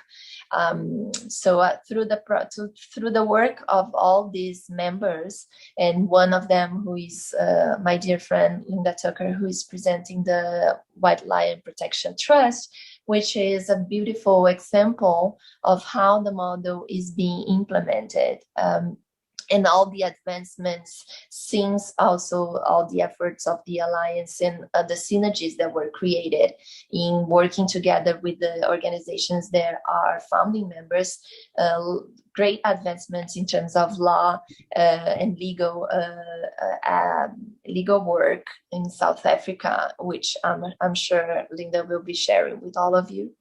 And not only that, but also initiating all the educational and agricultural projects as well to enable the ecosystem to be healthy, because all the model is aiming at creating this flow of resources. They are regenerating the site, but also creating all these accesses to the spiritual gardens according to their needs. So thank you so much. I thank you, all of you, also on behalf of Jennifer. And here are our contacts in case you really want to engage with us, to learn more about the declaration. And we hold prayers, the most beautiful prayers during this week. And we thank you all for this beautiful work. And that is so necessary, especially in the times we are living, which for us is also an opportunity. And thank you, and enjoy the rest of the presentations today. Thank you.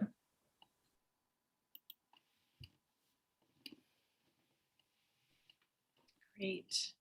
So I hope that you're getting a sense of the relationships between the fountain, the Ciel, One Ancient Future, Assegaia Alliance, and seeing how deeply interconnected they are and how closely they've been working on this beautiful model for regeneration of sacred sites, with the core site protected, and then a buffer zone and a community zone where the outside world can interact. It's such a beautiful model, and it makes so much sense.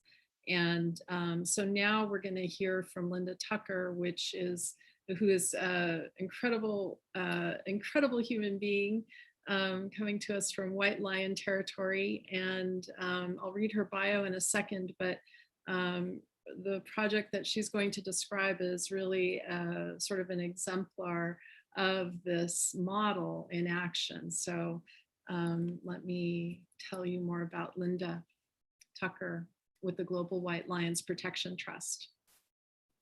In the global crisis that treats lions as a killing commodity in cross-border trade, Linda Tucker has dedicated her life to the solution. After being rescued by a Tsonga medicine woman from a life-threatening encounter with the Pride of Lions in 1991, Linda Tucker gave up a career in international marketing to become a conservationist. She was introduced to indigenous initiatory traditions by African lion shamans and has dedicated her life to ensuring the well-being of the critically endangered white lions, regarded as sacred animals, yet amongst the world's most targeted trophy. Over 3 decades, Linda has campaigned for their sovereignty against the legalized malpractices in South Africa's notorious cuddle and kill lion industry.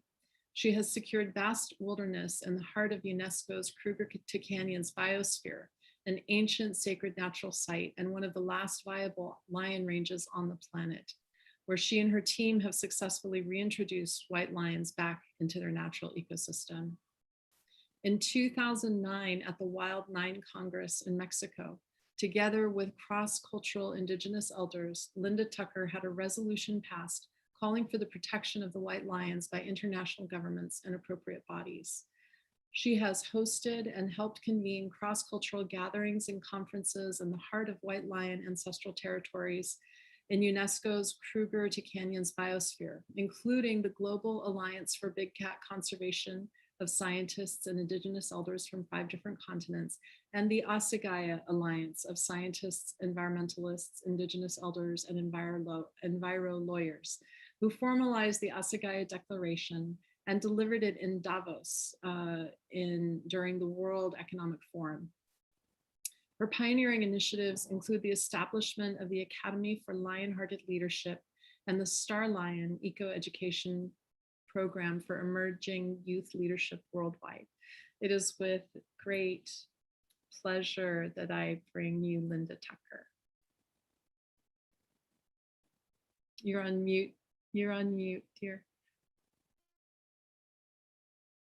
There we go. Thank you, everyone. It's a little bit late in Lion territories. We get up pre-dawn, and you know this is the beautiful full moon. So forgive me if I'm not as clear as I should be, but there's quite a strong chance that we'll hear the lions roaring in the distance, in which case I'm going to stop talking and let them speak to you. I just really do want to thank all of you in this alliance, not only the Assegaia Alliance, but the greater alliance of the fountain, and all of us who are doing this work together, having committed my life to conservation for 3 decades, I can truly say this moment is unique in terms of a united effort that is harmoniously being driven by one vision of Earth service. It's deeply encouraging where we are now, despite the fact that the issues are so dire. We can tell that Earth knows that there is a component of humanity who are so deeply loving of her that she is working with us for her own restoration.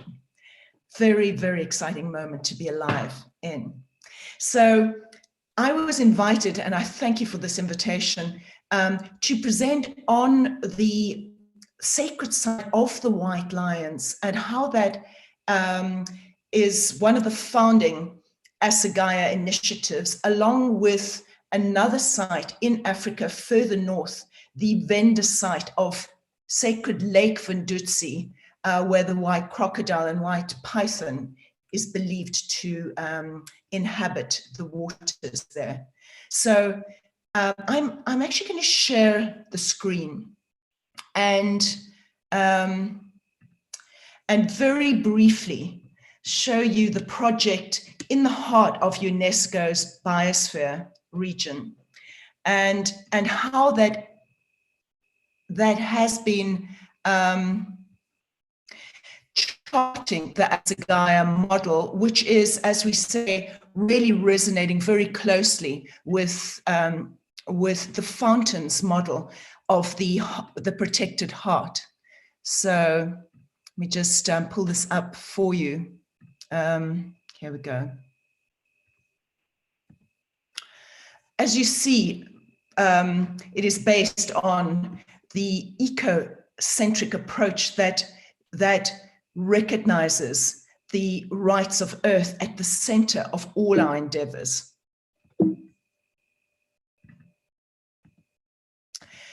At the center of the UNESCO biosphere is the heart of the White Lion territories, an ancient sacred site declared as such hundreds of years before the national park was declared a protected park. And we recognize these 3 layerings, the heart being the ecological regenerative area. And I look forward to showing you very briefly how the White Lions have regenerated their ecosystem. It is truly miraculous. And then on the borders of the ecosystem is the buffer area where the cultural regeneration takes place. And beyond that, the regenerative economics model with the local communities who celebrate the White Lions as a cultural heritage. So this is the Kruger to Canyons biosphere. And that's what it looks like from Google Earth. You'll see 2 primary arterial rivers. And that's where the heart of the sacred site is positioned. It is a UNESCO biosphere and a world biodiversity hotspot. But here is the challenge. There's the first river. And the challenge is that there is a industrialized farming initiative about to take place on the borders of White Lion sacred territories.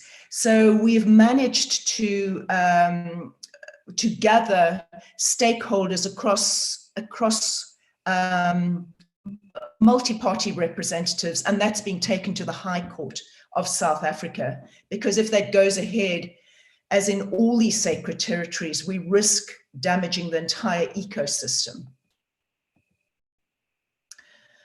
Our work with the Global White Lion Protection Trust that I founded 2 decades ago has been for harmonious coexistence of lions, land, and people, using cutting-edge science to serve indigenous knowledge systems. And it's worked in that way. So to go back to the ecosystem, the second concurrent project that we're working with is the second river, which flows into the Kruger National Park, which is one of the last lion ranges on the planet. And there, on the borders of the park, is where the regenerative economics model is taking place. So it actually allows us an alternative model to the industrialized farming model, which has been contaminating the water. But here, the ecosystem has been cleared for development in this radical, drastic way by developers who we've had to contest using what exists in our legal structures to stop development. And that has been stopped temporarily as we work with a regenerative model that will protect the headwaters here, essentially restoring the land in the buffer for future generations. I won't go into the detail of that, but a lot of it has been guided and inspired by international models that are then very applicable to the indigenous knowledge systems of local communities, which have largely been eradicated by government strategy, but are stirring again and being rerouted through this initiative. The key to all of this is the sacred guardians of the land, the indigenous site-specific species who have returned to Earth as climate indicators of the dire crisis, believe both nature's greatest blessing and nature's final warning. Nature's final warning because they warn of imminent system collapse, but nature's greatest blessing because they chart the way to the solution, showing us what it is to follow nature's law, nature's ecocentric law, where all serves the well-being of the great Mother Earth. And as the capstone species, they play a critical role in that, as you'll see in a moment. The local communities in our eco-educational work are reviving in a renaissance, a culture that celebrates iconic animals as a living heritage in the hearts and minds of humanity. So those are the festivals that we celebrate together with all our local communities.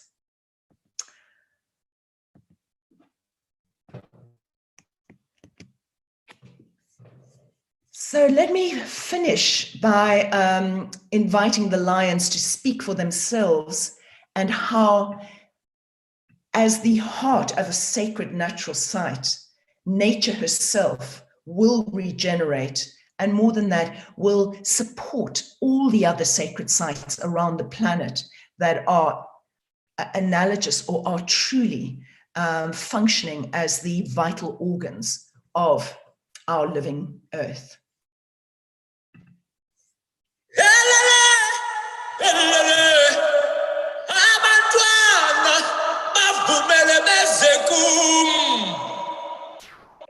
Like the vital organs of the body, powerful biodiversity hotspots on Earth hold the source codes for the revitalization of our entire planet and the flourishing of life itself. Life began in Africa, and speciation is associated with the East African Rift Valley at the epicenter of Earth's land masses, also referred to by evolutionary scientists as the birth canal of the human species.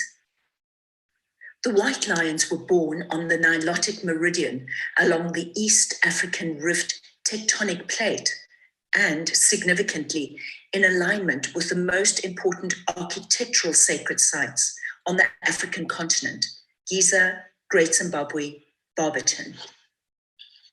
This means that humankind's greatest lion monument, the Great Sphinx and pyramids of Giza in the north, align exactly with the birthplace of the white lions in the south. The white lions originate in this one location only on Earth, Timvavati, meaning place where the star lions came down in the old Shangaan language, and their heartland, Tsao, meaning star lion. But while the African wisdom keepers have long revered the white lions as holy animals and bringers of peace and prosperity, their critically important role in the ecosystem is less well understood. Their cultural role in restoring hope to humankind is equaled by their ecological role in restoring health to their ecosystem. Today, we are faced with a pervading sense of the devastation and desecration of Mother Earth. As immortalized in Disney's Lion King story, when the true king is removed from his kingdom, a wasteland ensues. But there is a way to come back into right relationship with our planet. When the apex animal is restored in its natural kingdom, the flourishing of all species in the ecosystem is assured. The white lions may be living legends, mythic in their majesty and iconic in their radiant solar power, yet their ability to restore health and healing to their natural ecosystem is fundamental ecology at its best. Importantly, their place of origin is in the epicenter of Africa's Canyons biosphere, a UNESCO-declared biosphere region and one of the last viable lion ranges on the planet. The white lion's birthplace was declared an ancient sacred site by African kings hundreds of years before the Kruger National Park was proclaimed in 1926, and the more recent United Nations accreditation at the turn of this millennium. But tragically, the white lions have been forcibly removed from their endemic wilderness territories for a documented period of over 6 decades into zoos and circuses around the globe and into death camps in South Africa's notorious cuddle to kill industry. To ensure the critical survival of the white lions while protecting the watershed in their area of origin, the Global White Lion Protection Trust has been purchasing large tracts of land since 2004, the heart of the white lion's ancestral territories. Significantly, the White Lion Heartlands spans the arterial river which serves the greater region, the only perennial waters in an area of some 100,000 hectares. Once a severely denuded habitat of radical biodiversity loss, the White Lion Heartlands has enjoyed dramatic regeneration under the pawprint of the apex predator. This recent Google Earth map records the contrast between Tsao, the white lion heartlands today, and the desertification of neighboring lands directly bordering, where legalized commercial trophy hunting of lions has been taking place for decades. Just as wolves restored waterways in Yellowstone Park, so ecologists now recognize the apex predator's role in restoring balance throughout the trophic levels of the food chain in an ecosystem. As inspirational symbols of true service-based leadership, the white lions in our area restore health to their ecosystem and hope to human systems. Behind me is land that was once seriously degraded in the heart of the White Lion Heartlands. The Global White Lion Protection Trust has been purchasing large tracts of land in the white lion's endemic homelands and returning the lions to the wild in a scientific reintroduction program. Because we know when the white lions flourish, all life flourishes. Today, all conservation issues are global issues. If Brazil loses its rainforests, Earth has lost her lungs. If South Africa loses its white lions, Earth has lost her heart. We can all feel it, the pulsing heart of the animal kingdom on earth, the white lion's sacred natural site, revitalizing all the vital organs of our living planet.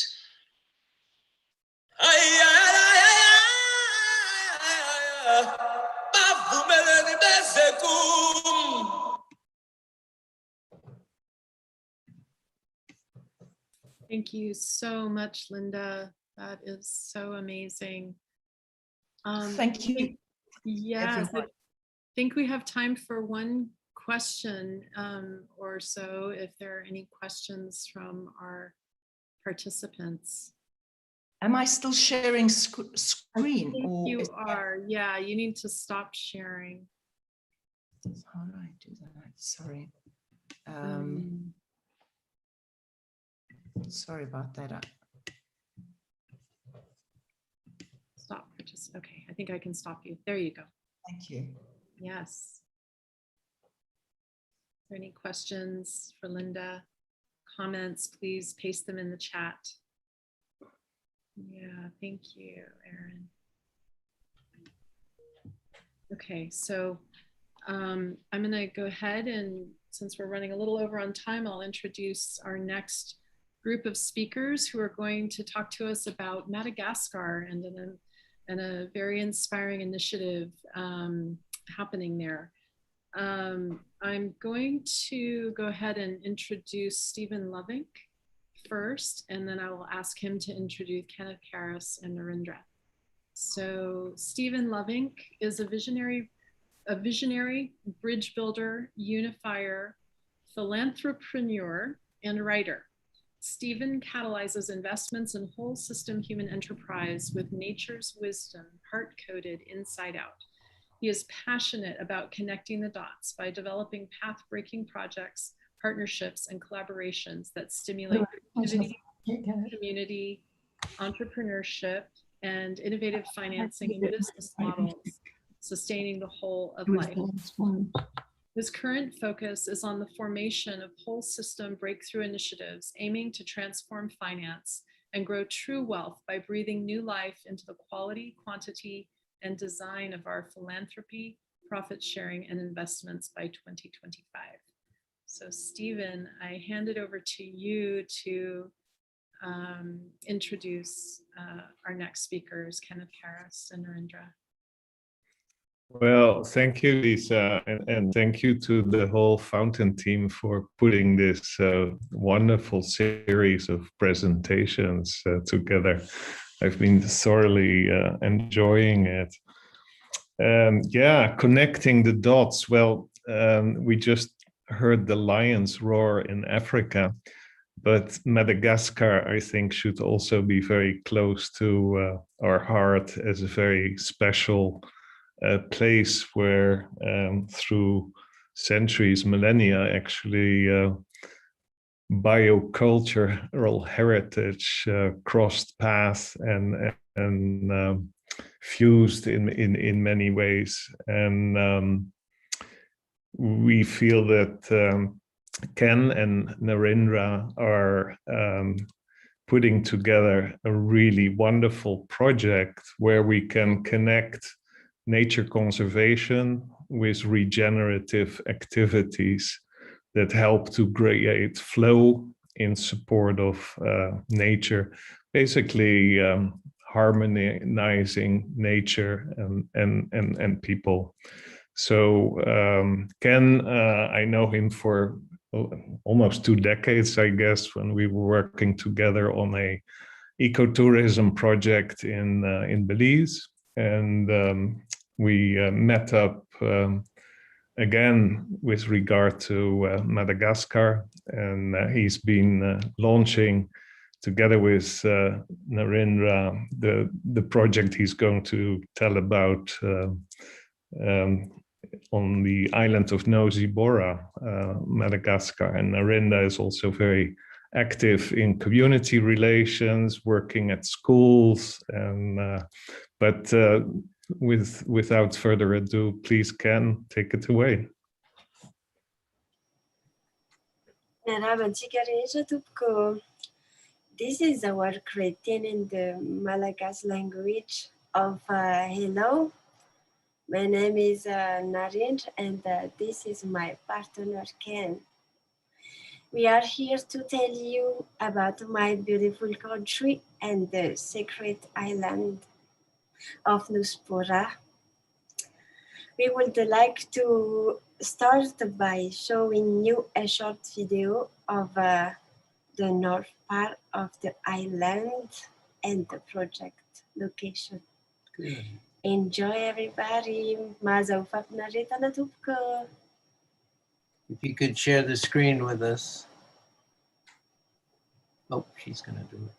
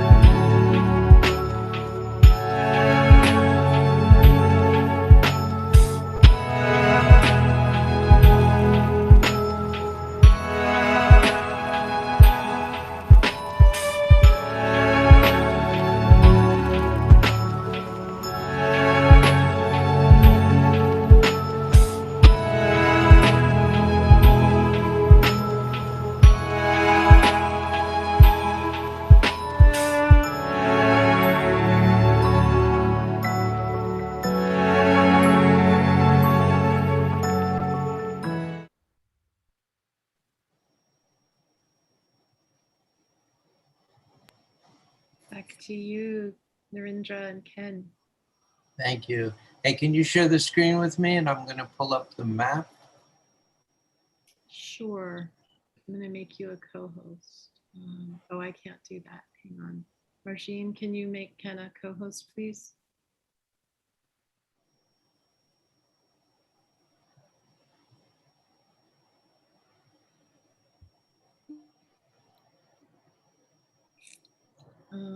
Margil, are you there? Can you please make Ken? Okay, thank you.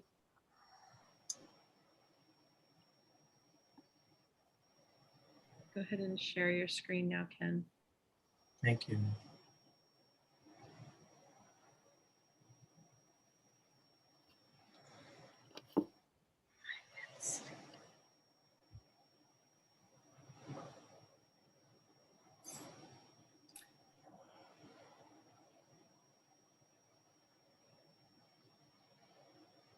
Is it working for you, Ken, to share?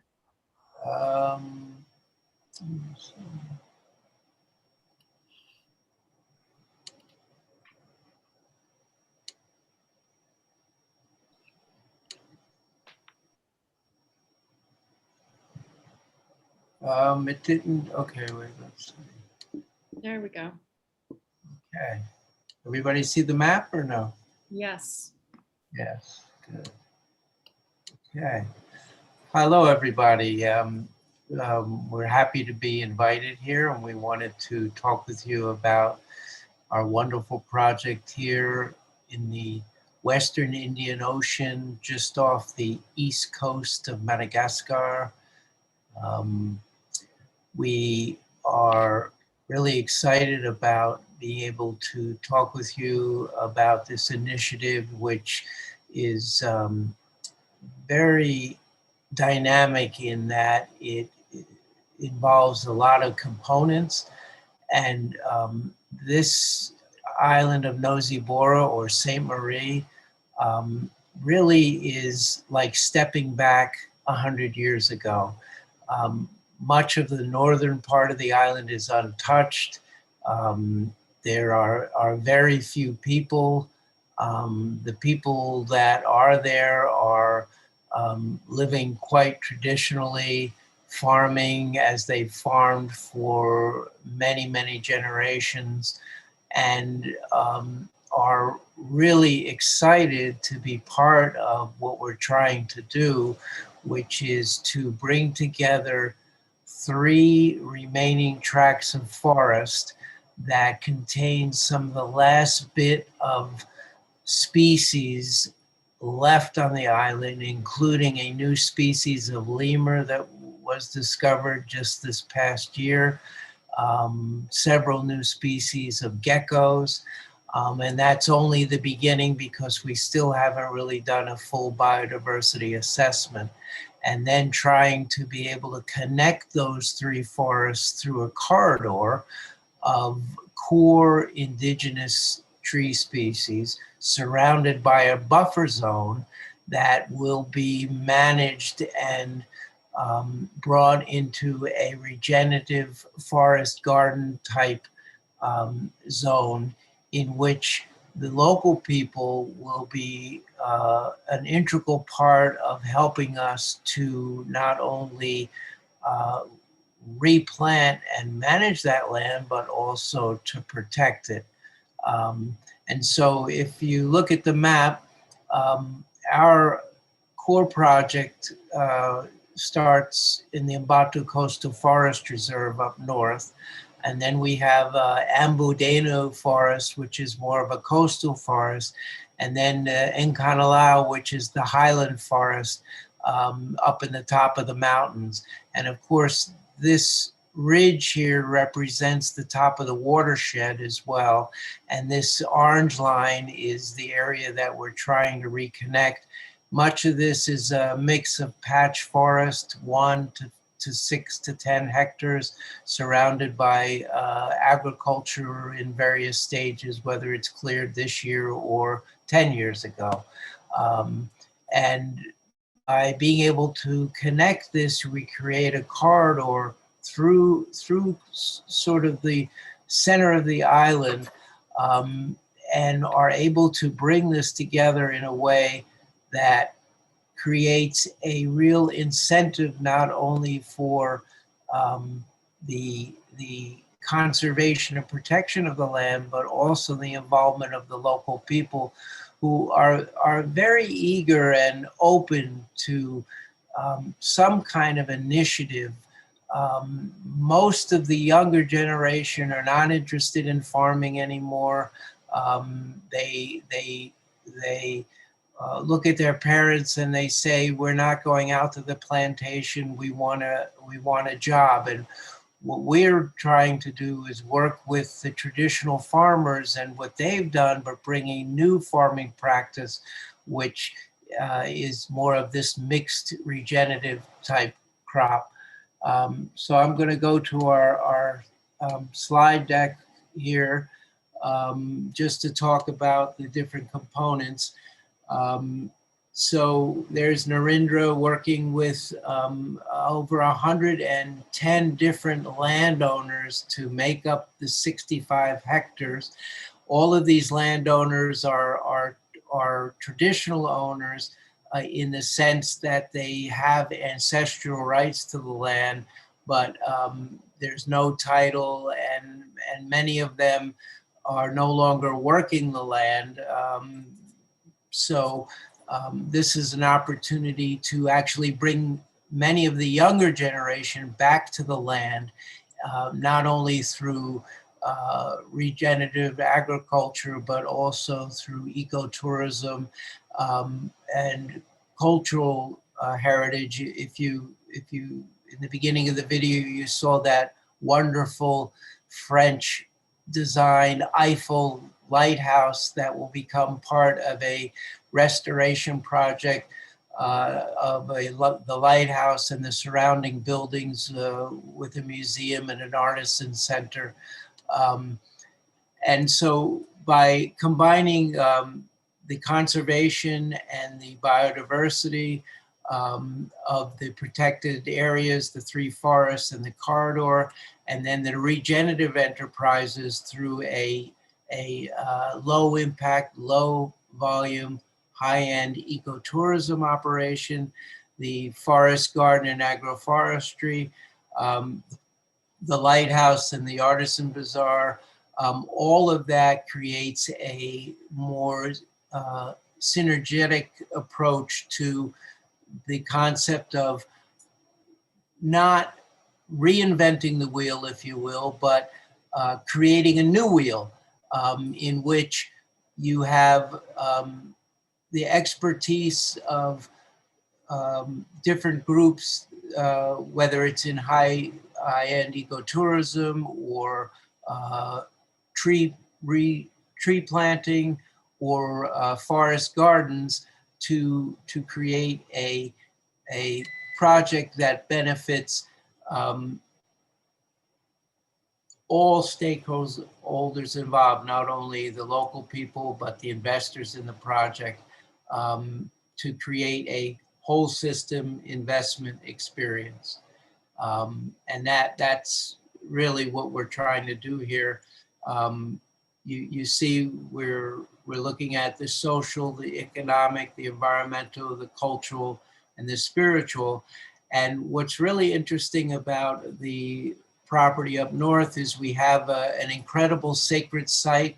If you saw that huge rock, that's called, in the Malagasy language, it's called Mbatu Sambu, which means ship rock. And it looks like a ship stranded on the beach. And behind that is a sacred site in which the local people make offerings. And it's believed that it's been used for hundreds of generations because Madagascar was originally populated by Indonesians coming over from Java, Sumatra, and Borneo.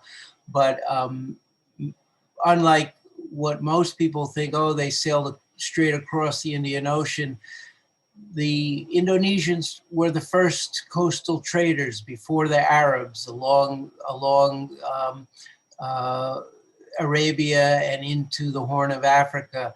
And they slowly worked their way from Indonesia, Sri Lanka, to the Horn, and then down to Tanzania and the Comoros, and eventually to Madagascar, and came in waves and settled on what they call the Green Island here. And so you have this original people, so to speak, who first settled, and then from there you had various invasions from other groups, next the Arabs, then Europeans coming in. So our initiative really brings in a lot of different components.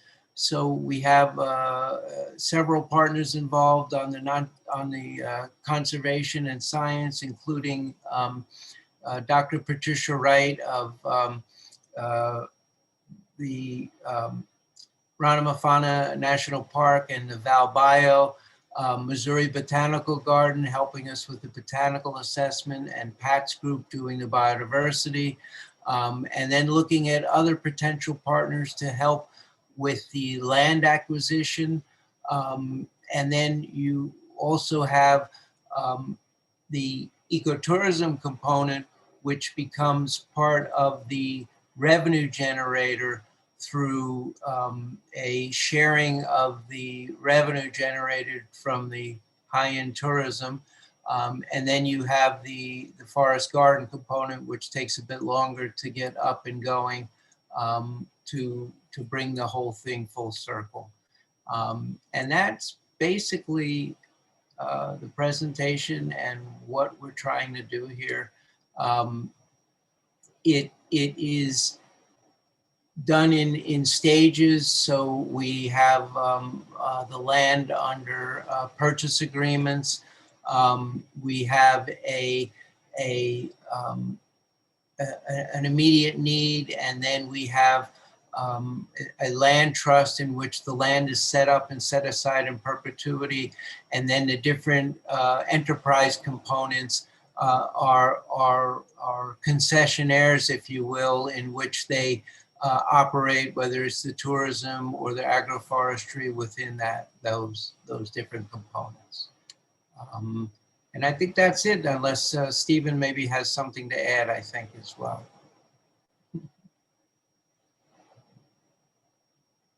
You're muted, Stephen. Unmute. Okay. No, I think that's perfect. I think we need to be conscious of time as well. I'd like to pass on the baton to David Rose. David Rose is the founder of Unified Field Corporation and will tell us about Just One Organics. The link to all of this is that Just One Organics is sort of an example of an economic engine, if you wish, that can be placed in territories of life. And we've started discussions for Madagascar, where fruits and vegetables are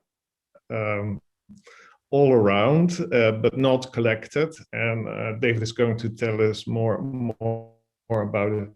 I also quickly want to emphasize we're really pleased to work with the Fountain and partners such as Ciel to be aware of protocol aligning our missions and along values, and so it's a very exciting experiment. One of the speakers earlier on was sort of saying that you can do a lot of praying, and we must, because it's an important crossroads. We're at important crossroads in history. But what we hope is that Madagascar is one way in which we can switch on the light, so to speak, and be sort of an example for others to follow together with partners. David.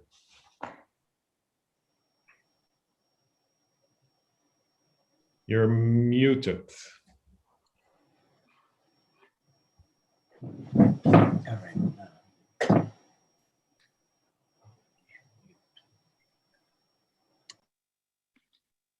I think you need to change your audio setting on Zoom.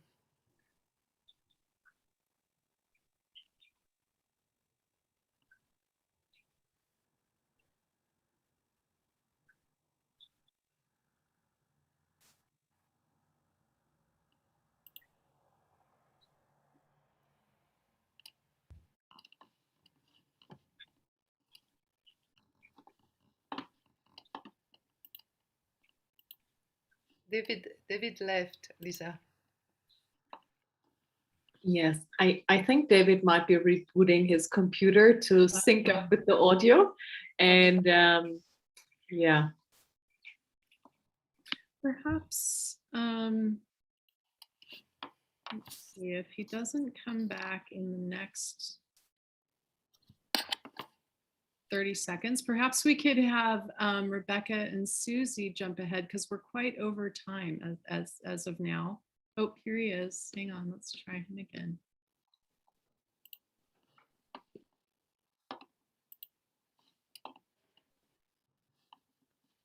Can you guys hear me?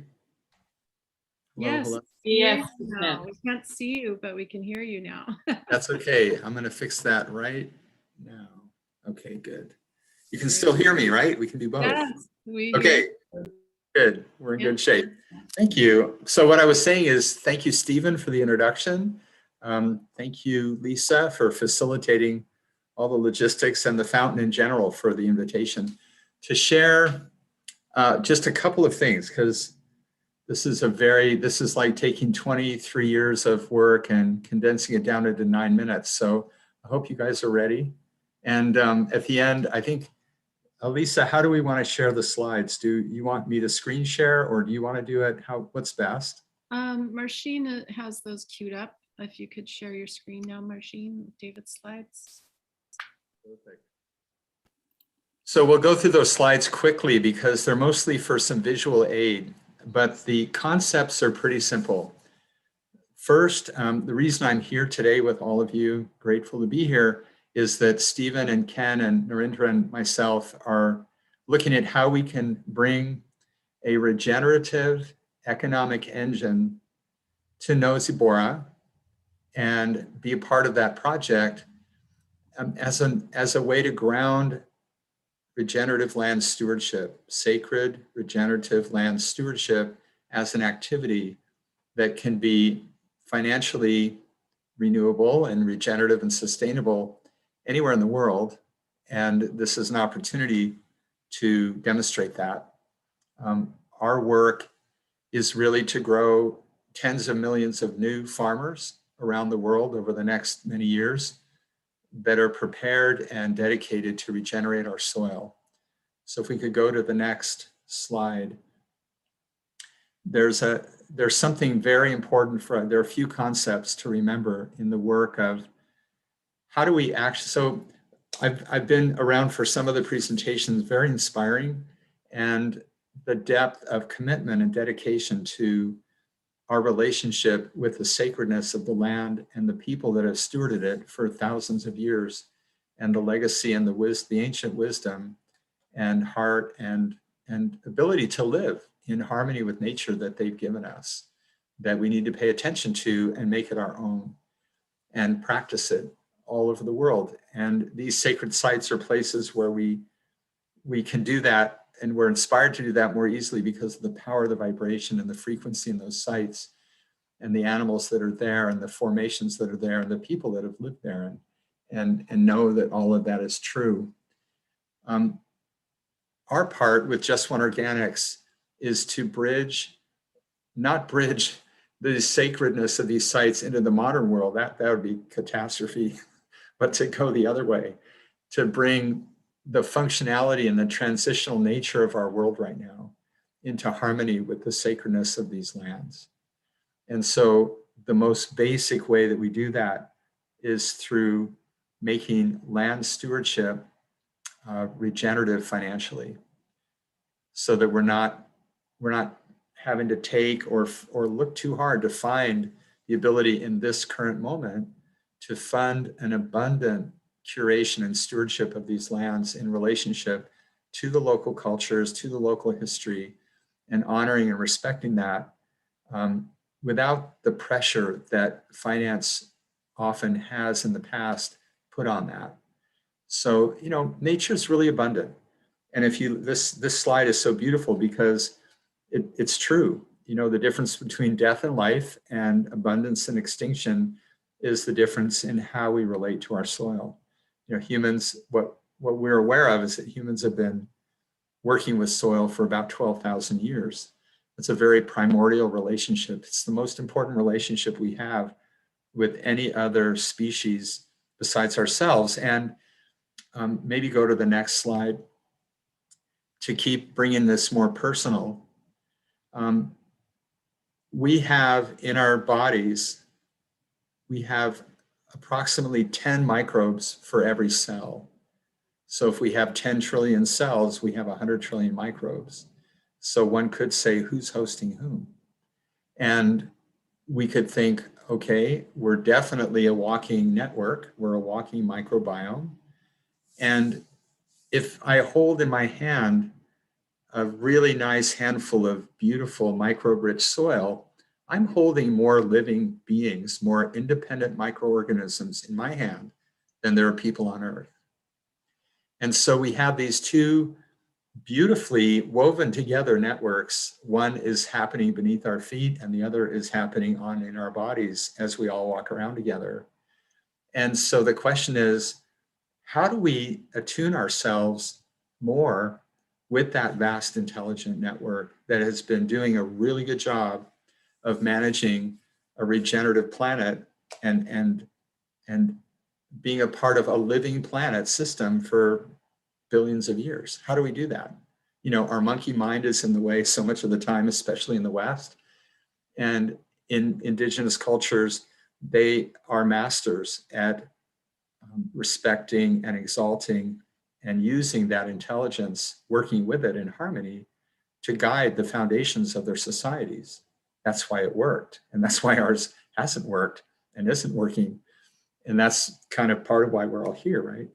Is to attune ourselves, attune our whole planet to that again.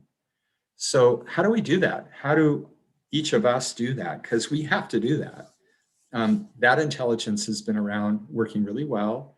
The runaway Western culture with its selfishness and prioritization of separation and selfishness is doing its best to destroy the rest of the planet. It won't succeed. It would destroy itself first, and nature would just go along just fine without us.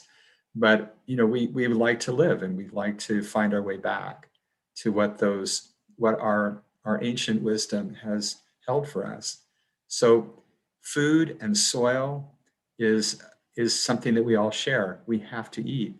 And so it calls us back to that relationship, to that weaving together in the web of life, to that harmony with true life and vitality and wellness and abundance on all levels. So Just One Organics, we came about many, many years ago and saw what was happening to our farming system globally. And we thought, we have to change this. And so we have found ways to, you can keep advancing the slide, thank you. We found ways to make the economics of food systems our friend. And this is a long slide, so there's way too many slides. I thought I sent a much shorter version, so let's go to the next one. We'll be here way too long if we do this. We'll come back to that, so memorize that quote, okay?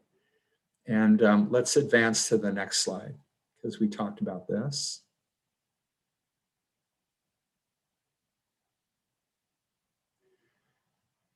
So we find these three human needs right now on our planet. We have to empower farmers. We have to create local resiliency. And through that, we will create food security for ourselves and our families. And the economics of this, I don't have any time to do that right now, but the main thing is we are positioned, we have worked very hard for many years to position ourselves, and we're demonstrating this in our pilot up in Oregon, and we're ready to scale around the country and to countries like Madagascar and Thailand and parts of Europe and other parts of Africa and Asia and South America as well, and all over the US. So we're poised to do that, to demonstrate these three principles of regenerating a food system. Let's go to the next slide, please. Thank you.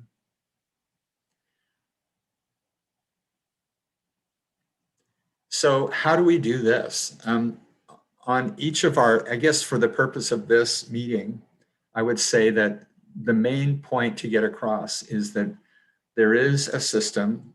The brand name for it is Just One Organics. The name of the project itself that we're going to land in Madagascar and Nosy Bora, that project is called the Gentle Drying Center.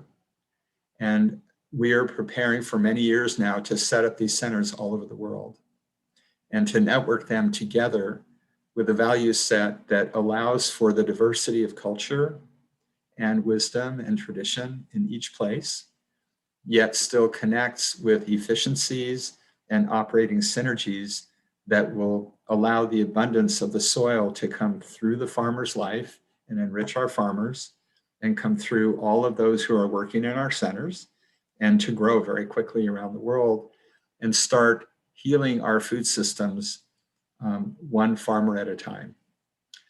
So let's keep going through the slides. Thank you.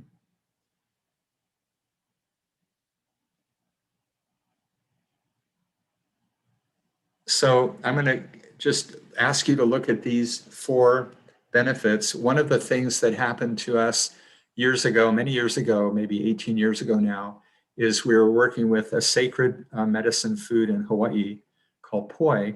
That's a very healing food. And we dedicated ourselves to how to bring that to the world. And we did a great job for many years of bringing that to populations who needed it.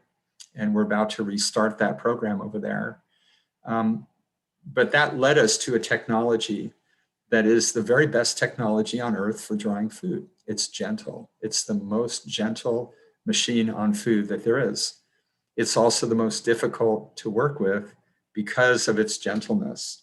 It's like the paradigm of domination, which is every single other food technology that dominates food and forces it into a very narrow, very predictable way of drying that's really hard on the food, and more of a feminine aspect of how to dry food, which every single food we do, we dry, and every batch, every crop is unique, and we have to relate to it in a unique way or it just won't work.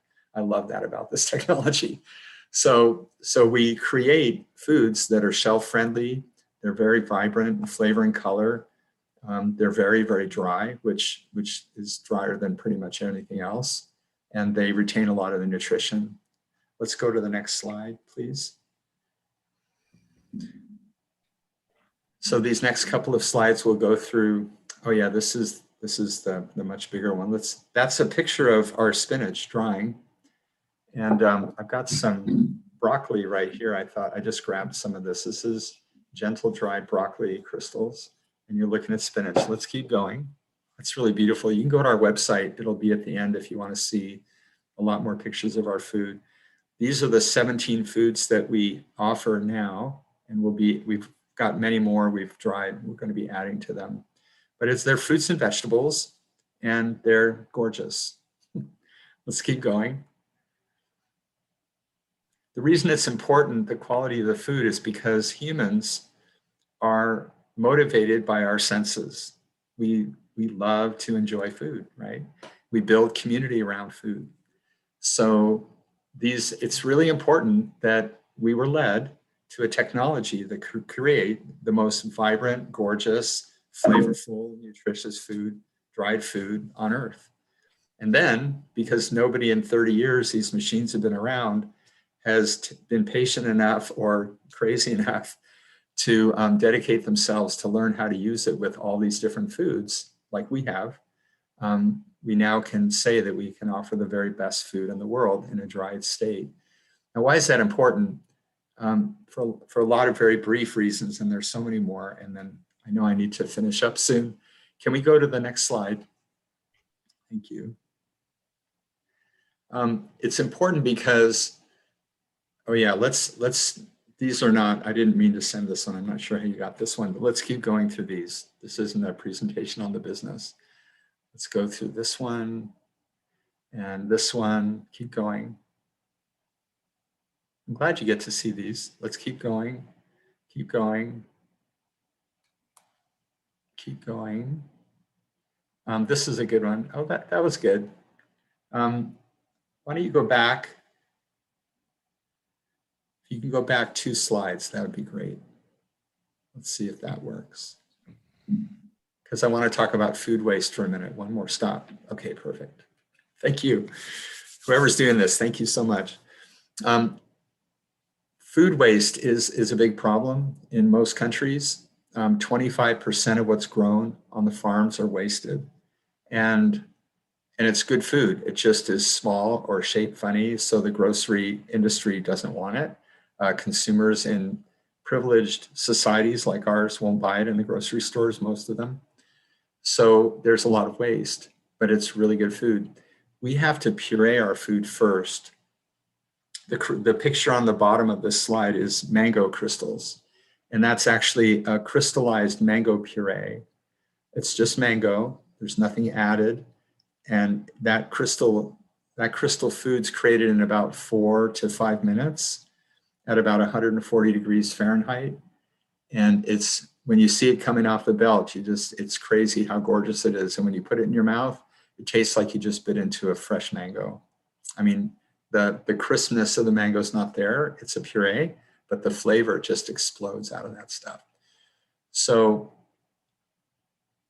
all these foods that are seconds, they're really good food. They're nutritious, they're flavorful, they're worth a lot of value, but they rot in the fields or they get buried or whatever, fed to animals sometimes. But we can buy those foods because we puree it first. And so you can't tell a small funny shaped peach tastes the same in our world as a grade A peach. So farmers who pay to grow their whole crop and they amortize the waste from the seconds into the price they try to get for their grade A's. When we go to them and say, can we buy your seconds and would you be willing to sell them at a little bit of a discount since you've already been paid for those seconds in your grade A price so that we can recirculate some of that formerly wasted value back into the food system to pay for all kinds of things that need to be paid for. Supporting nonprofits, supporting training for farmers, education for like healthy lifestyle education for families. I mean, it's endless what needs to be paid for, right? So there's lots of money buried in the ground in the form of seconds that don't get eaten and get wasted, but we can free that up and recirculate that back into the community. Okay, let's scroll through a couple more slides because I think there's some more marketing stuff that we don't need right now. Yeah, we can keep going, keep going, keep going, keep going, keep going. Okay, so this means I get to finish up. So here you can email me or call me or look to our website if you want to learn more. The website is justoneorganics.com, and you spell out the one. I guess the point is that when we put this facility in Madagascar and in many other places around the world over the coming years, each center will employ 35 people in a beautiful employment setting. We will be able to buy 7 million pounds of organic produce from local farmers, and we'll help them to get to the point where they can grow that food for us if they want to. We'll pay them a great price and we'll give them a contract before they plant. So we've figured out probably a dozen different ways to be supportive of local regeneration of the food system and the soil and the well-being of the community, and so many different ways that our life and our relationship with the soil impacts our entire experience in a community and the health of the land. So that's what we'll be doing. And we have whole countries that have asked us to bring this to their whole countries to help convert tens of millions of farmers to regenerative farming. And we have places all over the US that want this. And so we've been preparing for many years to start to scale. And that's what you'll see happening this next year. I guess the last thing I want to say is that every single sacred site that the fountain and so many other people in this part of this conference are dedicating their lives to, as we remember that what makes those sacred sites sacred probably includes not just the beauty and the frequency and the vibration and the spirituality of the land and the people, but it's an opportunity for us to heal everything. And so one of my personal goals is to be able to be a part of regenerating the rest of the communities around these sacred sites and make sure that they're economically viable so that they can not be pressured to make compromises, and that the right things can happen faster and can endure. So I think that's it. That was really way over time. I apologize, but I hope that's helpful. Thank you. Thank you, David. Really interesting and exciting, and it will be wonderful to see how that weaves in with some gentle drying centers in the Madagascar project. Really exciting to see those pieces come together. All right, so now we're going to turn our focus to trees, and let me introduce two dear sisters from the Tree Sisters organization to tell us about the ethical tree growing framework. So Suzi Steer holds the education and alliances role within the Tree Sisters Network. She's currently working on a number of different projects, including supporting education through the network and developing collaborative partnerships with reforestation and tree-focused NGOs and grassroots projects. Suzi has worked on a number of roles within online publishing before working with the Gaia Foundation towards the People's Earth Summit for the World Summit for Sustainable Development in Johannesburg in 2002. Her passion is to explore the voice of the land, which she did through working as the office manager for the Green Gathering in the UK, whilst training and developing a practice of spending time with trees in the Somerset landscape. She then became a teacher of secondary school mathematics and has worked in a number of community state schools in Somerset and has 2 children. As a mother in need of emotional support, she deepened her practice of sitting with trees and began researching scientific discoveries around the properties and roles of trees in ecosystems. This led her setting up and running the first tree conference in Glastonbury in 2017 with a group of friends. She then became part of the Tree Sisters team after the success of the second tree conference in 2018. She is weaving in her experience and research and highlighting leading edge tree related science and pioneering projects into the Tree Sisters. Suzi is passionate about supporting the global community to regenerate ecosystems through relationships with trees and holding the space for the voice of the earth to articulate through people. And Rebecca Lefton is the Tree Sisters Manager of Strategic Alliances and Pathways. She develops policy goals and advocates for its mission and its global network of women. During her career in Washington, D.C., she directed global advocacy and policy initiatives on climate change across various sectors, including limiting global warming pollution through the Montreal Protocol on substances that deplete the ozone layer, and increasing international funding to protect tropical forests. While working at the Center for American Progress, she represented the organization at global climate negotiations, including the UN Framework Convention on Climate Change and the UN Conference on Sustainable Development. Passionate about women's rights, Rebecca has developed a volume of work on the nexus between poverty alleviation, gender equality, and climate change. Rebecca holds a BA from the University of Wisconsin-Madison and a master's in public policy from the Harris School of Public Policy at the University of Chicago. Rebecca is dedicated to mindfulness practice and in her free time can be found in nature and volunteering at a barn that specializes in equine therapy. Welcome, Suzi and Rebecca. Thank you so much. And thank you to the Fountain for inviting us to participate today. It's so wonderful to be among friends and allies and hear the amazing, inspiring work that everyone is doing here. So thank you. I'll begin by just giving an overview of Tree Sisters and introducing the work of the framework, and then turn it over to Suzi, who will talk more about the framework. Tree Sisters is a UK charity that is placing reforestation into everyone's hands, and through individuals and businesses that give back to nature every month. Tree Sisters has so far, we funded the planting of over 19 million trees across 12 locations in the tropics. All of our projects are community-led and support local communities and original peoples. And as Tree Sisters, it's important that our projects support gender parity and the participation of women. Our mission is normalizing a culture of reciprocity with nature. And our aim is to make it as normal to give back as it is to take. We're inviting a shift in our human identity from consumers to restorers. And we view listening to nature as crucial for sourcing intelligences and perspectives that are greater than our own. And we also believe in leadership that comes from a place of humility, shared responsibility, community, inclusivity, and collaboration.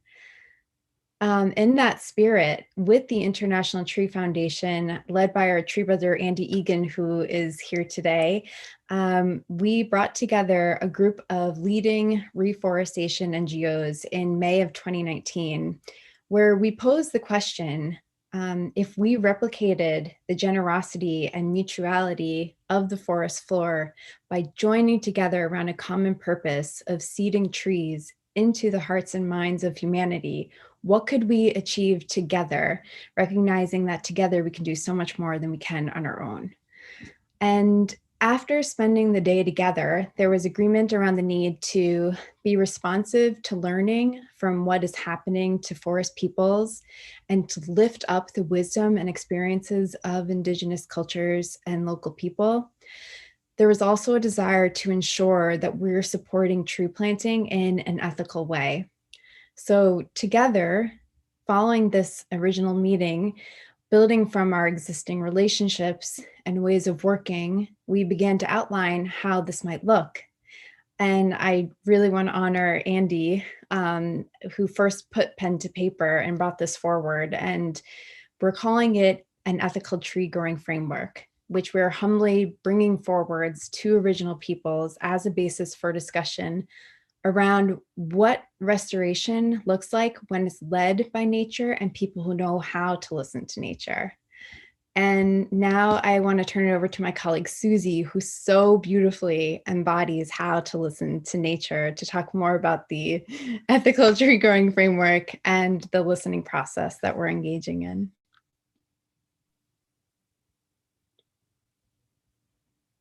And we can't hear you, Suzi, unfortunately.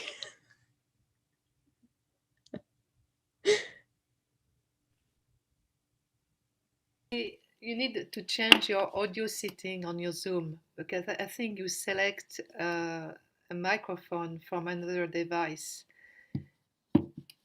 So there is an icon on the left down of your screen with a little arrow, and you can choose your microphone device there.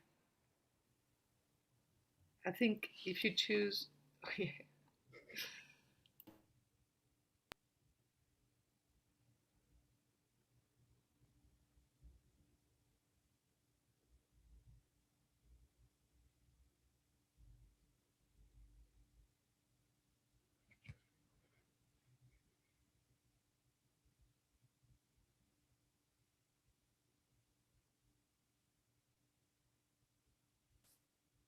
Suzi, another way you can do it is to go up to the top, very top toolbar where it says zoom.us and then pull that menu down and go to preferences.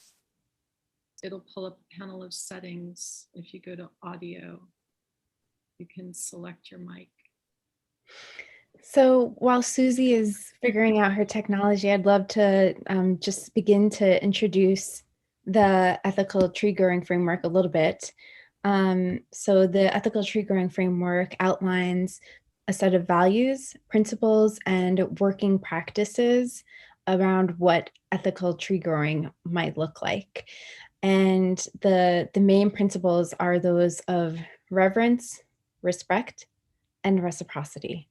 And those are sort of the overarching principles that really support all the working practices that we're really learning about from our work as we are trying to respect the ancestral wisdom of original peoples and looking to local communities from what we're doing. And it's really meant to, we're very aware of the overarching context of these global commitments that are being made by nations, by businesses.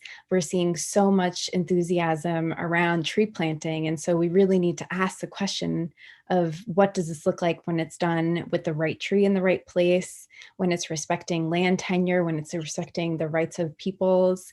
And so those are some of the things that we want to address so that we don't make some of the same mistakes that we have made in the past. Suzi, it looks like you're here. Yes, can you hear me? Yay! Yeah, that's to how long my computer's been on for and how Zoom doesn't like it after a while. It needs to restart. So I thought I'd just pause and come over to my phone. So I really want to honour the fountain enormously, and also Jyoti Ma and Mindahi, Christian, and the ways that we've been brought forward into being able to present this work at this time.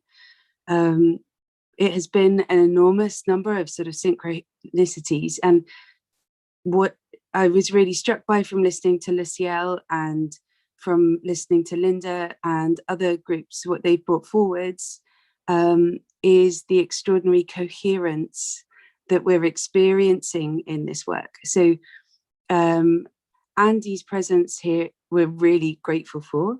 The way that the different 30 or so different NGOs and tree representatives came together, and then 6 NGOs stepped forward really strongly into the co-drafting of the ethical tree growth framework. And then after lockdown and all of the things that happened with the beginning of the pandemic, and sitting in multiple different networks, we became aware, very strongly aware, that what was happening in the kind of global green agenda and the sort of rush for tree planting at scale was not matching what we were hearing on the ground from local communities about what was actually happening, and the continuation of the legacy of a colonial approach to landscape issues.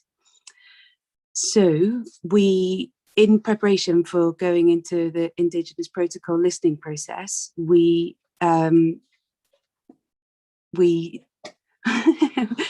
sorry,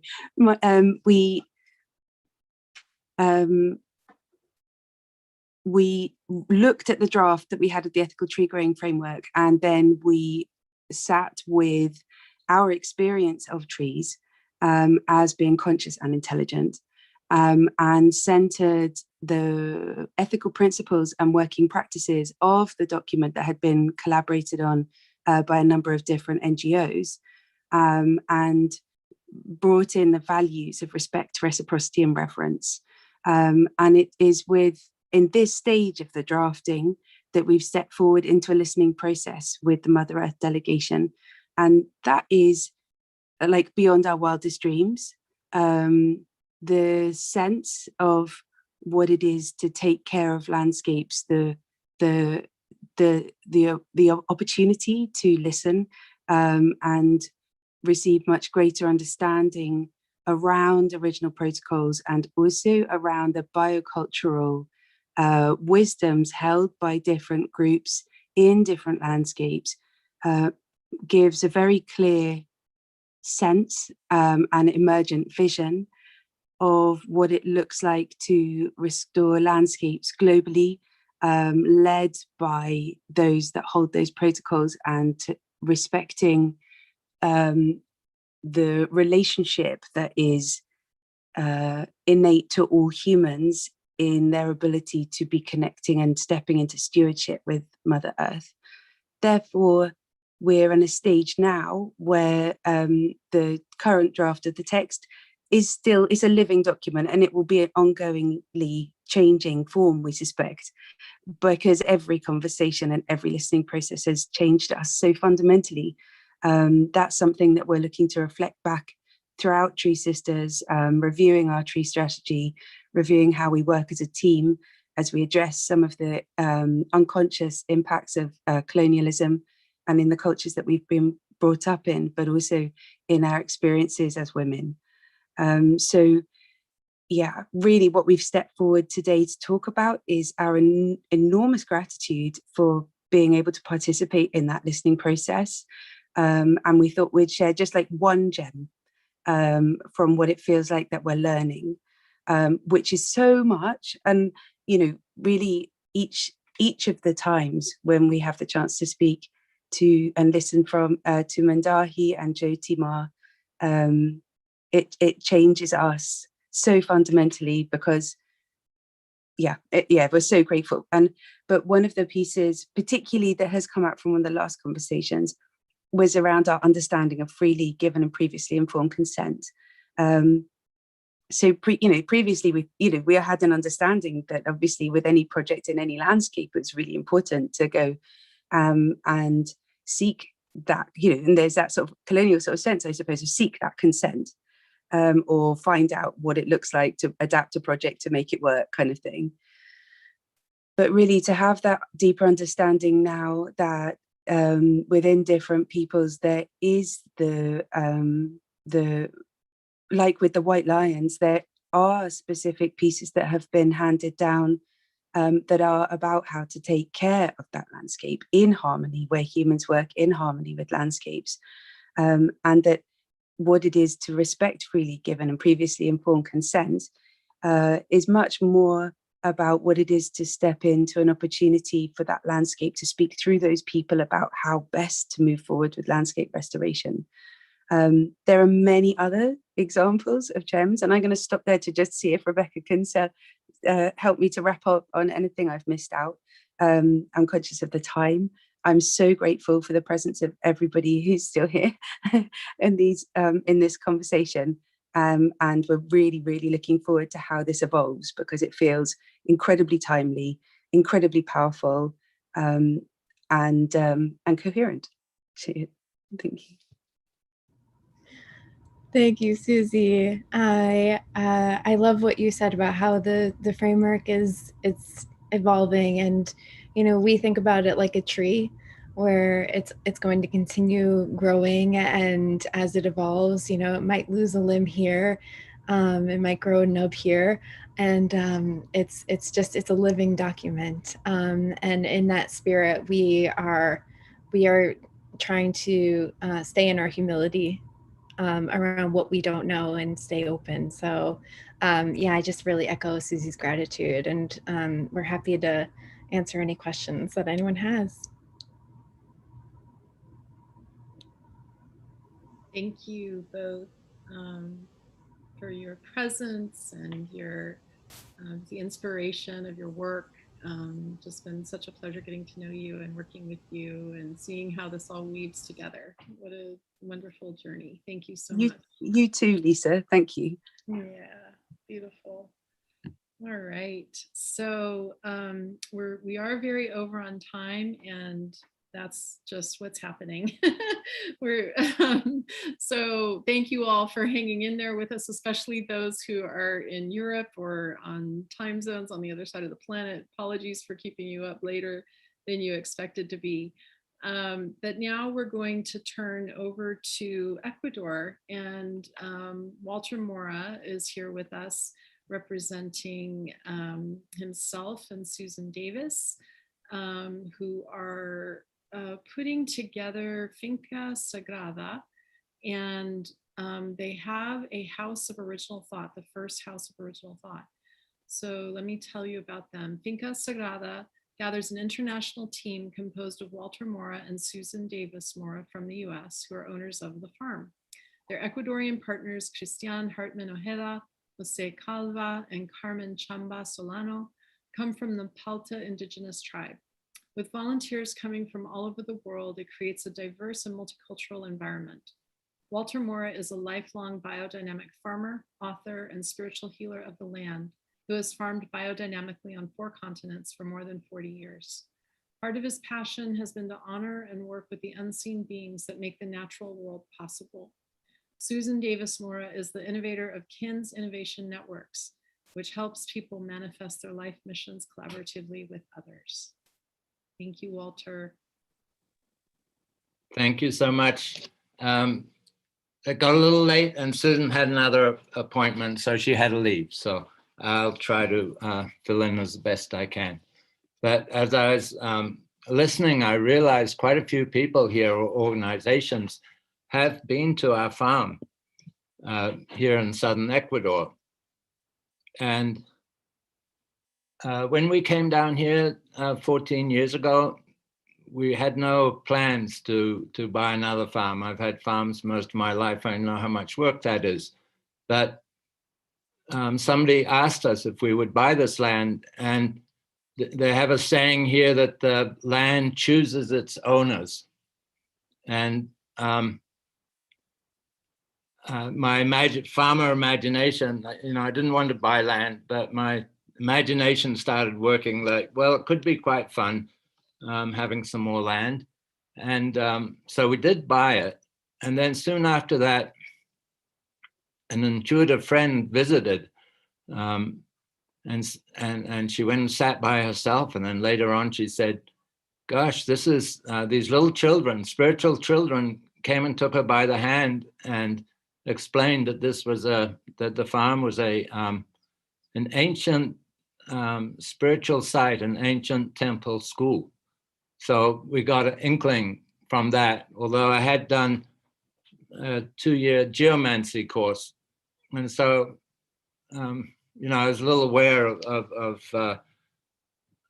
the spiritual landscape that stands behind the physical.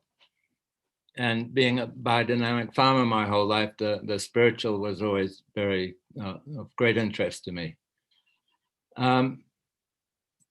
But Susan was more involved with finance, and she was invited to be part of the fountain. And so I was always invited to come along, which was a great experience for me. But soon after we joined, we had built a community house on our farm. We had accommodation for about 12 or 15 people, because we take a lot of volunteers in. And the fountain asked if they could have their annual meeting on our farm. And that was very exciting for us. And of course, the Kogi, before they do anything, they ask spirit, they do divination. And the Kogi said, yes, they would come 4 times. Well, they would come, but they would come 4 times, because the land was an ancient sacred site that needed to be reactivated. So they have been 4 times, and that's always been very special. And the 3rd time they came, they asked if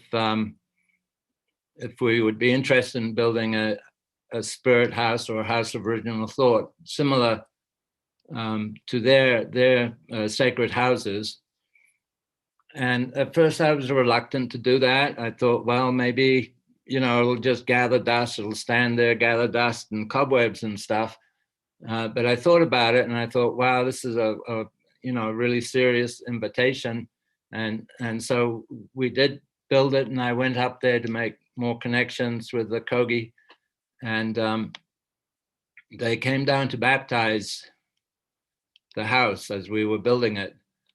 And we had invited about 15 people down for the opening ceremony, from around the world. And as they did the ceremony, they lit a fire in the middle of the spirit house and said, well, this fire is never allowed to go out. And they had not told us that. That was part of their sense of humor. And anyway, so now we're fire keepers. And actually, that having the fire there is what's kept our connection to the spirit house, because we have to go up 3 or 4 times a day. Before COVID, when we had more volunteers, the volunteers did a lot, and it was really special for them to have to be fire tenders. Like now, when I'm on the farm, I do it for days on end, but it's very special. It's really a portal. And I remember being at a conference in where the Kogis were, and it was they explained how when we have a sacred fire, it's like feeding. It's like a kitchen where we cook food for the elemental beings. So we do that as a gift to the beings, and of course we're totally rewarded by doing that. And then let me share some of the photos that you gave Oh us? yeah, why don't you put the photos up as I'm talking? Yeah, Okay, perfect. yeah. And I'll just keep talking. So you have an idea what it looks like. Yeah, that's when we were building the spirit house. It wasn't quite built when the Kogi came to baptize it, but yeah. So what's happened now is last September we learned about seeds, you know, the tokens. Probably most of you know about that. That's the Mamos, Jorge Luis. And I made an application for an alliance grant, and we received 700,000 seeds, which is really going to allow us, that's doing some music at night, which is really allowing us to move forward, because Susan will be 80 in November and I'll be 72 soon. So, you know, it was the big thing was we do the equinox ceremonies, solstices and stuff, and Jose, our partner, usually leads that.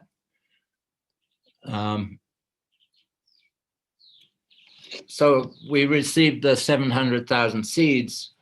That's way up in the top towards Yakuri National Park, where we're going to do, we have 100,000 seeds to do a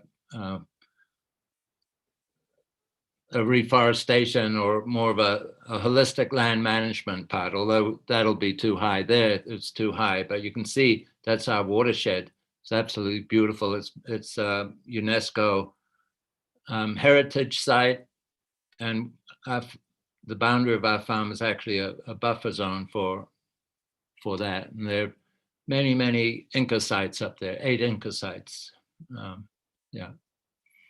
And anyway, we're going to receive, when the seeds, you know, in the next 18 months or so, whenever, hopefully they'll get to be $1 each. And we're not in a position where we could just offer our land to a not-for-profit, but we'll get 300,000 seeds, and we'll be able to put the land into a not-for-profit that we have forming in Oregon. So that's very exciting, because the land will be able to continue, you know, as we're getting ready to retire. And we also received 180,000 seeds so that we can build a small retreat center, because our mission statement is we are a multicultural learning center that helps people connect to self, community, and the land. And that connection is felt. You can really feel the connection to the land when you're on the farm.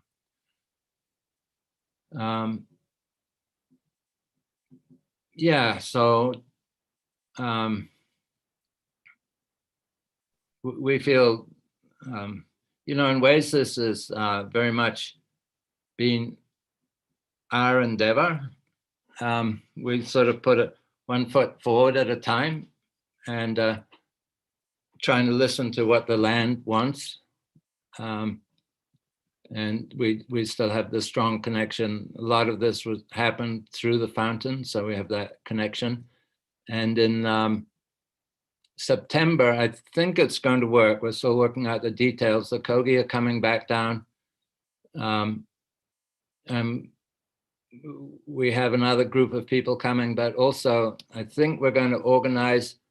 The main reason for them to come is I'm really excited about their indigenous water technology. You know, they use the crystals and ceremony to revive springs, and we'll create a little, like a 4 or 5 day workshop, and be able to invite people to come down and experience the Kogi, and then go to springs and do the water ceremonies. So that should be really exciting. So I haven't kept time, but that's probably getting onto my time slot. Thank you, Walter, so much. And please give our love to Susan. It's so lovely to see the work that you're doing, and to see the pictures and the House of Original Thought. Really beautiful, beautiful life's work. Thank you. Thank you so much for having me. Yes. Yeah, thank you so much. And so now I'm going to bring in our last presenter. And this is a little different than all the presentations you've heard so far. We are thrilled and honored to have Erin Abelman join us, who is an award-winning artist and award-winning United Nations artivist, art activist. Erin Abelman has dedicated his life to serving children and the planet. Growing up under the guidance of a farmer/author and a public health care nurse, Erin has studied with Indigenous elders and notable spiritual leaders, including the 14th Dalai Lama. His life and work have been heralded in publications such as HBO, the LA Times, CNN, the New York Times, and MTV. Abelman has collaborated with some of the most innovative artists and luminaries of our generation, including U2, Michael Franti, Joan Baez, Mos Def, Talib Kweli, Sweet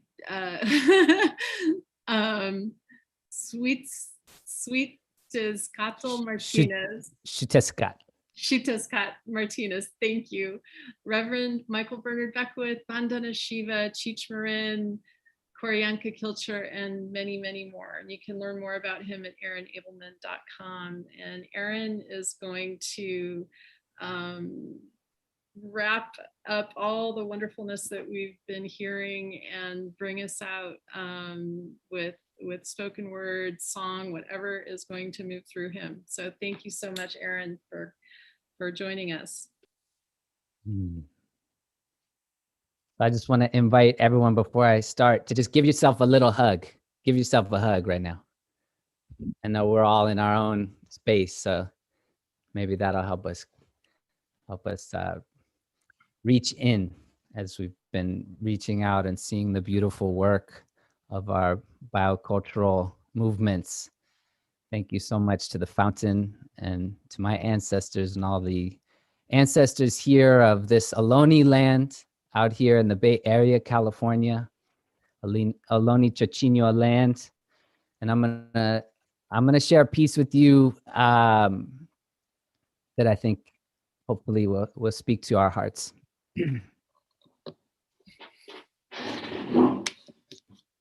Hallelujah, hallelujah, hallelujah.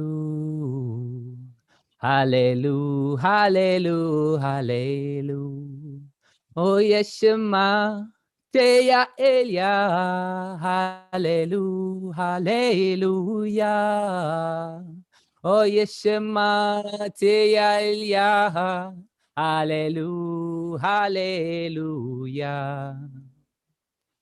Once upon a rhyme and a mic in the darkest time of night, where the fireplace met the song of life, stories told of humans, so lost, like wanting the moon but losing the earth, like wanting the heart but losing the mind, like wanting peace but deciding to fight for water, oil, faith, and just to be right, like the battle between a child and a sprite. Obese or skinny is the soda can of life. On one side, the boardroom cried, we want power over all, truth second to lie, plastic junk food like a mask to disguise one color of human, supreme male and white, and we got money, tricks, might, the guns, laws, banks, and the birthright. But on the other side, the original people cried, we are the last ones, like Standing Rock, at choice point, like Kaepernick versus the Third Reich, like Sanders versus election night. Yes, that's Bernie. No, we're not colorblind.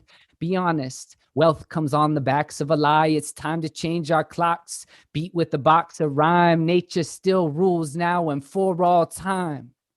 So after thousands of years of war and spite, a child was born who refused the Sprite, and sitting around the fireplace just last night, she asked her heart if the feather is as light. She asked, where are the old ones to help us see right from wrong, not right from left behind? If my lungs need the forest and blood needs the ocean wide, where do we go wrong? And where did we go wrong in hating ourselves, black versus white? The child's mother, a chief, smiled and spoke like a firefly in flight. Only when the elders listen to youth, listening to elders, will we unite like star constellations to life, to ignite The world's prayers, a candle inside the earth, and despite the struggle, life just might live freely again. The meek full of might, so my child, when it's soul food, take a bite.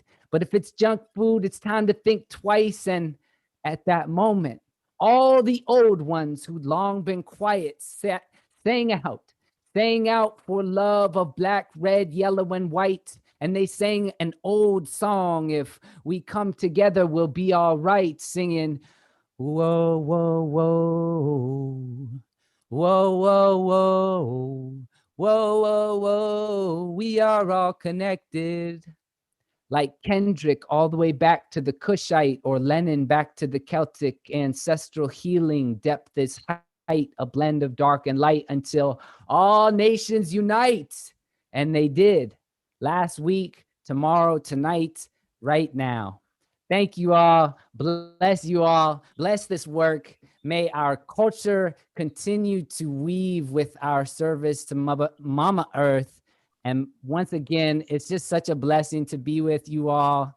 I want to send a special hug to Jyoti and to all of you who have invited creativity into this space, and that we can continue to bring our next generations in through things like hip hop and storytelling, and that we can be, we can be that great bridge that is so needed right now.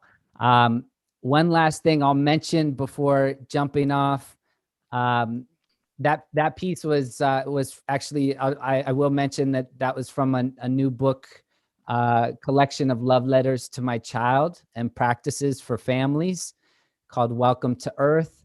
I wrote my daughter a letter every day of her first year. And for me, this work starts at home. And so the way that we service our garden, the way that we work with our seeds, the way that we sing together, the way we share our stories, all of that to me is part of those original principles. So I'm honored and humbled to be with you all. Excited to weave our worlds and see how we can support each other in this next chapter. Thank you again, Lisa and Christiane and everyone, for your patience. Thank you so much, Erin. That was so beautiful. Thank you, Erin. Thank you so much for bringing your voice and the music and the sound and the inspiration in, and thank you for your patience. Thank you so much. Good to have you. Wonderful. All right. So this is the end of our program. And now if Mindahi's still here, perhaps he could close us out with a prayer, a brief prayer.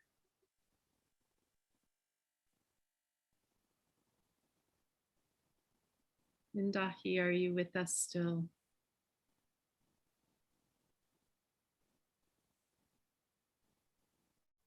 Mm-hmm. I know he was teed up and waiting, right? We'll give him another moment to catch up.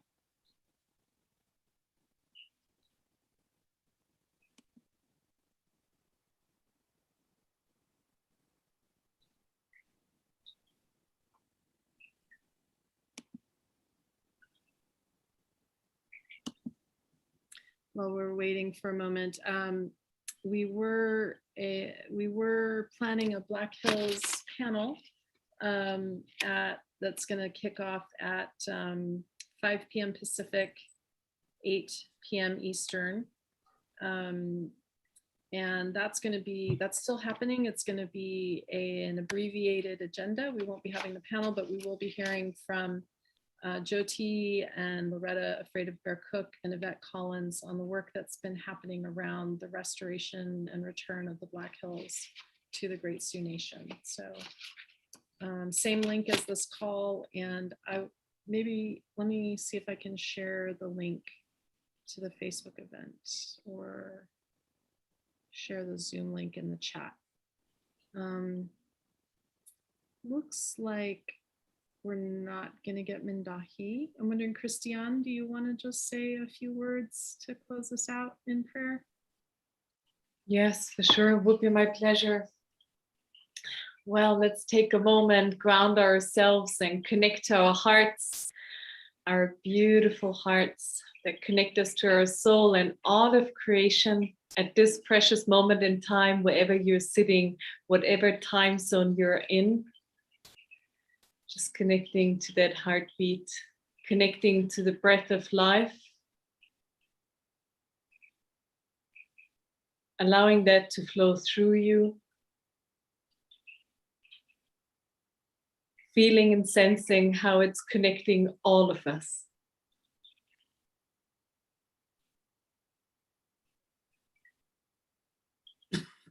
Giving great thanks to the ancestors that are standing behind us, that have prepared us for the times that we're in, handing the blessings of our lineages down to us so that we can stand with all that we hold dear inside of our hearts, for our families, for our communities, in service to Mother Earth and all the future generations to come, handing those blessings out and forward, giving great thanks for the collaboration that is at work, for all of the ways that we're holding this weaving together, for all of the ways that we're supporting each other, lifting each other up as people, lifting each other up, and our initiatives,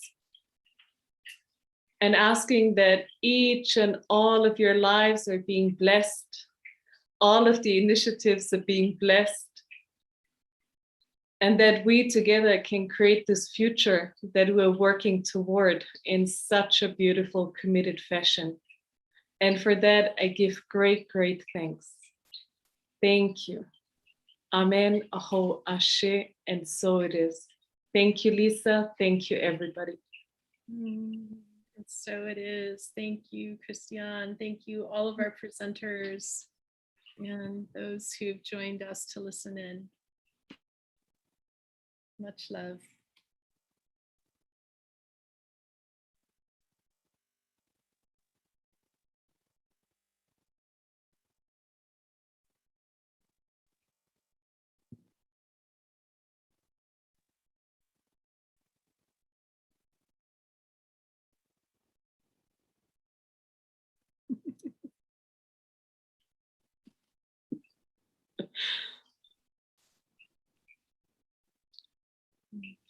Get some rest, Christian. Yeah, are we good? Yeah, I will call you on WhatsApp. Yeah.